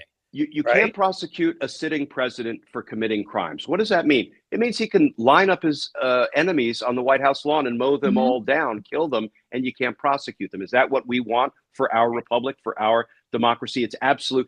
Actually, there's nobody that, it's more important to prosecute when they are committing crimes against the people than the president, because the president is the one controlling, in a very real sense, the people and the policies that are impacting the people. So it's an asinine position to take. But here's the good news. And we don't talk about this enough. And I think generally we don't talk about the good news enough. At least corporate media doesn't. I think we on independent media do. But let's think about the two criminal prosecutions that were up and running against Donald Trump before he won re-election. One was the classified documents case down in Mar-a-Lago. And we shorthanded as the classified documents case. But do you realize there were criminal charges for mishandling classified information, obstructing justice, conspiracy, and violating our nation's espionage laws? That's what he was charged, indicted for by grand jurors sitting as the conscience of the community. That case was up and running until Aileen Cannon tried to, walk it deep into the woods and shoot it dead. But it was up in the 11th Circuit Court of Appeals, about to be reversed and sent back to the trial court for a trial. I would bet my full buck. That's my betting limit. I'm not a high roller or a gambling man. I bet $1. I'll put the full buck on the 11th Circuit Court of Appeals. Kind of guy? No, man, I'm not. I grew up with nothing, man. I didn't have two nickels to rub together. I wasn't betting one of those two nickels. No. Yeah, so that case would have proceeded to trial eventually. What about, let's move up to DC, the January 6th case for trying to steal the election, attacking the Capitol. Where was that when it had to be dismissed because he got reelected? It was in court with Judge Tanya Chutkan litigating the question of, even in the aftermath of the presidential immunity ruling, can these 4 felony charges still go to trial because they weren't core constitutional functions or official presidential acts when he tried to, as a candidate, steal the election. She would have ruled, I'm going to bet my buck, that of course those felony counts survive the presidential immunity ruling because they weren't core constitutional functions, which are the only thing that enjoy absolute immunity. Those cases would have gone to trial. Guess what? They were both dismissed without Just because of this, prejudice, which right. means they can both be rebrought when the time is right. They're not done. They're not dead. Right. We can talk all day long about statute of limitations challenges and arguments we have to overcome a statute of limitations motion to dismiss. We can talk about the practical difficulty of pushing that justice rock up the hill. Those 2 cases can be rebrought, and they should be rebrought because it's too important not to hold him accountable. We need folks like you, Glenn, you know, in well, let's call it the after period, hopefully. Because going back to what we had, it seems to me isn't, you know, I mean, obviously it wasn't enough, right? A lot of stuff relied on handshake agreements, traditions. Oh yeah, release your taxes. I mean, every president has, you know, there just were so many things of that nature that they didn't think they really had to write directly into law, which quite clearly need to be. And I really feel like, you know, if we can win the type of huge wave election that we have a shot at winning, one of those candidates will be coming up soon in Lev Parnas, who hopefully can be one of the winners. But like, if we can do that, I just feel like, you know, we need to look at this, to me anyhow, like a post-Civil War period, a post, you know, a Great Depression period of where things have been disrupted to the point where we need to really radically change some things and move forward and put things that we know should be in law into law. So it's no more just I mean, nobody would do that, right? You know, kind of thing, because there is always somebody like Trump who would do whatever the hell it is. So you need to be one of, you still, is everything you're doing on the commentary side, are you still trying cases? No, I mean, when I retired from the department, no, well, not, I was on the side. I mean, like any. No, I was never a civil litigator. First of all, yeah. I was a prosecutor my whole life, and I was always on the government side. I don't fit comfortably as a criminal defense attorney, though I think those are the most important lawyers we have in our nation. That's not pandering. Everybody has a Sixth Amendment right to zealous representation. I would go into court every day and say, Your Honor, Glenn Kirshner for the United States. That made it sound like I had the whole United States of America at my disposal to prosecute cool, this guy for a couple of murders, right?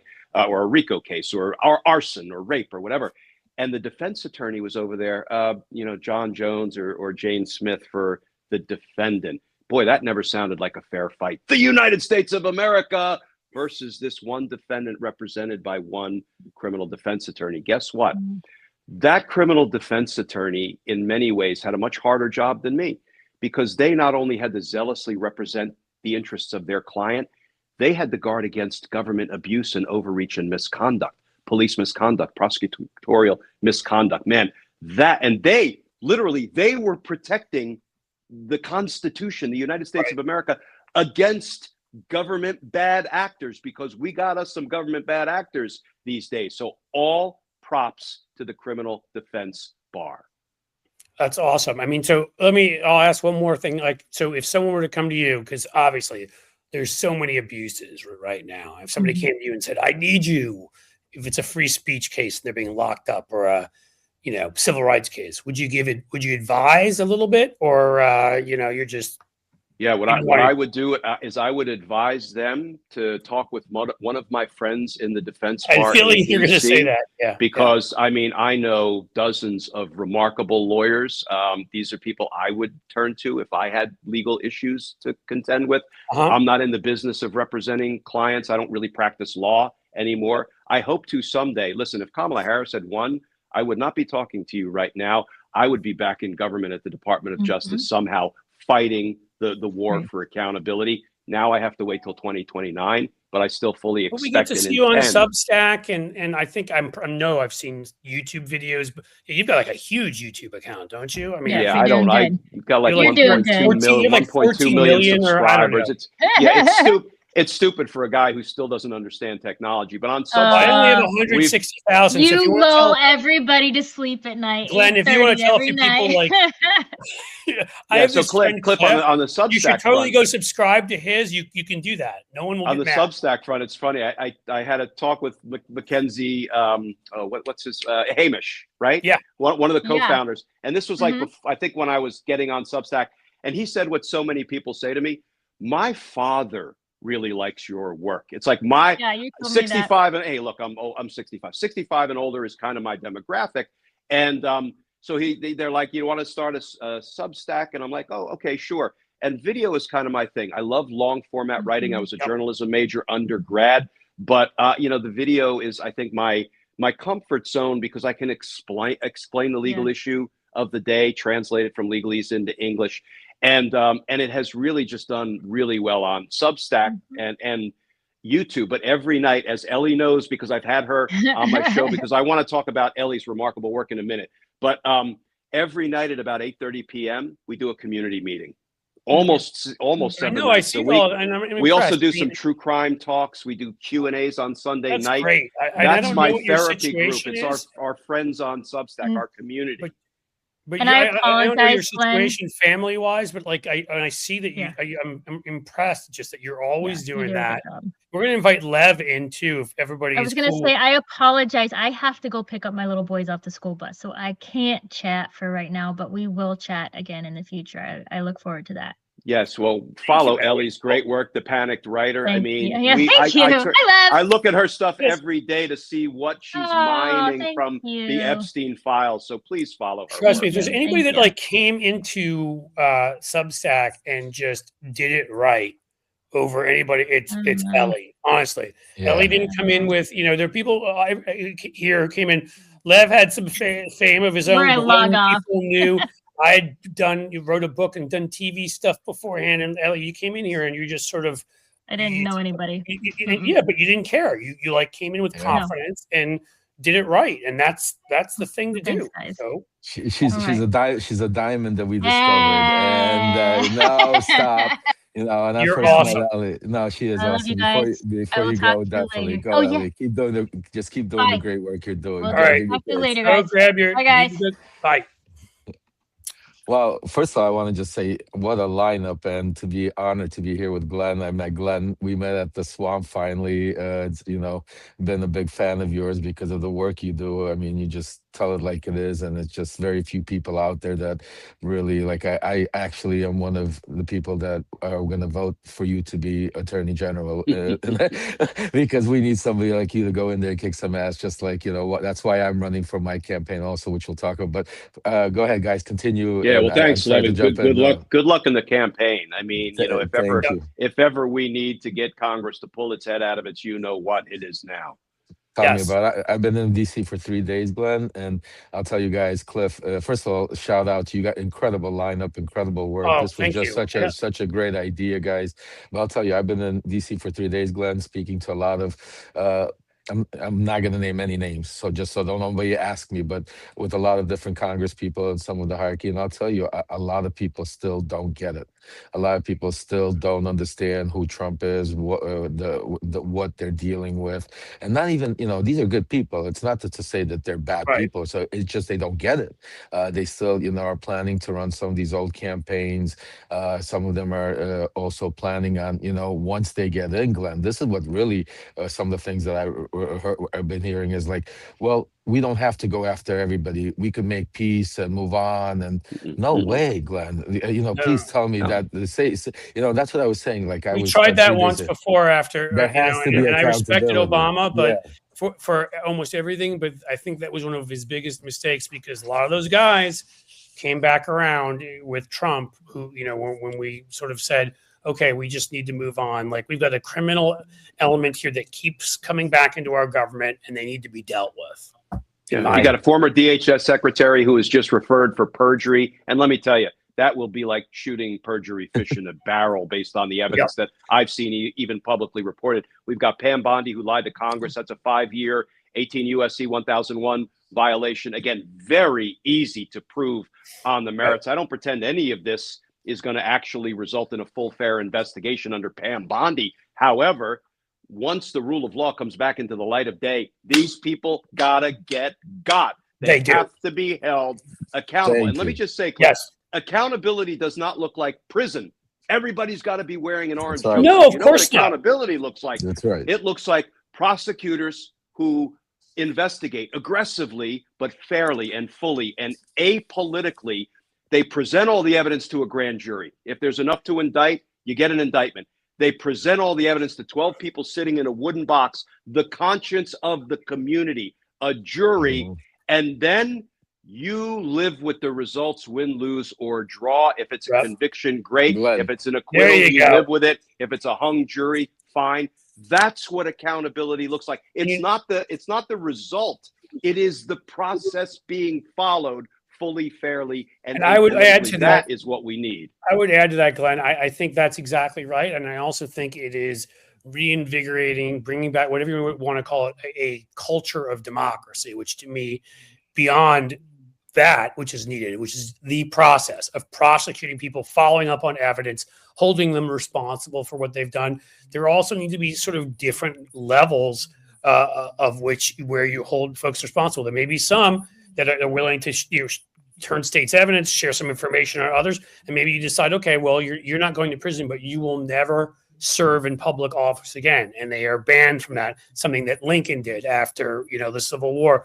I think some of that needs to happen here. I just there need to me to be a couple levels of accountability depending on what it is you did. And again, as you said, no, we're going to be. If people saw the movie Nuremberg, like an amazing movie, and as somebody myself from a Jewish background, my belief in the end is Goring should have gotten a trial, because you either believe in the right to a trial or you don't. That's right.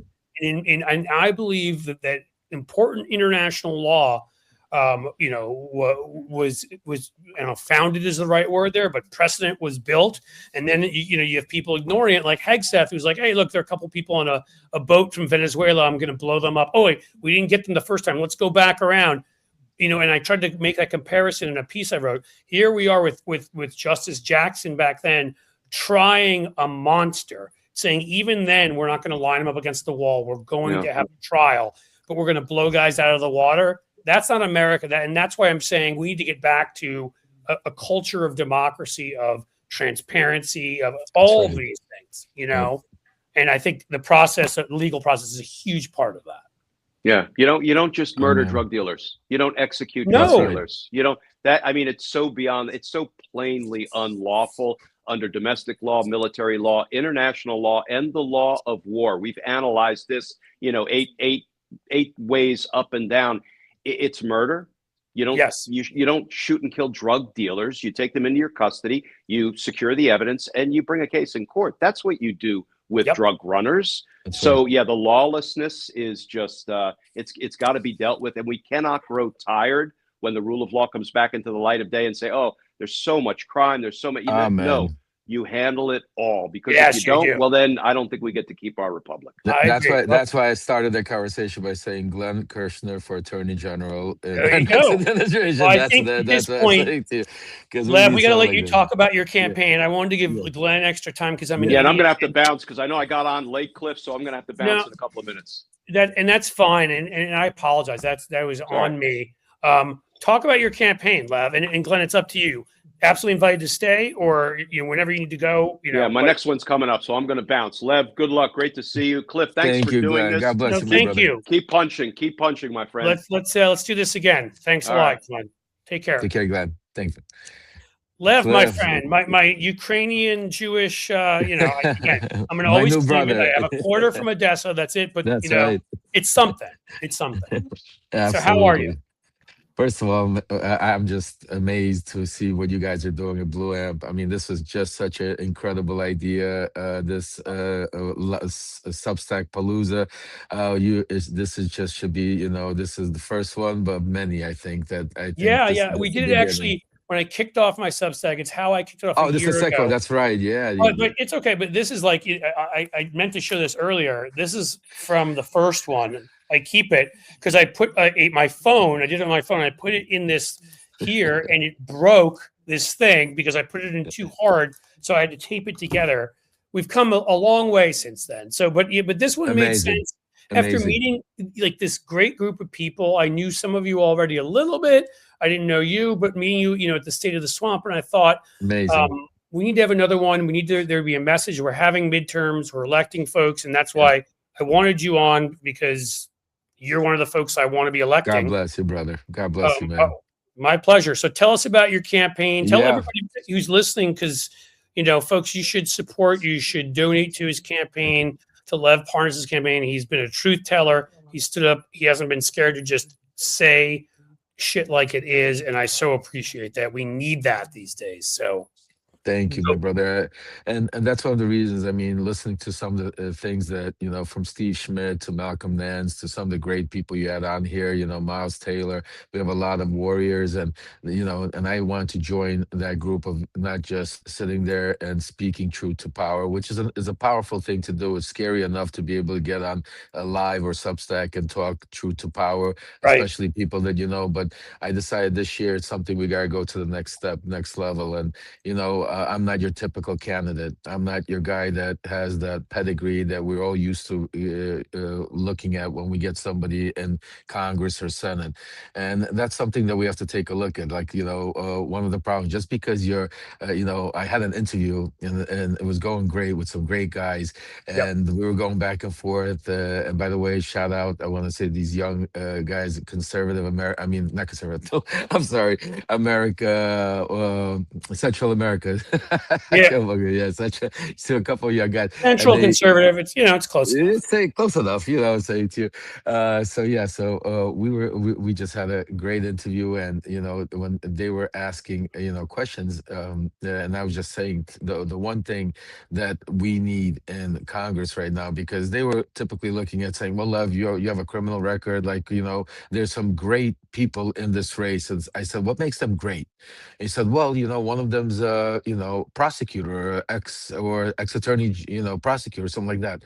I said, really? That qualifies them for being great? That means Pam Bondi's great. That means Attorney General Barr is great. That means if that's the only qualification, we're that's a damn good point you made.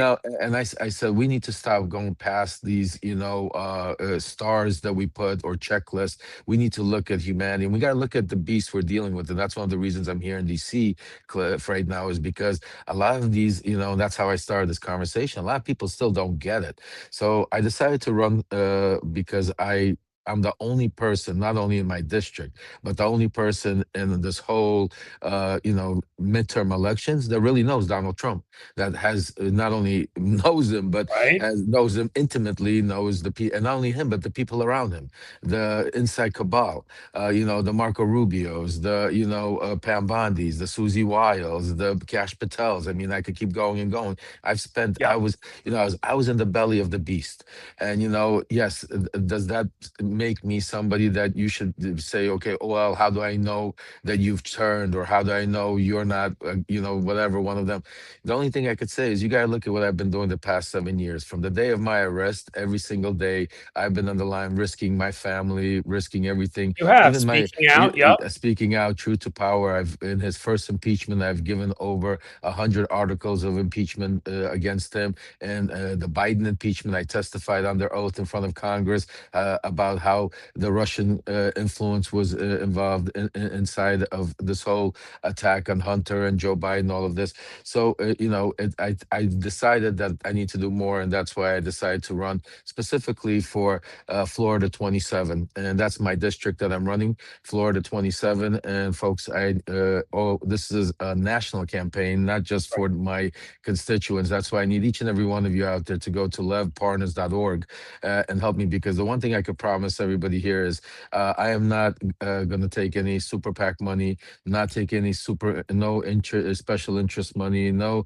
billionaire stuff. This is a grassroots movement, because the one thing that I'm going there to do is I might not be great about certain policies, but I'm great at certain things. And the one thing I know is the corruption that is inside, because I was part of it. I went to prison. Well, right. For they it. came to you. That's you were the target in a way of where they came in and wanted to use you to get to Exactly. achieve their corrupt means. Correct. So I know who the people are, and I'll tell you, when I announced, that was the biggest fear that went through the White House, because the one person they don't want in there is somebody like me, because not only do they know I will fight them, not only do they know, but they know I have the receipts, and that's Right. something different. And the one person I will do a shout out to, I'm not gonna mention a lot of people, but the one person that has been so far, my dear friend, and somebody that I could say supports me and is out there helping me. And one of the reasons I jumped the fight is Congressman Raskin, and me and him. Has he really?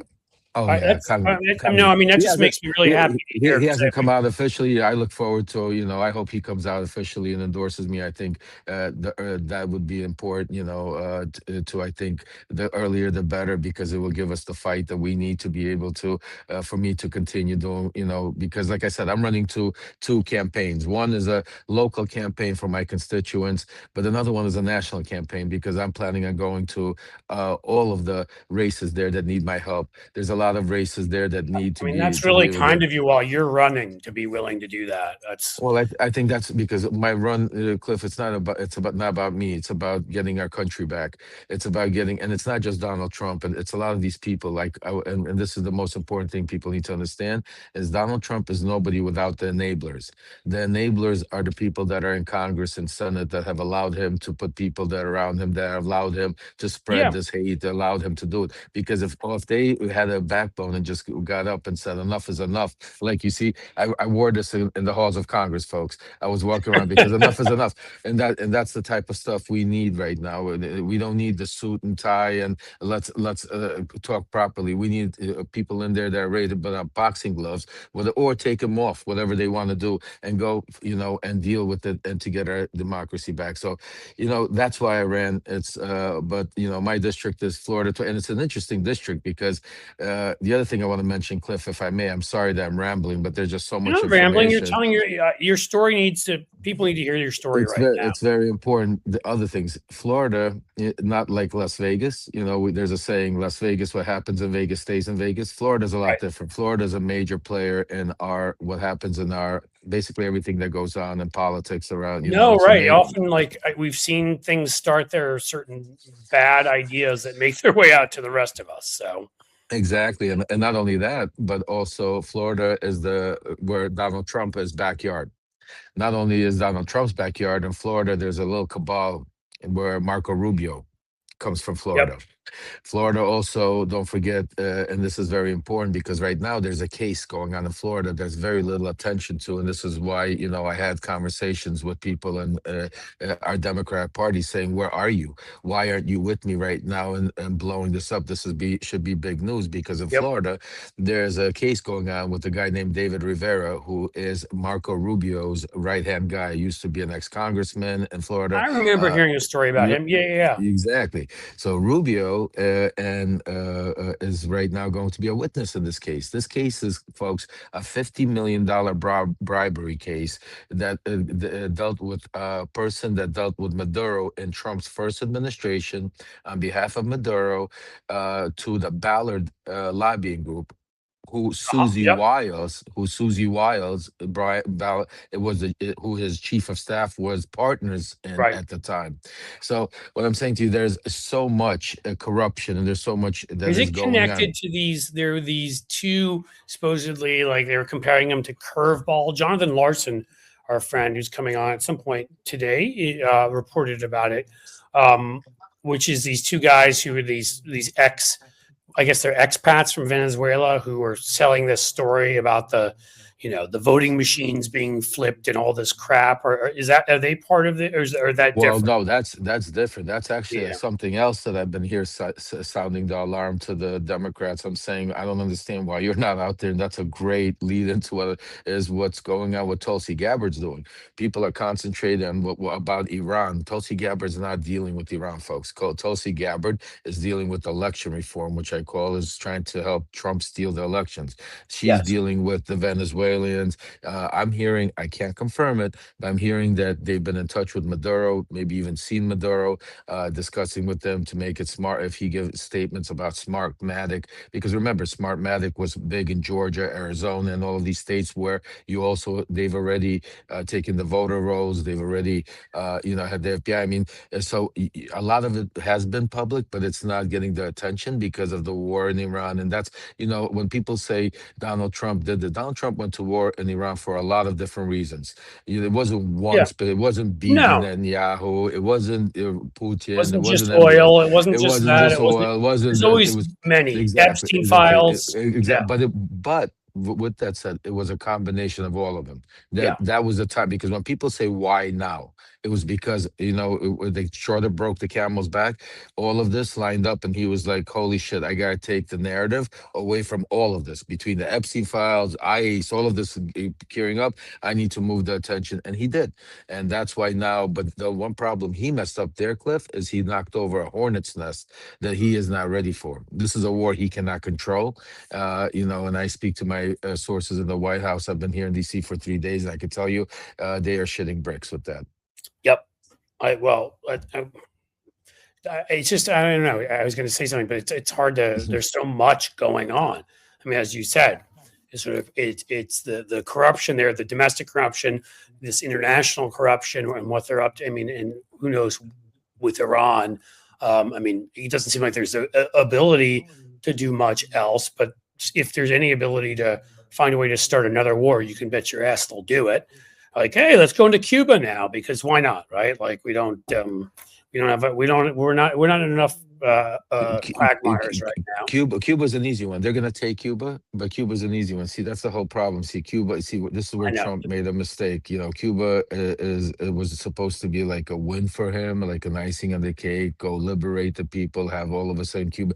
I mean, don't get me wrong. He's going to get a lot of support from the Cuban people, because because it's not about oil there. They don't need anything there. That was a strict win. It's not like Venezuela.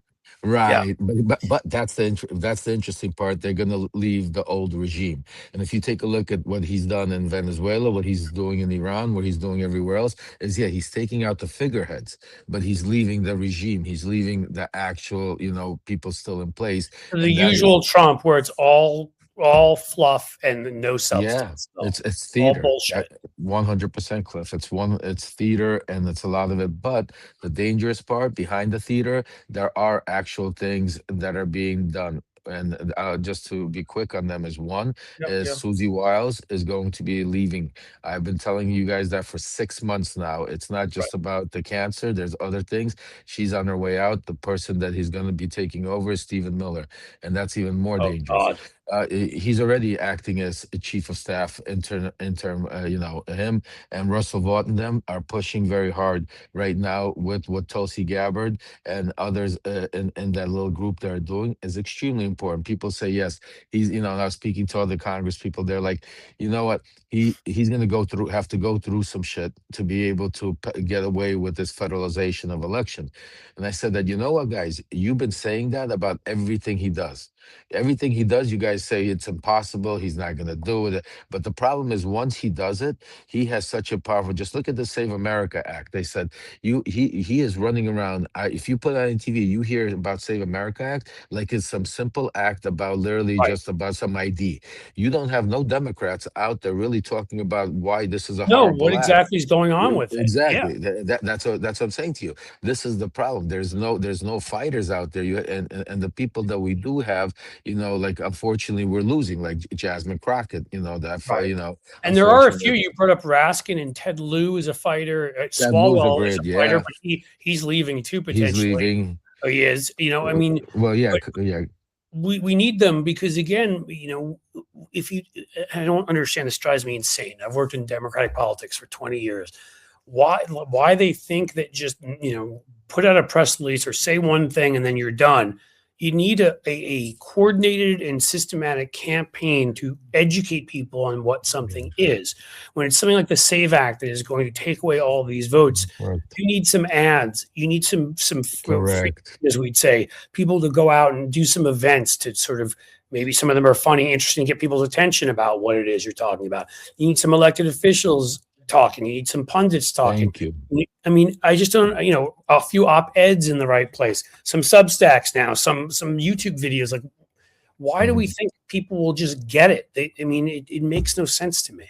And you know the Cliff, the crazy part is what I've been realizing also. It's like we eat our own. Like the one thing that I was like, just think about the simple part. As soon as I announce, instead of getting everybody running around saying thank you, love, how can you help? Let's what's it called? Everybody, even on the Democratic side, the what would we call them? The leadership, or they basically are like. Are they not happy about you because you cause too much trouble? Yeah, because I don't fit I'm like, you guys are never gonna win. What are you talking about? Like, it's incredible. Like, and the first thing they do is they make sure that Act Blue cuts me off. Think about it. Like, did you get cut off by Act Blue? Yeah, Act Blue. I mean, the history. Let me guess. Was it just because of the felony or whatever? Like, what was the reason? It had nothing to do with my family. Just they have the right, because I didn't fit their mold. I was, ex-Trumper, very, because I'm not running. But you're not now. You're running. I mean, there's people on the who run as Democrats who are Republicans. It's a great question. When you ask them, but because they're a private company, they reserve the right, like they said, to be able to do whatever they do. Think about it. It's a credit processing company. You know what I'm saying to you?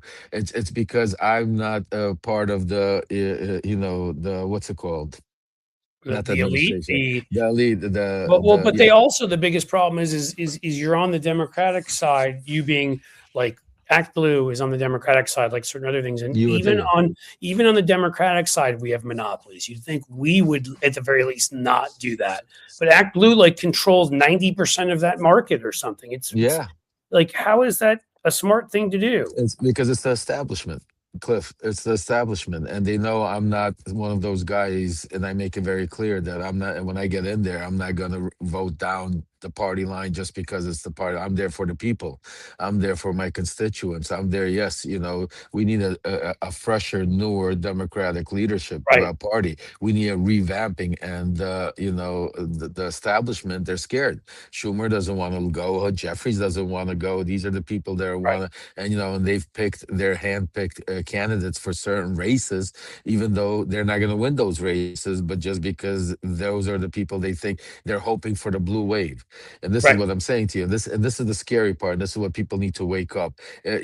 People like Jeffrey, Schumer, and all of this establishment, they're getting candidates to not fix the problem that we have going on, not to help the people or do anything else, but to continue whatever the prolonged issues the Democratic Party has had and why we lost to Trump to begin with over the years.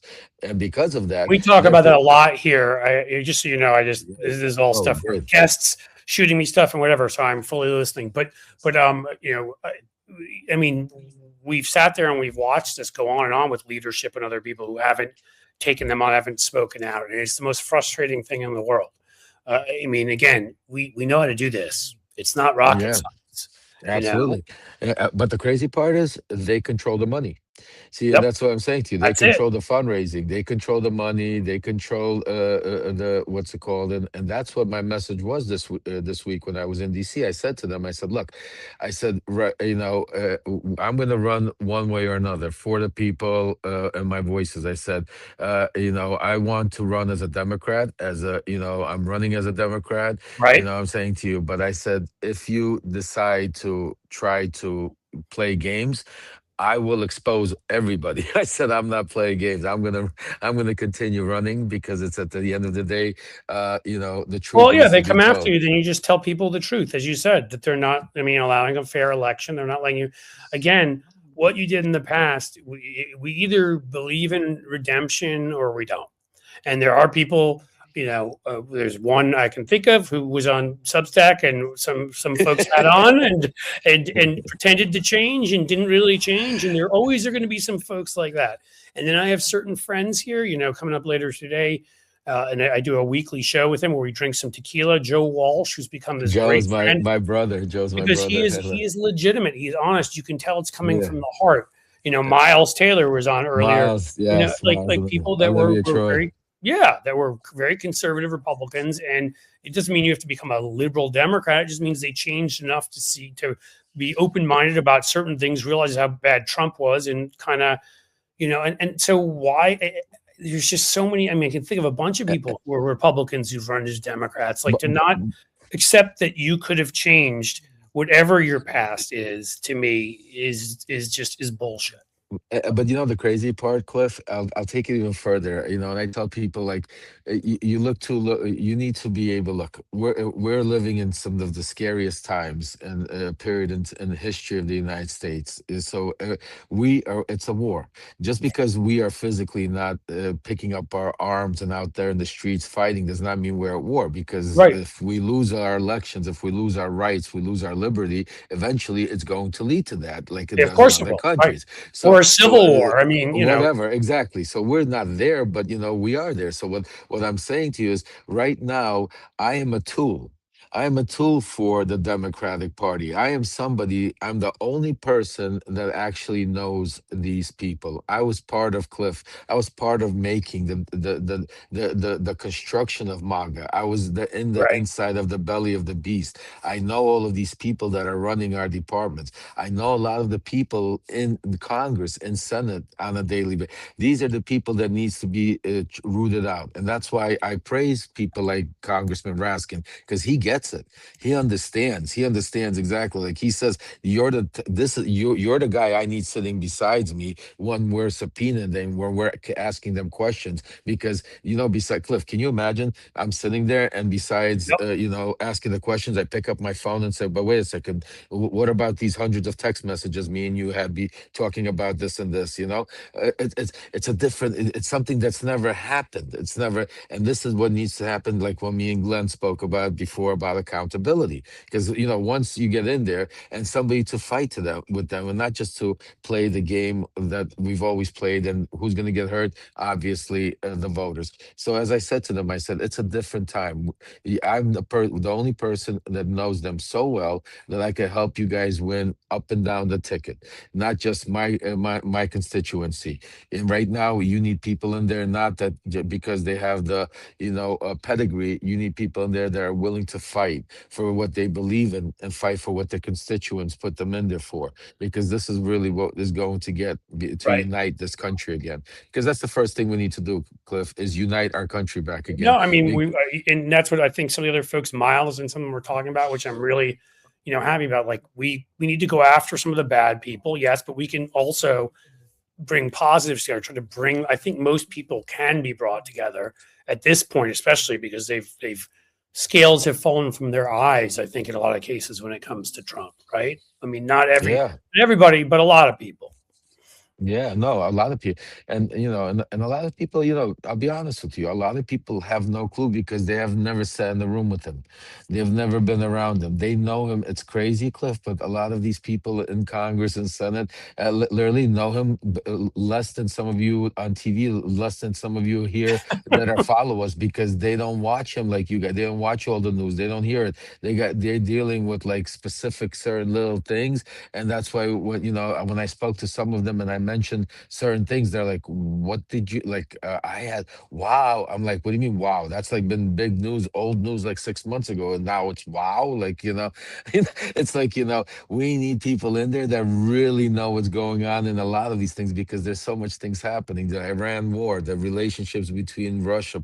Think about this, Cliff. Who knows better than me? I was going to say, this stuff. I'm the one he sent to Ukraine. I'm the one that was in Ukraine. I know Zelensky. That I might have know been that you knew Putin's something, people. right? Right. I know Kushner. I know Witkov. I know Kirill. I know what's going on. I'm saying to you, that's why they're so scared, because that's where the corruption is happening. This is where it's all leading from. They don't want that exposed, because what we're going to see play out shortly is all these contracts, all of these mineral oil, gas contracts. They're becoming between Trump donors and Russian oligarchs. This is where it's gearing up to, and Saudi is in the middle. MBS. It's the circle is They're always involved. oh Yes. no, it's MBS, Bibi Netanyahu, what's his name, Putin, and Trump is being used as a tool by the three of them. But the two leaders that are concocted this thing, just so people don't realize, is Putin and Bibi Netanyahu. Their relationship is very close and goes way back to even in 2018. They sent me there to get help Bibi win the Russian vote. So believe me, I know. That's what I'm saying to you. I I know believe so it. Like much. those two are close, and yet it's amazing to me. And yet obviously they also backed Hamas in their attack on southern Israel, which to me tells you something about that Bibi doesn't give a shit about his people. He was up, he was up, sending his folks up to help the settlers in the West Bank and leaving the southern flank open. And Hamas comes in and commits these murders, and Bibi is just still friends with Russia, even though they're supporting him. Oh no, well they're not just friends. You gotta go understand. They go back way back. Israel was built on Russian oligarchy money. You gotta understand that. I was part of that whole transition in the '60s and '70s. In the '70s, when Russia opened up, the Soviet Union opened up the doors. A lot of these people traveled. Most of them even were not even Jewish, but had circumcisions done, pretended to be Jews, had paperwork. No, there were 40, 50-year-old men that were getting circum just to be able to escape to go to Israel and I can understand wanting to get out of the Soviet Union.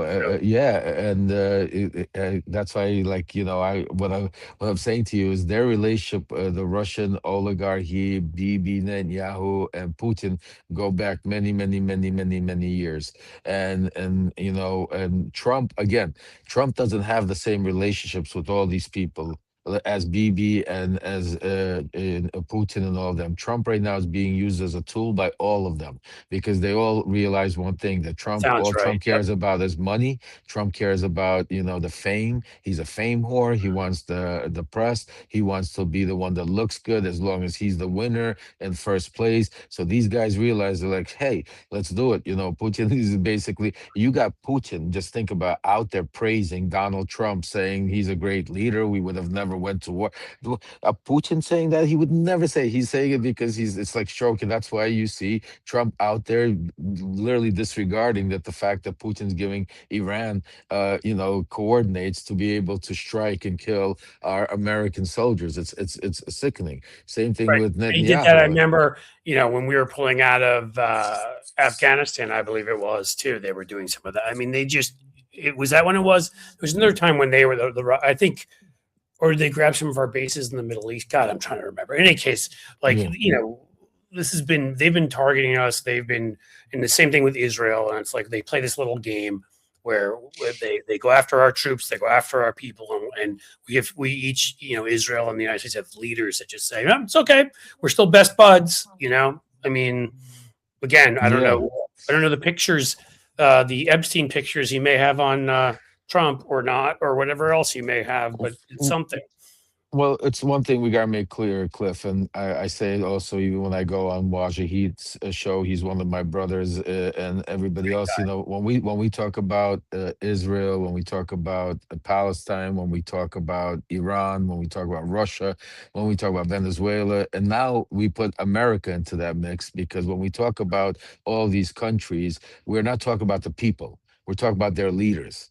The leaders of these countries, and this is very important to distinct, because it's not because that's why I think we get a lot of anti-Semitism, and I think a lot of also war of words that go on, because when you say Israel, people are, well, don't say Israel, it's Netanyahu. Yes, people need to understand, and I think you in your show earlier with Wajan, you guys even spoke about how the people of Israel are out there protesting and want to get Netanyahu out of there, because they don't want to go to war with all of these. It's not, it's just like the Americans are protesting Donald Trump. Think about how we're looked at all over the world. We're looked at also monsters right now. Right, we get blamed.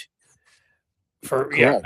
Because, and not because they don't like Americans, like Canadians love Americans, but because Donald Trump is a maniac and says, they have to say they have to root against America in the Olympics. All of a sudden, America gets booed. Not because, and that's the sad part. Because think about it, because of a leader like Donald Trump, we, if you looked at the some of the things that go on, some of the games, some of the sports, some of the Americans are now booed, looked at. Oh Just no, like we're hated everywhere. We're hated everywhere. So, exactly. Let me say, I don't know if you've got one summary. I'm going to get Kazem Rashid in here quickly. I don't know if you guys know each other or not. No, first time. A pleasure to meet you, Kazem. Likewise, love. How are you? So, good to see you too, Cliff. Thank you. Good to see you. So yeah, we're running. We're always running late. It's the way. I want a last pitch for your campaign, Lev, and a thank you for being here. So tell people, what we should get behind you. I think Kazem will like hearing some of it too when you're talking about the Democratic leadership and screw them, and you're going to do what's necessary and you're going to support what's right. But I'll let you take it. Give us the 30-second roundup. Cliff, I appreciate it. Pleasure to meet you, Kazem. Look forward to maybe we could do a live one day. But basically, look, folks, I'm the anomaly. I'm the person that Donald Trump and his mega base and his inner circle doesn't want in there. And that is why I'm going there, to be able to F shit up, to be able to disrupt, to be able to make sure that not only the Republicans, but the Democrats, it's time for change. We need fighters, we need leadership, but we also need some information and somebody that actually knows where the corruption is. I'm going up against no super PAC money. Why? Because I went to prison because I gave Donald Trump money through his super PACs. I know how it works. I know how the channels work. So that's why Donald Trump doesn't want me there. They don't want me there to uncover it. And so don't a lot of Democrats like Hakeem Jeffries and others, because they use the same systems, folks. These super PAC, these foreign money that comes in through these super shells, through these special interests, that is how they control what happens in not only in our country, but what happens worldwide. So those are the corruption that we're seeing is just some of the things that I'm going to be uncovering. So I don't have a loyalty for none of the leadership on one of the sides or the other. I'm there to make sure to be the voice for the people, just like we've been here for the Epstein survivors, for the people in Ukraine, the Middle East, Venezuela, South America, with the Western Hemisphere, Canada,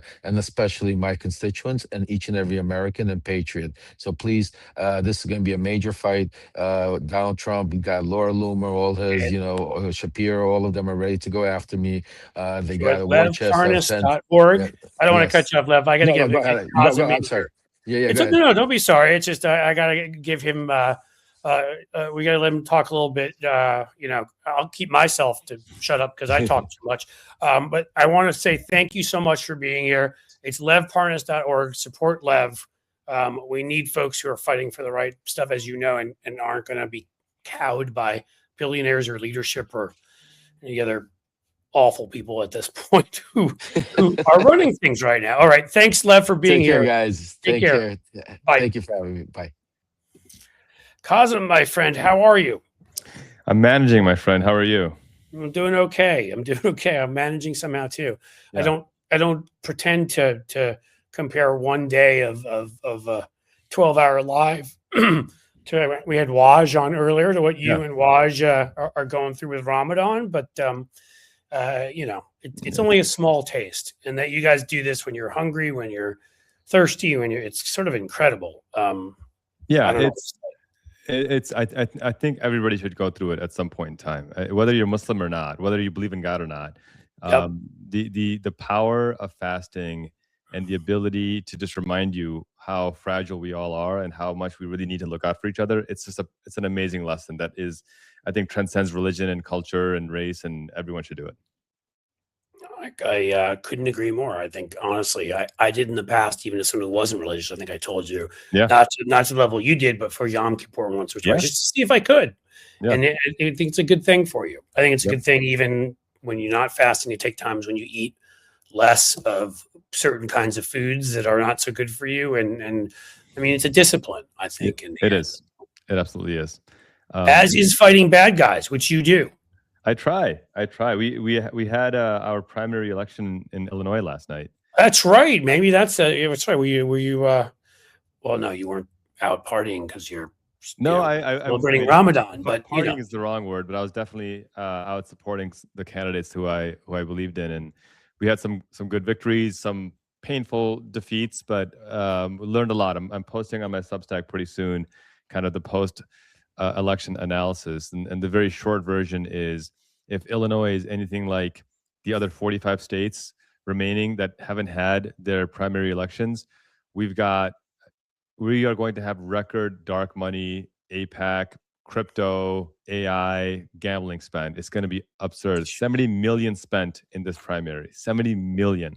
And we are not better off for it. And so the good news is, though, is that that's the most ever spent to try to maintain the status quo. And I don't think anyone is happy with the status quo. And it's not sustainable for anyone. And so I think the silver lining is we have a better path forward because now we understand what they're doing and how they're doing it. And I think if we can be effective in these other 45 states, we can have far more success than we had in Illinois last night. So you're not happy with how things, you don't think that, like, for progressive fighters and folks that were willing to take on sort of the I don't know if establishment's the word, but take on whatever you want to call it, the insiders. The status quo, yeah. I mean, I think there's some big wins, right? I mean, I think Juliana Stratton was not supposed to win. And she won big. She won by over 51,000 votes. And then, we had some heartbreaking losses, right? Karem lost by only about 3,000 votes. And kudos to BIS for winning. I think one of the points I bring up is that this is another example of why we need a better system. Like, why do we tolerate a system where you can win with 29% of the vote when 71% of people vote for somebody else, but you get to represent 100% of people? This is where ranked choice voting is so important. This is where runoffs are so important. Yes. And that, to me, is entirely within the Democratic Party's apparatus. We can say as a party, we will have our primaries be ranked choice, or we will have our primaries be based on runoffs. I mean, even voter suppressive Texas is runoff elections, for God's sake. We can do that and get a more representative, electorate as opposed to kind of what we have right now. Yeah, no, we want to make sure in the end that we have people that we have people there where 71% of people voted against them. I mean, even you just saying that, like, that just feels ridiculous, right? I mean, if 71% of people, I don't care how many other people there were, chose somebody else, you don't really feel like the person representing that district. I mean, we can go, people can choose from among the various things. I like ranked choice voting the best. I do too. Yeah. It could be that. It could be the runoff, and could be other things I'm not thinking of. But that's, I agree. That's a bad way of doing things. I guess Illinois wasn't always known for, let's say, it's transparent and and when it comes to elections, you have a special reputation. I don't know if that's true anymore or not, but there was a time. No, it's still very true. Unfortunately, even when I ran for Congress 2 cycles ago in Illinois, the party put out fake flyers attacking me without putting anyone's name on it, and I didn't elevate it, but it was illegal. It was a criminal act that they did. I didn't elevate it. I should have. I mean, that's political spending. You've got to mark who. Just for folks who don't know the rules as well, you got to say who did it. That's and right. You have to report what you spent on it and all of that. That is required.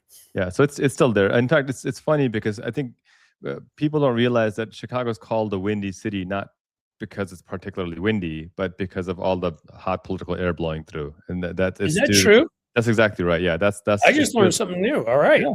Okay. And I would say you're more attuned to this stuff than 99.9% of people out there. People think it's because it's just windy. It is windy, but not like any particular level of windiness. It's actually. I know. I mean, I can even sit here, have conversations with you about what Kennedy pulled there in 1960. Joseph Kennedy, that would be. Yeah.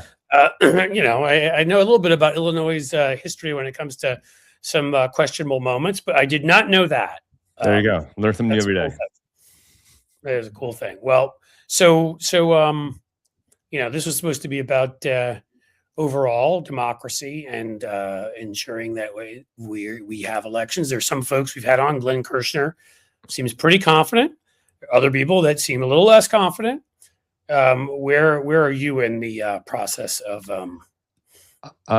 I'm in the process of we already are a severely voter suppressive nation at this Yes. point, especially post Shelby versus Holder 2013.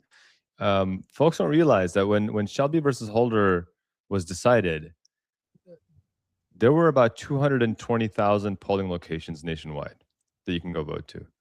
Now there's less than 100,000 polling locations nationwide.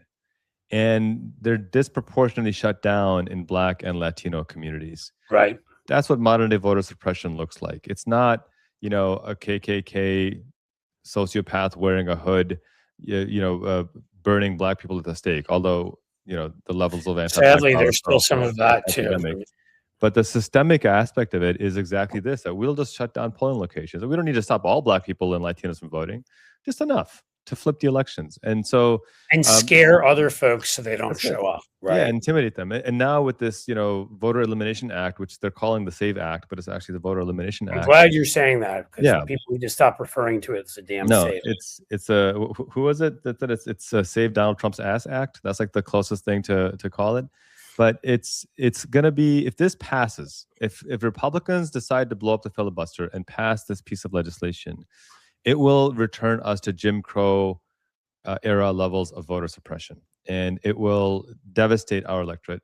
This is how I think Donald Trump is going to steal the midterms. If he can't pass this, I would not put it past him to somehow seize the ballot boxes, send federal troops to seize the ballot boxes, and suspend the elections. I would not put it past him to escalate the war on Iran, to suspend elections. I think he realized that Ukraine isn't having elections because they're being bombarded by Putin and by Russia, and so therefore he's going to try to use the same excuse here. I don't put anything past him. So I have a lot of respect for Glenn Christian. I think he's a brilliant academic in this space, and he's a trusted voice for all the reasons we already know. And while reserving my right to be a hopeless optimist, I'm going to be a realist in this one and say there's nothing that Donald Trump won't do to stay in power, to prevent the further release of the Epstein files, to ensure there's no accountability for the absurd numbers of crimes he's committed. I mean, absolutely true. Absolutely 100% true. Yeah. That's kind of where I am right now. And now that all that said, I don't plan on just sitting on my hands and saying, well, it's hopeless. This is just all, it's just going to happen. I think this is where we're at one of those moments in history where in the future people will look back and say, and this is where people decided that they've had enough and they are stepping up and they organized. And to that end, that's exactly what I'm doing. I'm continuing to organize, continuing to be active and involved, building new tools, new technologies, new infrastructures, because that's the only option we have. We can't just sit on our hands and give up hope. We have to be involved. We have to. Right. Well, and there's always like a million different things you can do: medium, small, big, whatever. And you're right. Like we have to keep fighting. And again, like I'm not. I don't come down on the optimist or the pessimist side. I come down on the side of we've got a lot of people doing great things. We also have a lot of challenges when it comes to making sure that there's anything remotely close to a fair election. And we had Miles Taylor on earlier, and obviously his organization is doing some work on this. And there are other ones. We're just going to have to do whatever it is we need to. We're going to have to. I guess fill in holes, right? We have to find the spaces where we haven't had people before, we didn't think we needed people, or needed to be active or whatever it might be, and maybe there is no easy answer, but as you just said, like you fight every damn way you can, right? I mean, you certainly don't just give in and say, oh, no big deal. Yeah, and when we talk about practical solutions, one of the tools I've been using is a free app called Sway, and I'd encourage. I've heard of that. Yeah, sway.co. I encourage folks to check it out. And in Texas, the Texas primaries, those who used it, we saw a 20% boost in turnout, which is fantastic. And it answers a simple question for anyone who's been asked, "Hey, who do I vote for?" Sway allows you to upload your preferred voter guide and send it to all your family and friends and say, "Here's who you vote for." It's as simple as that. To me, it combats voter suppression because it reduces the friction. Look, we've all got a million things going on. I mean, constantly, right? I mean, we're constantly getting texts. Did you do this? Have you done that? What Sway is doing is, and I love the fact that it's free because it's not like a gimmick like, hey, we're going to make money off of this. It's just free access to civics. It allows people to just know who to vote for based on the people they trust. People trust you, Cliff. They trust you. They respect you. They love you. They're like, this guy knows what he's talking about. You can't respond. I don't know about love. That's really pushing it a little bit. I love you, man. I love. They don't dislike me. I mean, sure. I will say that I love you, man. Just to make sure. Me to you. There you go. And if it was just you and me, we could solve the Middle East problems. We could Muslim Jewish unity. Here we go. Muslim and a Jew. We have it all figured out. If you guys would just fucking stop, just listen to us. Yeah, Cliff and Q. It sounds like a cool band name, actually. There you go. Start a band. But it just allows you to say, hey, instead of sending me a million texts, here's my voter list. Here's who I'm supporting. Go out and vote for them as well. It's fantastic, and anyone can set it up for local, state, and federal. But I bring this up not to be an advertisement for them, but to say this is a tool I'm using. It's free. It's effective, and this is the kind of stuff that we need to do more effectively. We're not going to outspend APAC and crypto and $70 million. We don't need to, though, right? We just need to use the tools available and spend that time right now. Take that anger and that hopelessness and that just rage you feel and channel it into progress here. And I promise you, we'll see more and more meaningful change. I mean, I think you're right. I just think, again, we can just sit around and sit in our hands, and just be like, screw it, it's all going to end. Or we can fight back. And if you think about how many moments in history could have gone a little differently and didn't, when you think about those, whether it's certain battles, Civil War or World War II, or it's Lindbergh in 40, or if you're looking back, I mean, and then there are things, of course, that could have gone much better and sucked, like, Reconstruction that could have actually happened and continued in the manner in which it did happen the first decade, and we'd be a completely different place right now. But the point being is I mean, you just brought up Kat. I can't think of her last name. Abu Ghazala, yeah. It's not easy for me to. I'm going to work on it, I promise. But you're good. But would you say she lost by a few thousand votes? Yeah, about 3,400 votes. Yeah, it was pretty close. I mean, think about 2016, right? Like, think about Al Gore in 2000. Think about. I mean, there's just so many times where it comes down to that. To me, is still the thing that changed everything. But but then I also look at certain congressional races. There's what's her name? She's got like 3 names. Meeks, I think, is her last name, in Iowa, that won her first, right-wing Republican in a swing district, won her first race by something like 4 votes. And she's managed to stay there. I think she's going to lose this time, but she's managed to stay there through, 2 other elections. I mean, if you think about that, a couple more people, we're at 4. So I'm not getting rid of you yet, but I'm inviting Chris Kluwe into the stage. How are you, Chris? Good. How's it going? Thanks for having me on. Yeah. Do you guys know each other, Kazem and Chris? I've seen Kazem stuff on Blue Sky a lot, so really appreciate what you do. So yeah, keep it up. Thanks, man. Appreciate you too, Chris. Kazem, human. You guys actually are similar. You're both like Renaissance men. Kazem's like run for Congress. He's like he's a human rights lawyer. He's a writer and a creator. What am I missing, Kazem? You do other stuff. Aspiring male model. You forgot the most aspiring male model. He's got that going too. And then we got Chris Kluwe here, who still, I believe, holds 2 records with the Minnesota Vikings as a punter. Am I correct that you still hold 2 records there? I'm not exactly sure. It might be more, but I don't really care because I'm not playing anymore at this point. So. No, that's fair. I just was wondering. I think we lost. We lost Kazem. All right. Well, okay. I was going to give I give your bio to I'll say goodbye to Kazem, but we'll give your bio to other folks here. Background: you were obviously in the NFL and a good player and someone who stood up for what mattered. That's when I got to know who you were, and you stood up for gay rights before the Supreme Court case when they were trying to ban it, and you had some of the more interesting writing that I very much enjoyed about it. Oh, Kazem is back. I don't know what happened. Did we lose you for a sec? Yeah, my internet went out weirdly. I don't know what it was. I think it's probably the anti-Vikings lobby realized that. That's what it is. It's because you're a Bears fan, dude. That's got to be the problem. A Bears fan. Yeah, I grew up a diehard Bears fan. That's definitely true. Well, I figured I at least would introduce the two of you before. So, and I mean, Chris, I always find so he wasn't doing very much. He was just punting for the Vikings while playing bass in a rock band in Minneapolis, and then stood up Amazing. for gay rights when others in the NFL came out against it. This is pre, Oberfell, which came out of Cincinnati here, I will say. But and he stood up and spoke out. And of course, there are people that told him not to, and he still did. And I think that led him to write for Deadspin some very interesting and a lot of swearing. I'm sorry, you used the word cock monster about somebody, and that was one of the better words. Lustful cock monster. Lustful cock monster. When he was being sarcastic about that you're not going to be turned gay because other people are, and ended up writing for Deadspin. You wrote a book, I believe.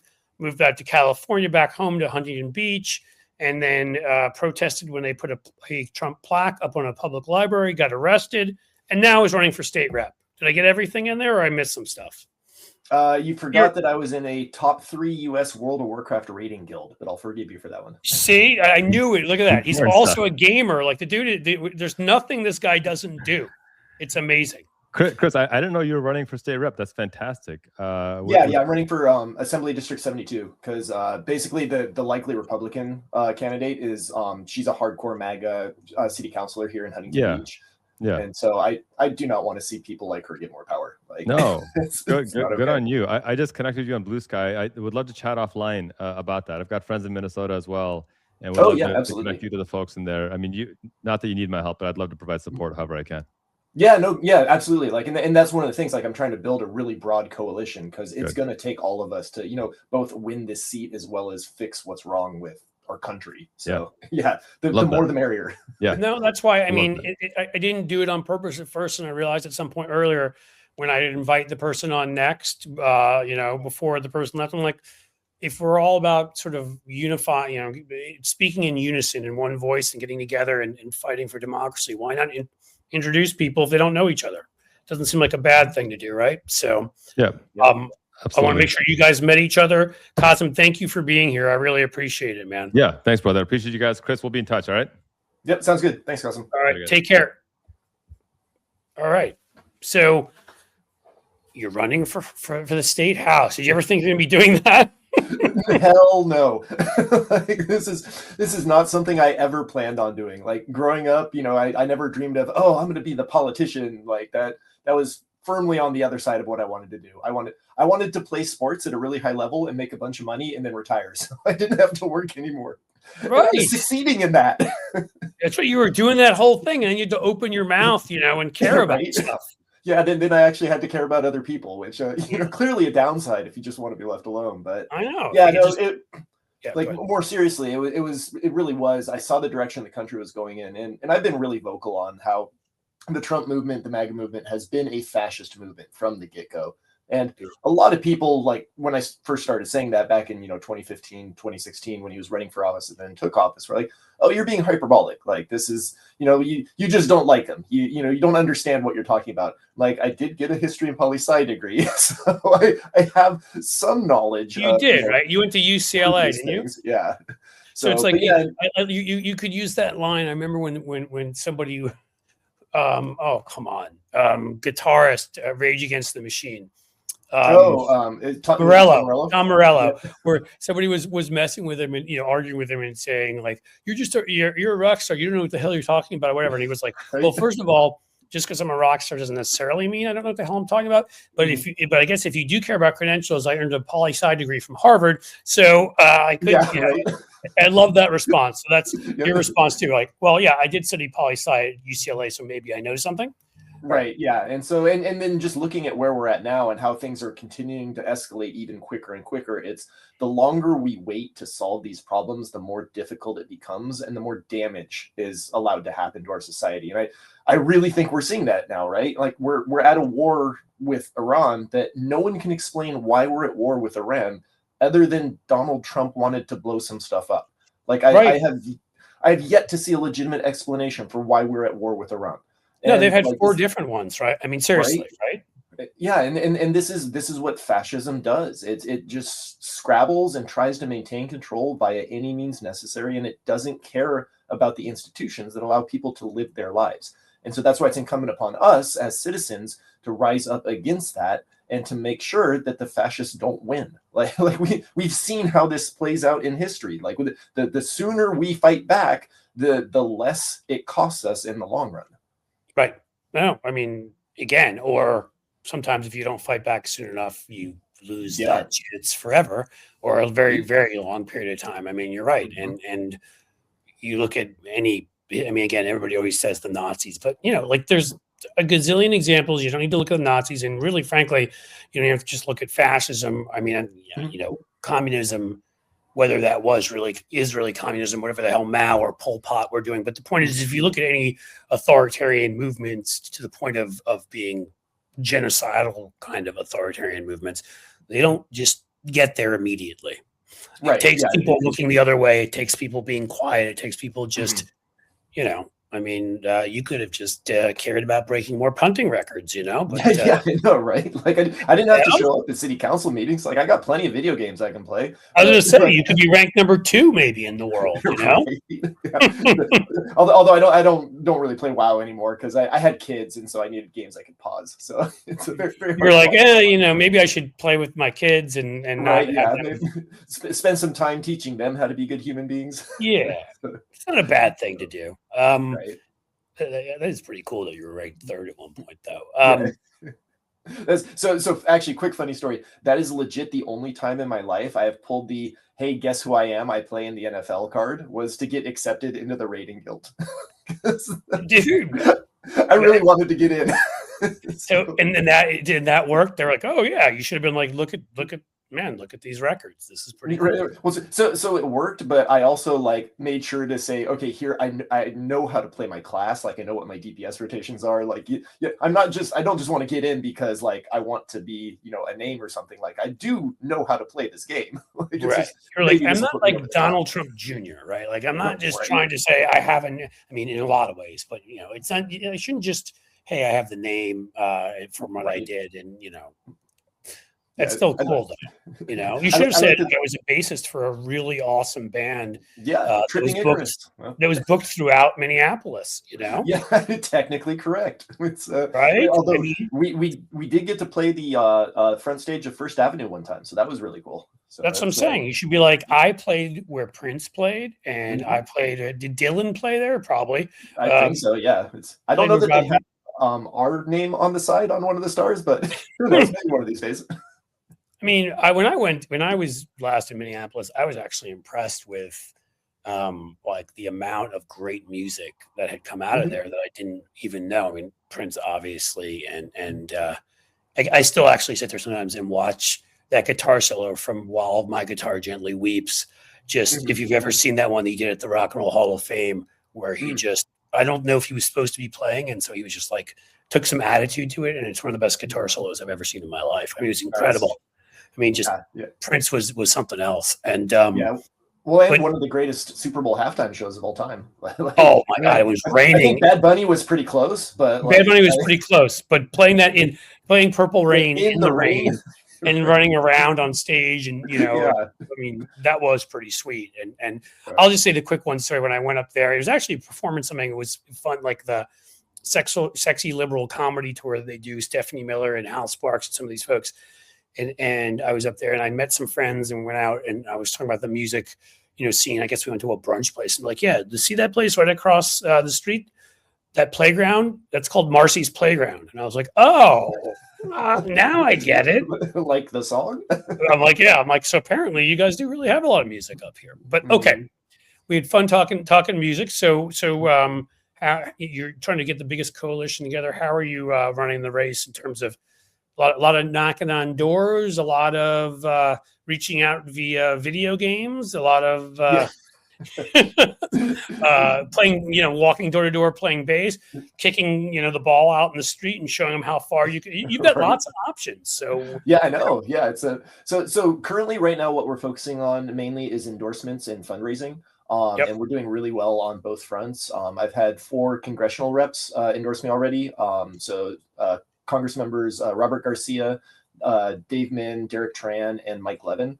And then I think I'm up to 5 assembly members have endorsed me, and then I'm also getting a lot of labor endorsements, because as someone who was in a union in the NFLPA and who is still in the union for the Retired Players Association, like I truly understand the importance of unions and collective bargaining and collective action. Like I would not have been able to make the money that I did had a previous generation not come together and collectively bargained for those rights. And so it's really important for us to protect and to grow unions in this country, because we're seeing, what happens when we don't have strong union protections. And it's one of the main drivers behind the wealth inequality gap that we're currently seeing. And it is the largest wealth inequality gap we've ever seen in this country. By not even close. Yeah, it's not even close. And so I read something, I think we're at 12 times or something, the Gilded Age. It's ridiculous, and it's unsustainable. Like it's going to lead to societal upheaval and potentially societal collapse, just like it did with the Great Depression. I mean, like we're on track towards that. So we should we should be not doing that. Another place that happened was Rome, where the few elites took everything and whatever. And I've been there and I love it. It's great, but the stuff from 2,000 years ago tells me that democracy did not really last after that. No, they don't like it. And the thing is, democracies only last if you're willing to fight to keep them. And so that means you got to show up, you got to do the boring work, and you have to make sure that competent people are in charge. And they're very unsexy jobs, right? Like being a state assembly member is not like primetime television viewing. You're taking care of the basic infrastructure that allows people to survive and prosper, and that's how it should be approached. Like I've been on TV enough for one lifetime. Like I don't need to be on TV anymore. I just want to make sure the job's getting done right. Is that why you looked at what was needed, and is that why you chose assembly? Because I mean, the truth is that with your background, just having the football career or whatever, you could have pulled a Steve Largent, although he's a dick and his politics suck, but otherwise, or a Fred Thompson. He was a dick and his politics sucked. But no, I mean, like having some name recognition, some fame from what you do, you probably could have run for the Senate's different. I mean, California, obviously, everybody wants that job and it's too big. Right. But you might have had a shot at a congressional race or something. Go ahead. No, what I was going to say, people asked me, like, hey, so are you going to run for Congress? And I was just like, well, no, I don't think I'm particularly qualified to run for Congress. Like, even like, despite my background, despite the fact I read a bunch and, care about these issues, like, I do think I would need some more experience before venturing into that large of a stage. Whereas, and also my congressional rep he's okay. Currently it's Dave Min, and then next cycle, due to Prop 50, it's going to be Robert Garcia. So why would I want to take Robert Garcia's spot? Robert Garcia has been great. Whereas I'm looking at the assembly race, and this is historically, it's a red leaning seat that has gone purplish at times. And I'm not against principled conservatism. Like there absolutely is a place for principled conservatism in American democracy. The problem is the MAGA movement is not principled conservatism. Like it doesn't believe in democracy at all. No. And so when I saw that a hardcore MAGA person was going to be running for the seat, and that no one else was going to be running against her on the Democratic side, because I went to the OC Dems, I'm like, hey, is there anyone looking to run in this race? And they're like, no, there's no one. So I'm like, well, we need to field people. Like we need to be running in the races that matter. Every race, so that you're out there speaking to people, you're sharing a message, you're telling them, you're not just letting the other side have the microphone to tell their bullshit, right? Yeah, and that's what I've seen here in Huntington Beach, is because a lot of people have a rightful view of Huntington Beach is like it's the Florida of the West Coast. Yes, it's where all these crazy people are at. And I was not aware of that, but that's interesting and fun to know now. Yeah, it's been pretty bad for the last 6 to 8 years. But I mean, there's a lot of good people who do live in Huntington Beach. Like they just don't show up, right? And so my job is gonna be, I need you to show up. Like I need you to understand that we outnumber the crazies. They're just really loud. But when we show up, like they don't like it. They get scared and go home. And we've seen that with our protests at the pier where before it'd be like, okay, we were kind of evenly matched in terms of numbers. But lately, especially with the No Kings protests and stuff, the local MAGA people are just not showing up anymore because they're outnumbered, 5, 6, 7, 8 to 1. Wow, that's great. Yeah. So the vast majority of people living in this district, because I grew up here, I grew up in Seal Beach and, currently live in Huntington Beach. And so the vast amount of people who live here just want to be left alone, and they want their government to work. Like they don't want to have to think about politics. And it's like, okay, fine, and I know that because I was one of those people. I was a tall, straight white dude, right? Growing up, like, what do I need to care about politics? The entire system is rigged. It's all here for me, baby. Right? Yeah, you're working as intended. But clearly now I see, like, okay, yeah, no, we really do need to change quite a bit of this stuff. But the people here are seeing that local MAGA governance has been leading to a budget deficit. It's been leading to endless lawsuits against the state. It's been leading to corruption with a lawsuit settlement giveaway to their friends. And it's the same stuff that Trump's doing. It's just at a slightly smaller scale. But like it's all the same stuff. And so that's why it frustrates me when people act like, there is an actual kind of MAGA theory of governing. Like, there is center-right conservatism, and you brought it up before. We used to have it, and again, I disagree with it mostly, but I think it's a good thing. It's those who say, "Hey, we agree with you that there are problems, but we need to solve those problems." So you're going to be in favor of, a carbon tax. We're going to be in favor of cap and trade. We want to do it more by the market. You want to do it more with government.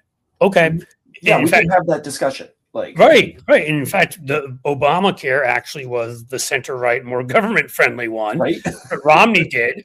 Right. That's what in Massachusetts, that was, it was originally a Heritage Foundation when they were less crazy idea of here's how you solve healthcare, but do it with markets involved. But then they decided to move over to that next place of we don't accept there are problems. We're going to deny them demagogue about everything, lie and would, never act in good faith and not try to solve anything. That's not a theory of governance. I mean, just striking out and demagoguing and attacking people for their who they love or for their race or their religion or whatever.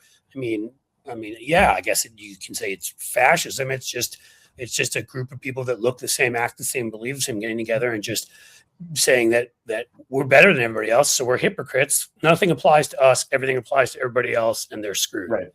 Yeah, I want to call that a theory of governing. I don't know that I call it that, but I think the closest one actually that I've seen is on Blue Sky. It was going around, I think, like a week or so ago, where someone was like, "Yeah, the theory of governance is just everyone is 12." Like that's the MAGA political theory. That's not bad, actually, right? It's like, go ahead, sorry. Right? Like, you want to declare war on Iran? Sure, great, buddy, you're 12. Right, bomb them. Right? You want to tear down all the windmills? Great, yeah, you're 12. It's a fantastic point. Whenever you think about like the way he reacts to female reporters, well, she's just a stupid girl. You're fat. It really is kind of. It's like it's a 12-year-old boy, almost more specifically, manner of government. Yeah, and just no desire to face or even think about potential consequences or seeing other people as people. Like, I mean, it's we are all human beings at the end of the day, but we have to be able to recognize that in each other. And I really don't see that from MAGA. Yeah, no. I mean, there's no, I think, recognition at all. I mean, they find a way. I think I've said that. What's the quote? I think it's a Stalin quote, right? Where he said, "One death is a tragedy, a million." Million statistic. Yep. Statistic. I'll say the word right. I think they follow that really, which is, if there's numbers of people hurt. It was just 130 Iranian sailors who were sunk in that frigate that was off Sri Lanka, 2,000 miles away, where they were posing no danger to us. They weren't near the United States. It wasn't near Iran, even if you want to say you're in a conflict with Iran, which we shouldn't be. But there was literally we literally just murdered 130 people who one moment were headed home from some celebration, international celebration, the next minute were either, on fire, in pieces, or sinking to the bottom. And it's just like, you have to be such an empathyless whore. I really don't know what else to say. You really just need to be so, to me, to do that and not just like do that, but like celebrate it. Yeah, there's actually there's a really great quote from Terry Pratchett. He's a fantasy author, great satirist. Where it was one of the characters is trying to describe, where evil starts, right? And so the character's like, well, evil starts when seeing people as things. And then this other character, tries to say like, well, no, but what about this? What about this? It's like, no, it always comes back to seeing other people as things. That's where it all starts. And I think that's MAGA, that's Trump. Like they don't see other people as people. They see them as things that can be pushed around or gotten rid of. And that's why it's so important that we have to fight against them. No, I think that's exactly right. Because again, what people are I've always said, when I see Trump, people are either, obstacles or enablers. There's no in between, right? And you can go from one to the other, right? Like one of his original supporters, that racist, jackass from Alabama, Jeff Sessions, found out real fast because he supported him. But then when he wanted him to open a case into Hillary, and Sessions, thought, well, I could go to prison for that eventually, and refused to do it. Then he went from enabler to obstacle, and you're an obstacle. There's nothing Trump won't do to you to destroy you. So he destroyed him. And when the guy tried to run for a Senate seat again, endorsed his opponent, and that was that, right? That's the way he does all it. So I think you're right, and I think the ability to dehumanize, because if you say to yourself, well, I want this, the other person has it, but they're no longer a person. Right. And then who cares, right? I can take whatever I want. And I've seen that same dehumanization like here in Huntington Beach back when we had our library ballot initiatives, like we were trying to protect our public library from book banning and from the city council from privatizing it. Like there were our city council members, and it was more than one of them. They were legit holding rallies with, their supporters where they're claiming that everyone who opposed their book banning were pedophiles, and legit calling them pedophiles. And that's over half of the city. That is a huge pedophile population, right? Like we won those ballot initiatives like 60-40 and 59-41, and it was just like, how do you think you're going to represent all of this city if you're convinced that the vast majority of people in here are pedophiles because they don't agree with you that we should be banning books? Like that's not good governance. Trump wants to ban books and Jeffrey Epstein, so I'm not sure I understand all of this stuff. Yeah, that's the other thing too, right? Is the projection is just through the fucking. Oh, absolutely. Like every what is it? Every accusation is a projection with them. Like, I mean, that's what I mean. It is. It is. I truly believe that. Like they know the truth about themselves, and they I think that's also behind. I mean, some of it's they're brought up in certain backgrounds where they're religiously strict and just never thought to venture outside of it. But I think a lot of it is also they think, well, we've got to ban this because I have this urge and everybody else must have this urge too. And you're like, well, maybe depending upon what that urge is, if it's just, if it's something that is consenting adults, we're just like, well, we may have that urge, but we're not like weirdos like you, and so insecure, like we're going to go live our lives. And if it's an urge that is a problem, like kids or something like that, you need to go get treatment and get the kind of help you can get. And no, the rest of us don't have that urge either. So but go ahead.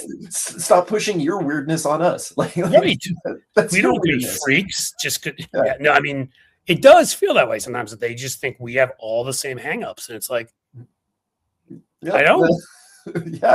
I'm good. I'm good, right? Good friends who are gay. That's awesome. Doesn't let people live their lives. Let people be people. It's really not that hard. That's the thing. It just is so easy when you break it down like that and whatever. But it's this, like, I don't know. Evolutionary biology went wrong somewhere, and you just have these billionaire creatures that never have enough. Like, it's not about collecting resources to make sure your family is taken care of anymore. It's about all sorts of other weird things. And I just, So I've actually been talking about that in my campaign speeches, like when I'm at Dem clubs and stuff like that, is that, why do we as a society, why do we not consider wealth hoarding a form of hoarding? Like every other resource that people hoard, we say that's a mental disorder. Like you need treatment for that. If your house is filled with newspapers, it's like, okay, you have a problem. We need to get you help. If you have 200 cats, it's okay, you have a problem. We need to get you help. But somehow it's, if you have $200 billion, it's not a problem. It's something that should be aspired to. Sure, let's celebrate that. It's like, no. While people are starving too, like it is legitimately a mental disorder, because at a certain point, if you can't say I have enough, then you're never going to be able to say I have enough. And that means you're just going to keep hurting people to try to get more and more and more to fill a hole that's never going to be filled. And we've seen that with a bunch of people. Oh, absolutely. Yeah. So Elon Musk is the prime example, but no, you're right. Let's not get into that. He'd never have enough because of his self-loathing, and God, he's got problems. But so for your campaign, are there issues specific, a few that you're running on more than others? Yeah. So there's three big ones that I really want to focus on. They affect us both locally as well as at the state level. The first one is affordability. I mean, California is facing a massive affordability crisis, right? And like one of the big drivers behind it is we just haven't been building enough houses, and we haven't been building enough like condos, duplexes, townhomes, as well as more higher density like mixed commercial residential use housing. So we really need to just buckle down and build the units. Like that's what it comes down to. The second one, mitigating the effects of climate change. My district in particular, it's 4 coastal communities, which are going to be having to deal with like coastal erosion. We actually had a tropical storm hit us about 2 years ago.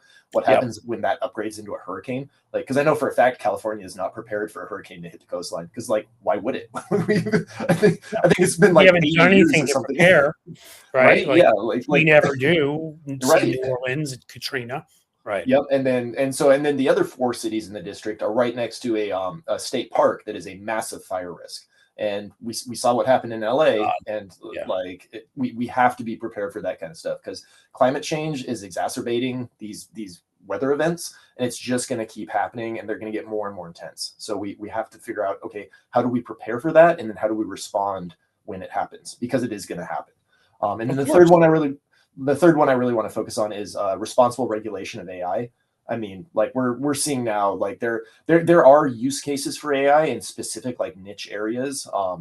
Novel medical treatments is a good one. Weather forecasting is another good one. Like summarizing large data sets with expert oversight at the end of it. Like there are use cases for AI, but this push to try to get like ChatGPT into schools and to replace workers and to like automate the medical diagnosis process, like no, it's not okay. Like there needs to be a human in the loop. And my thing is, especially with the schools, if I as a parent, if my school district told me they were going to hire a teacher that was wrong 40% of the time, I would be like, what the fuck is wrong with you? I know, right? Like, how dare you? Like, how dare you think that is appropriate for my kid to be learning from a teacher who is wrong? Like more than well, and I just think I'm so glad to hear you say that, honestly, because I think it is this sleeper issue that if Democrats would get smart and embrace nationally and tie in with what I think their overall theme should be, is that, and again, there are some wimpy Democrats in leadership and too corporatized who won't do this, but the others who really are good need to take the lead and push it. And it's, look, we're up against a bunch of billionaire predators. It's sort of what you're saying about hoarding, which is all about power.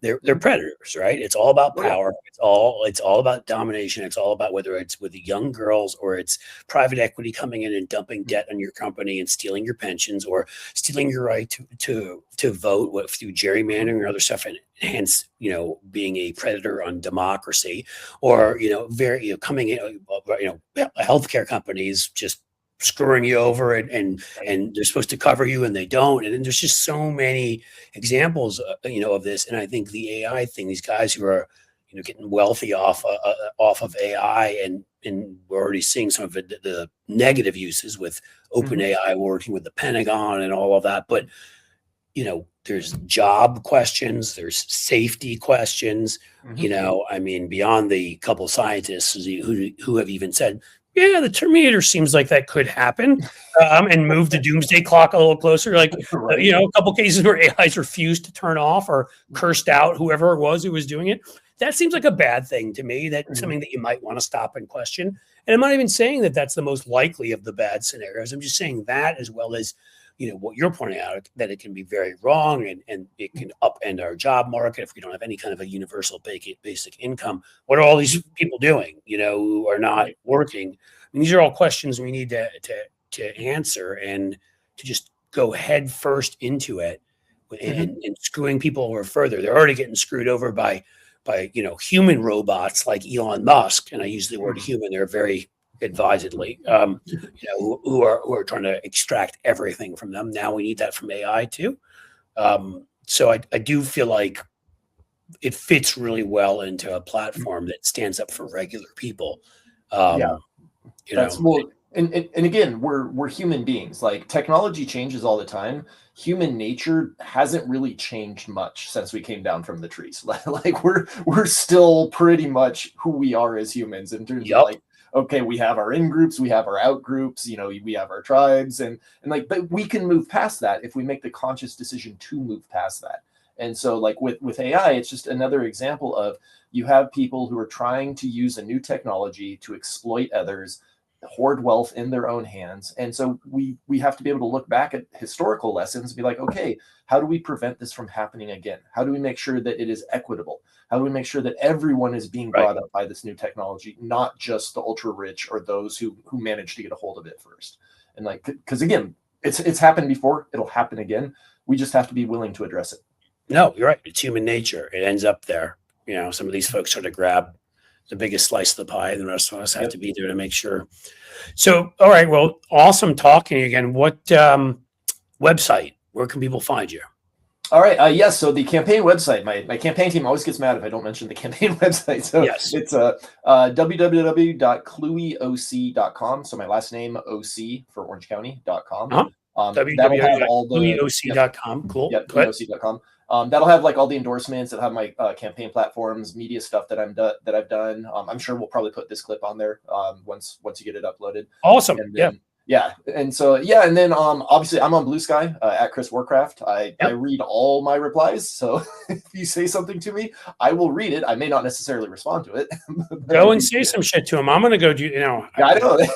I have a few times already. It's cool. Oh yeah. Yeah. It's no, and that's the great part about social media, right? Like we should be able to use it to just be social with each other. Like that's the ideal of social media, not a rage room where everyone's screaming at each other. So I think, that's the less pleasant part of social media. We could let that go. All right. Well, listen, seriously, I mean, I could talk to you forever about various stuff. Hell, just your music and your, the NFL will be fun. So, but awesome that you're doing what you're doing. We'll have you back on at some point again when we're not doing a crazy 12-hour thing, and I'm not in the middle of. I think I'm about halfway done, and I feel like I'm going to pass out. But we will fight through, my friend. You fought through tougher things. You fought through Minnesota winters. I can make it.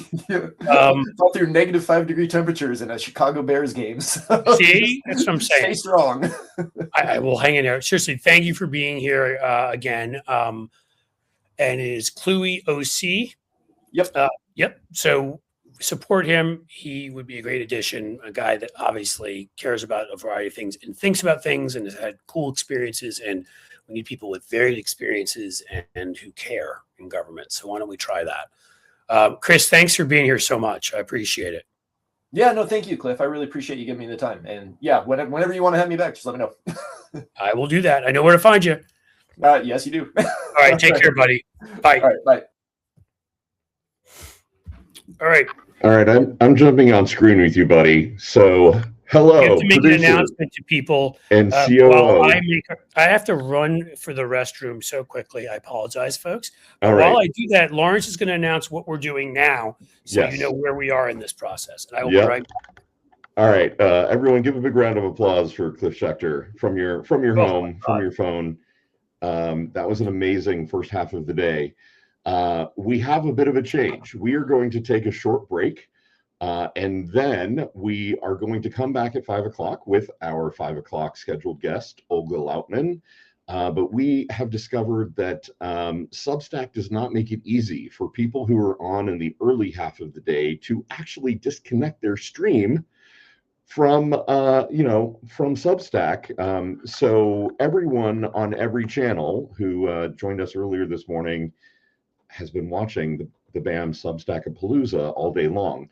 And that doesn't work because folks like Steve Schmidt and Julie Roginski and other folks have other shows that they need to do today. So we're going to end this stream when Cliff comes back and stop presenting.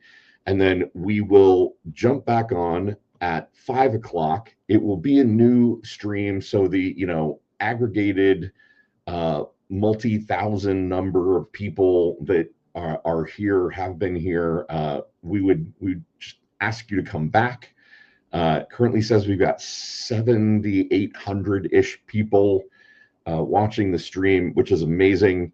And we've got about 1,000 people on YouTube and the other channels watching. Thank you. For YouTube and the other channels that we're on, nothing is going to change. We're just going to go dark for a couple of minutes. But for Substack, it'll actually show up as a new stream. So we're going to have a stream from 5 to 7, another stream from 7 to 9, and a final stream from 9 to 11. All of our guests are in their same times. And wouldn't you know it, Substack is changing their dashboard today. So a lot of the live video functionality is different, like audience notifications. But knock on wood, it's all going to work out. If you would throw us some cabbage, we would really appreciate it. The QR code up there with the duck head is donate. And the one that says subscribe is to subscribe. We've got 75% off right now for $19.99 for a year. You can subscribe to Blue Amp and help Cliff do crazy things like do a 12-hour, marathon. Yeah, I had to jump in there quickly and say, folks, honestly, this is, I love doing this. I love talking to people, meeting people. This has been great. But we do Lawrence is behind the scenes too. We put a lot of work into this, planning for this 12 hours today. So you can imagine impacts whatever else I can do this week. I may not be able to get out of bed. And we really, really, for us to keep doing these things, need your support. I don't know how else to say it. Even just going into the give me a coffee or buy me a coffee thing and leaving $5 or $10 is amazing. But the fact that for a year we're offering you right now, a paid subscription that costs less than $2 a month. Think about whatever it is you spend $1.60 a month on. Right. We've had some folks sign up so far, but not really enough.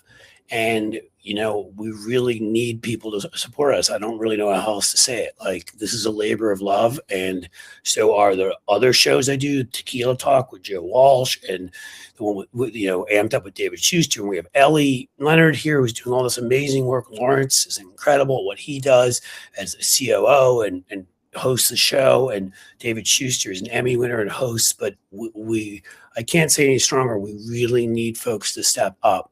People spend money on all sorts of crazy things. I'm among them. $1.60 a month. And you really could end up, if you buy a $19.98, I think is what the cost is, $19.98 for a year. Right. And again, these are the things we're going to bring you. Cliff, I don't know if you know this. My dad was the director of a public TV station down in South Florida when I was growing up. And so I grew up watching him do pledge drives. And it's literally, it was exactly like this, right? Like the moment every, 6 months or whatever, when they would get on the air and they'd be like, if you love, nature documentaries and masterpiece theater, subscribe, pledge now to WPBT.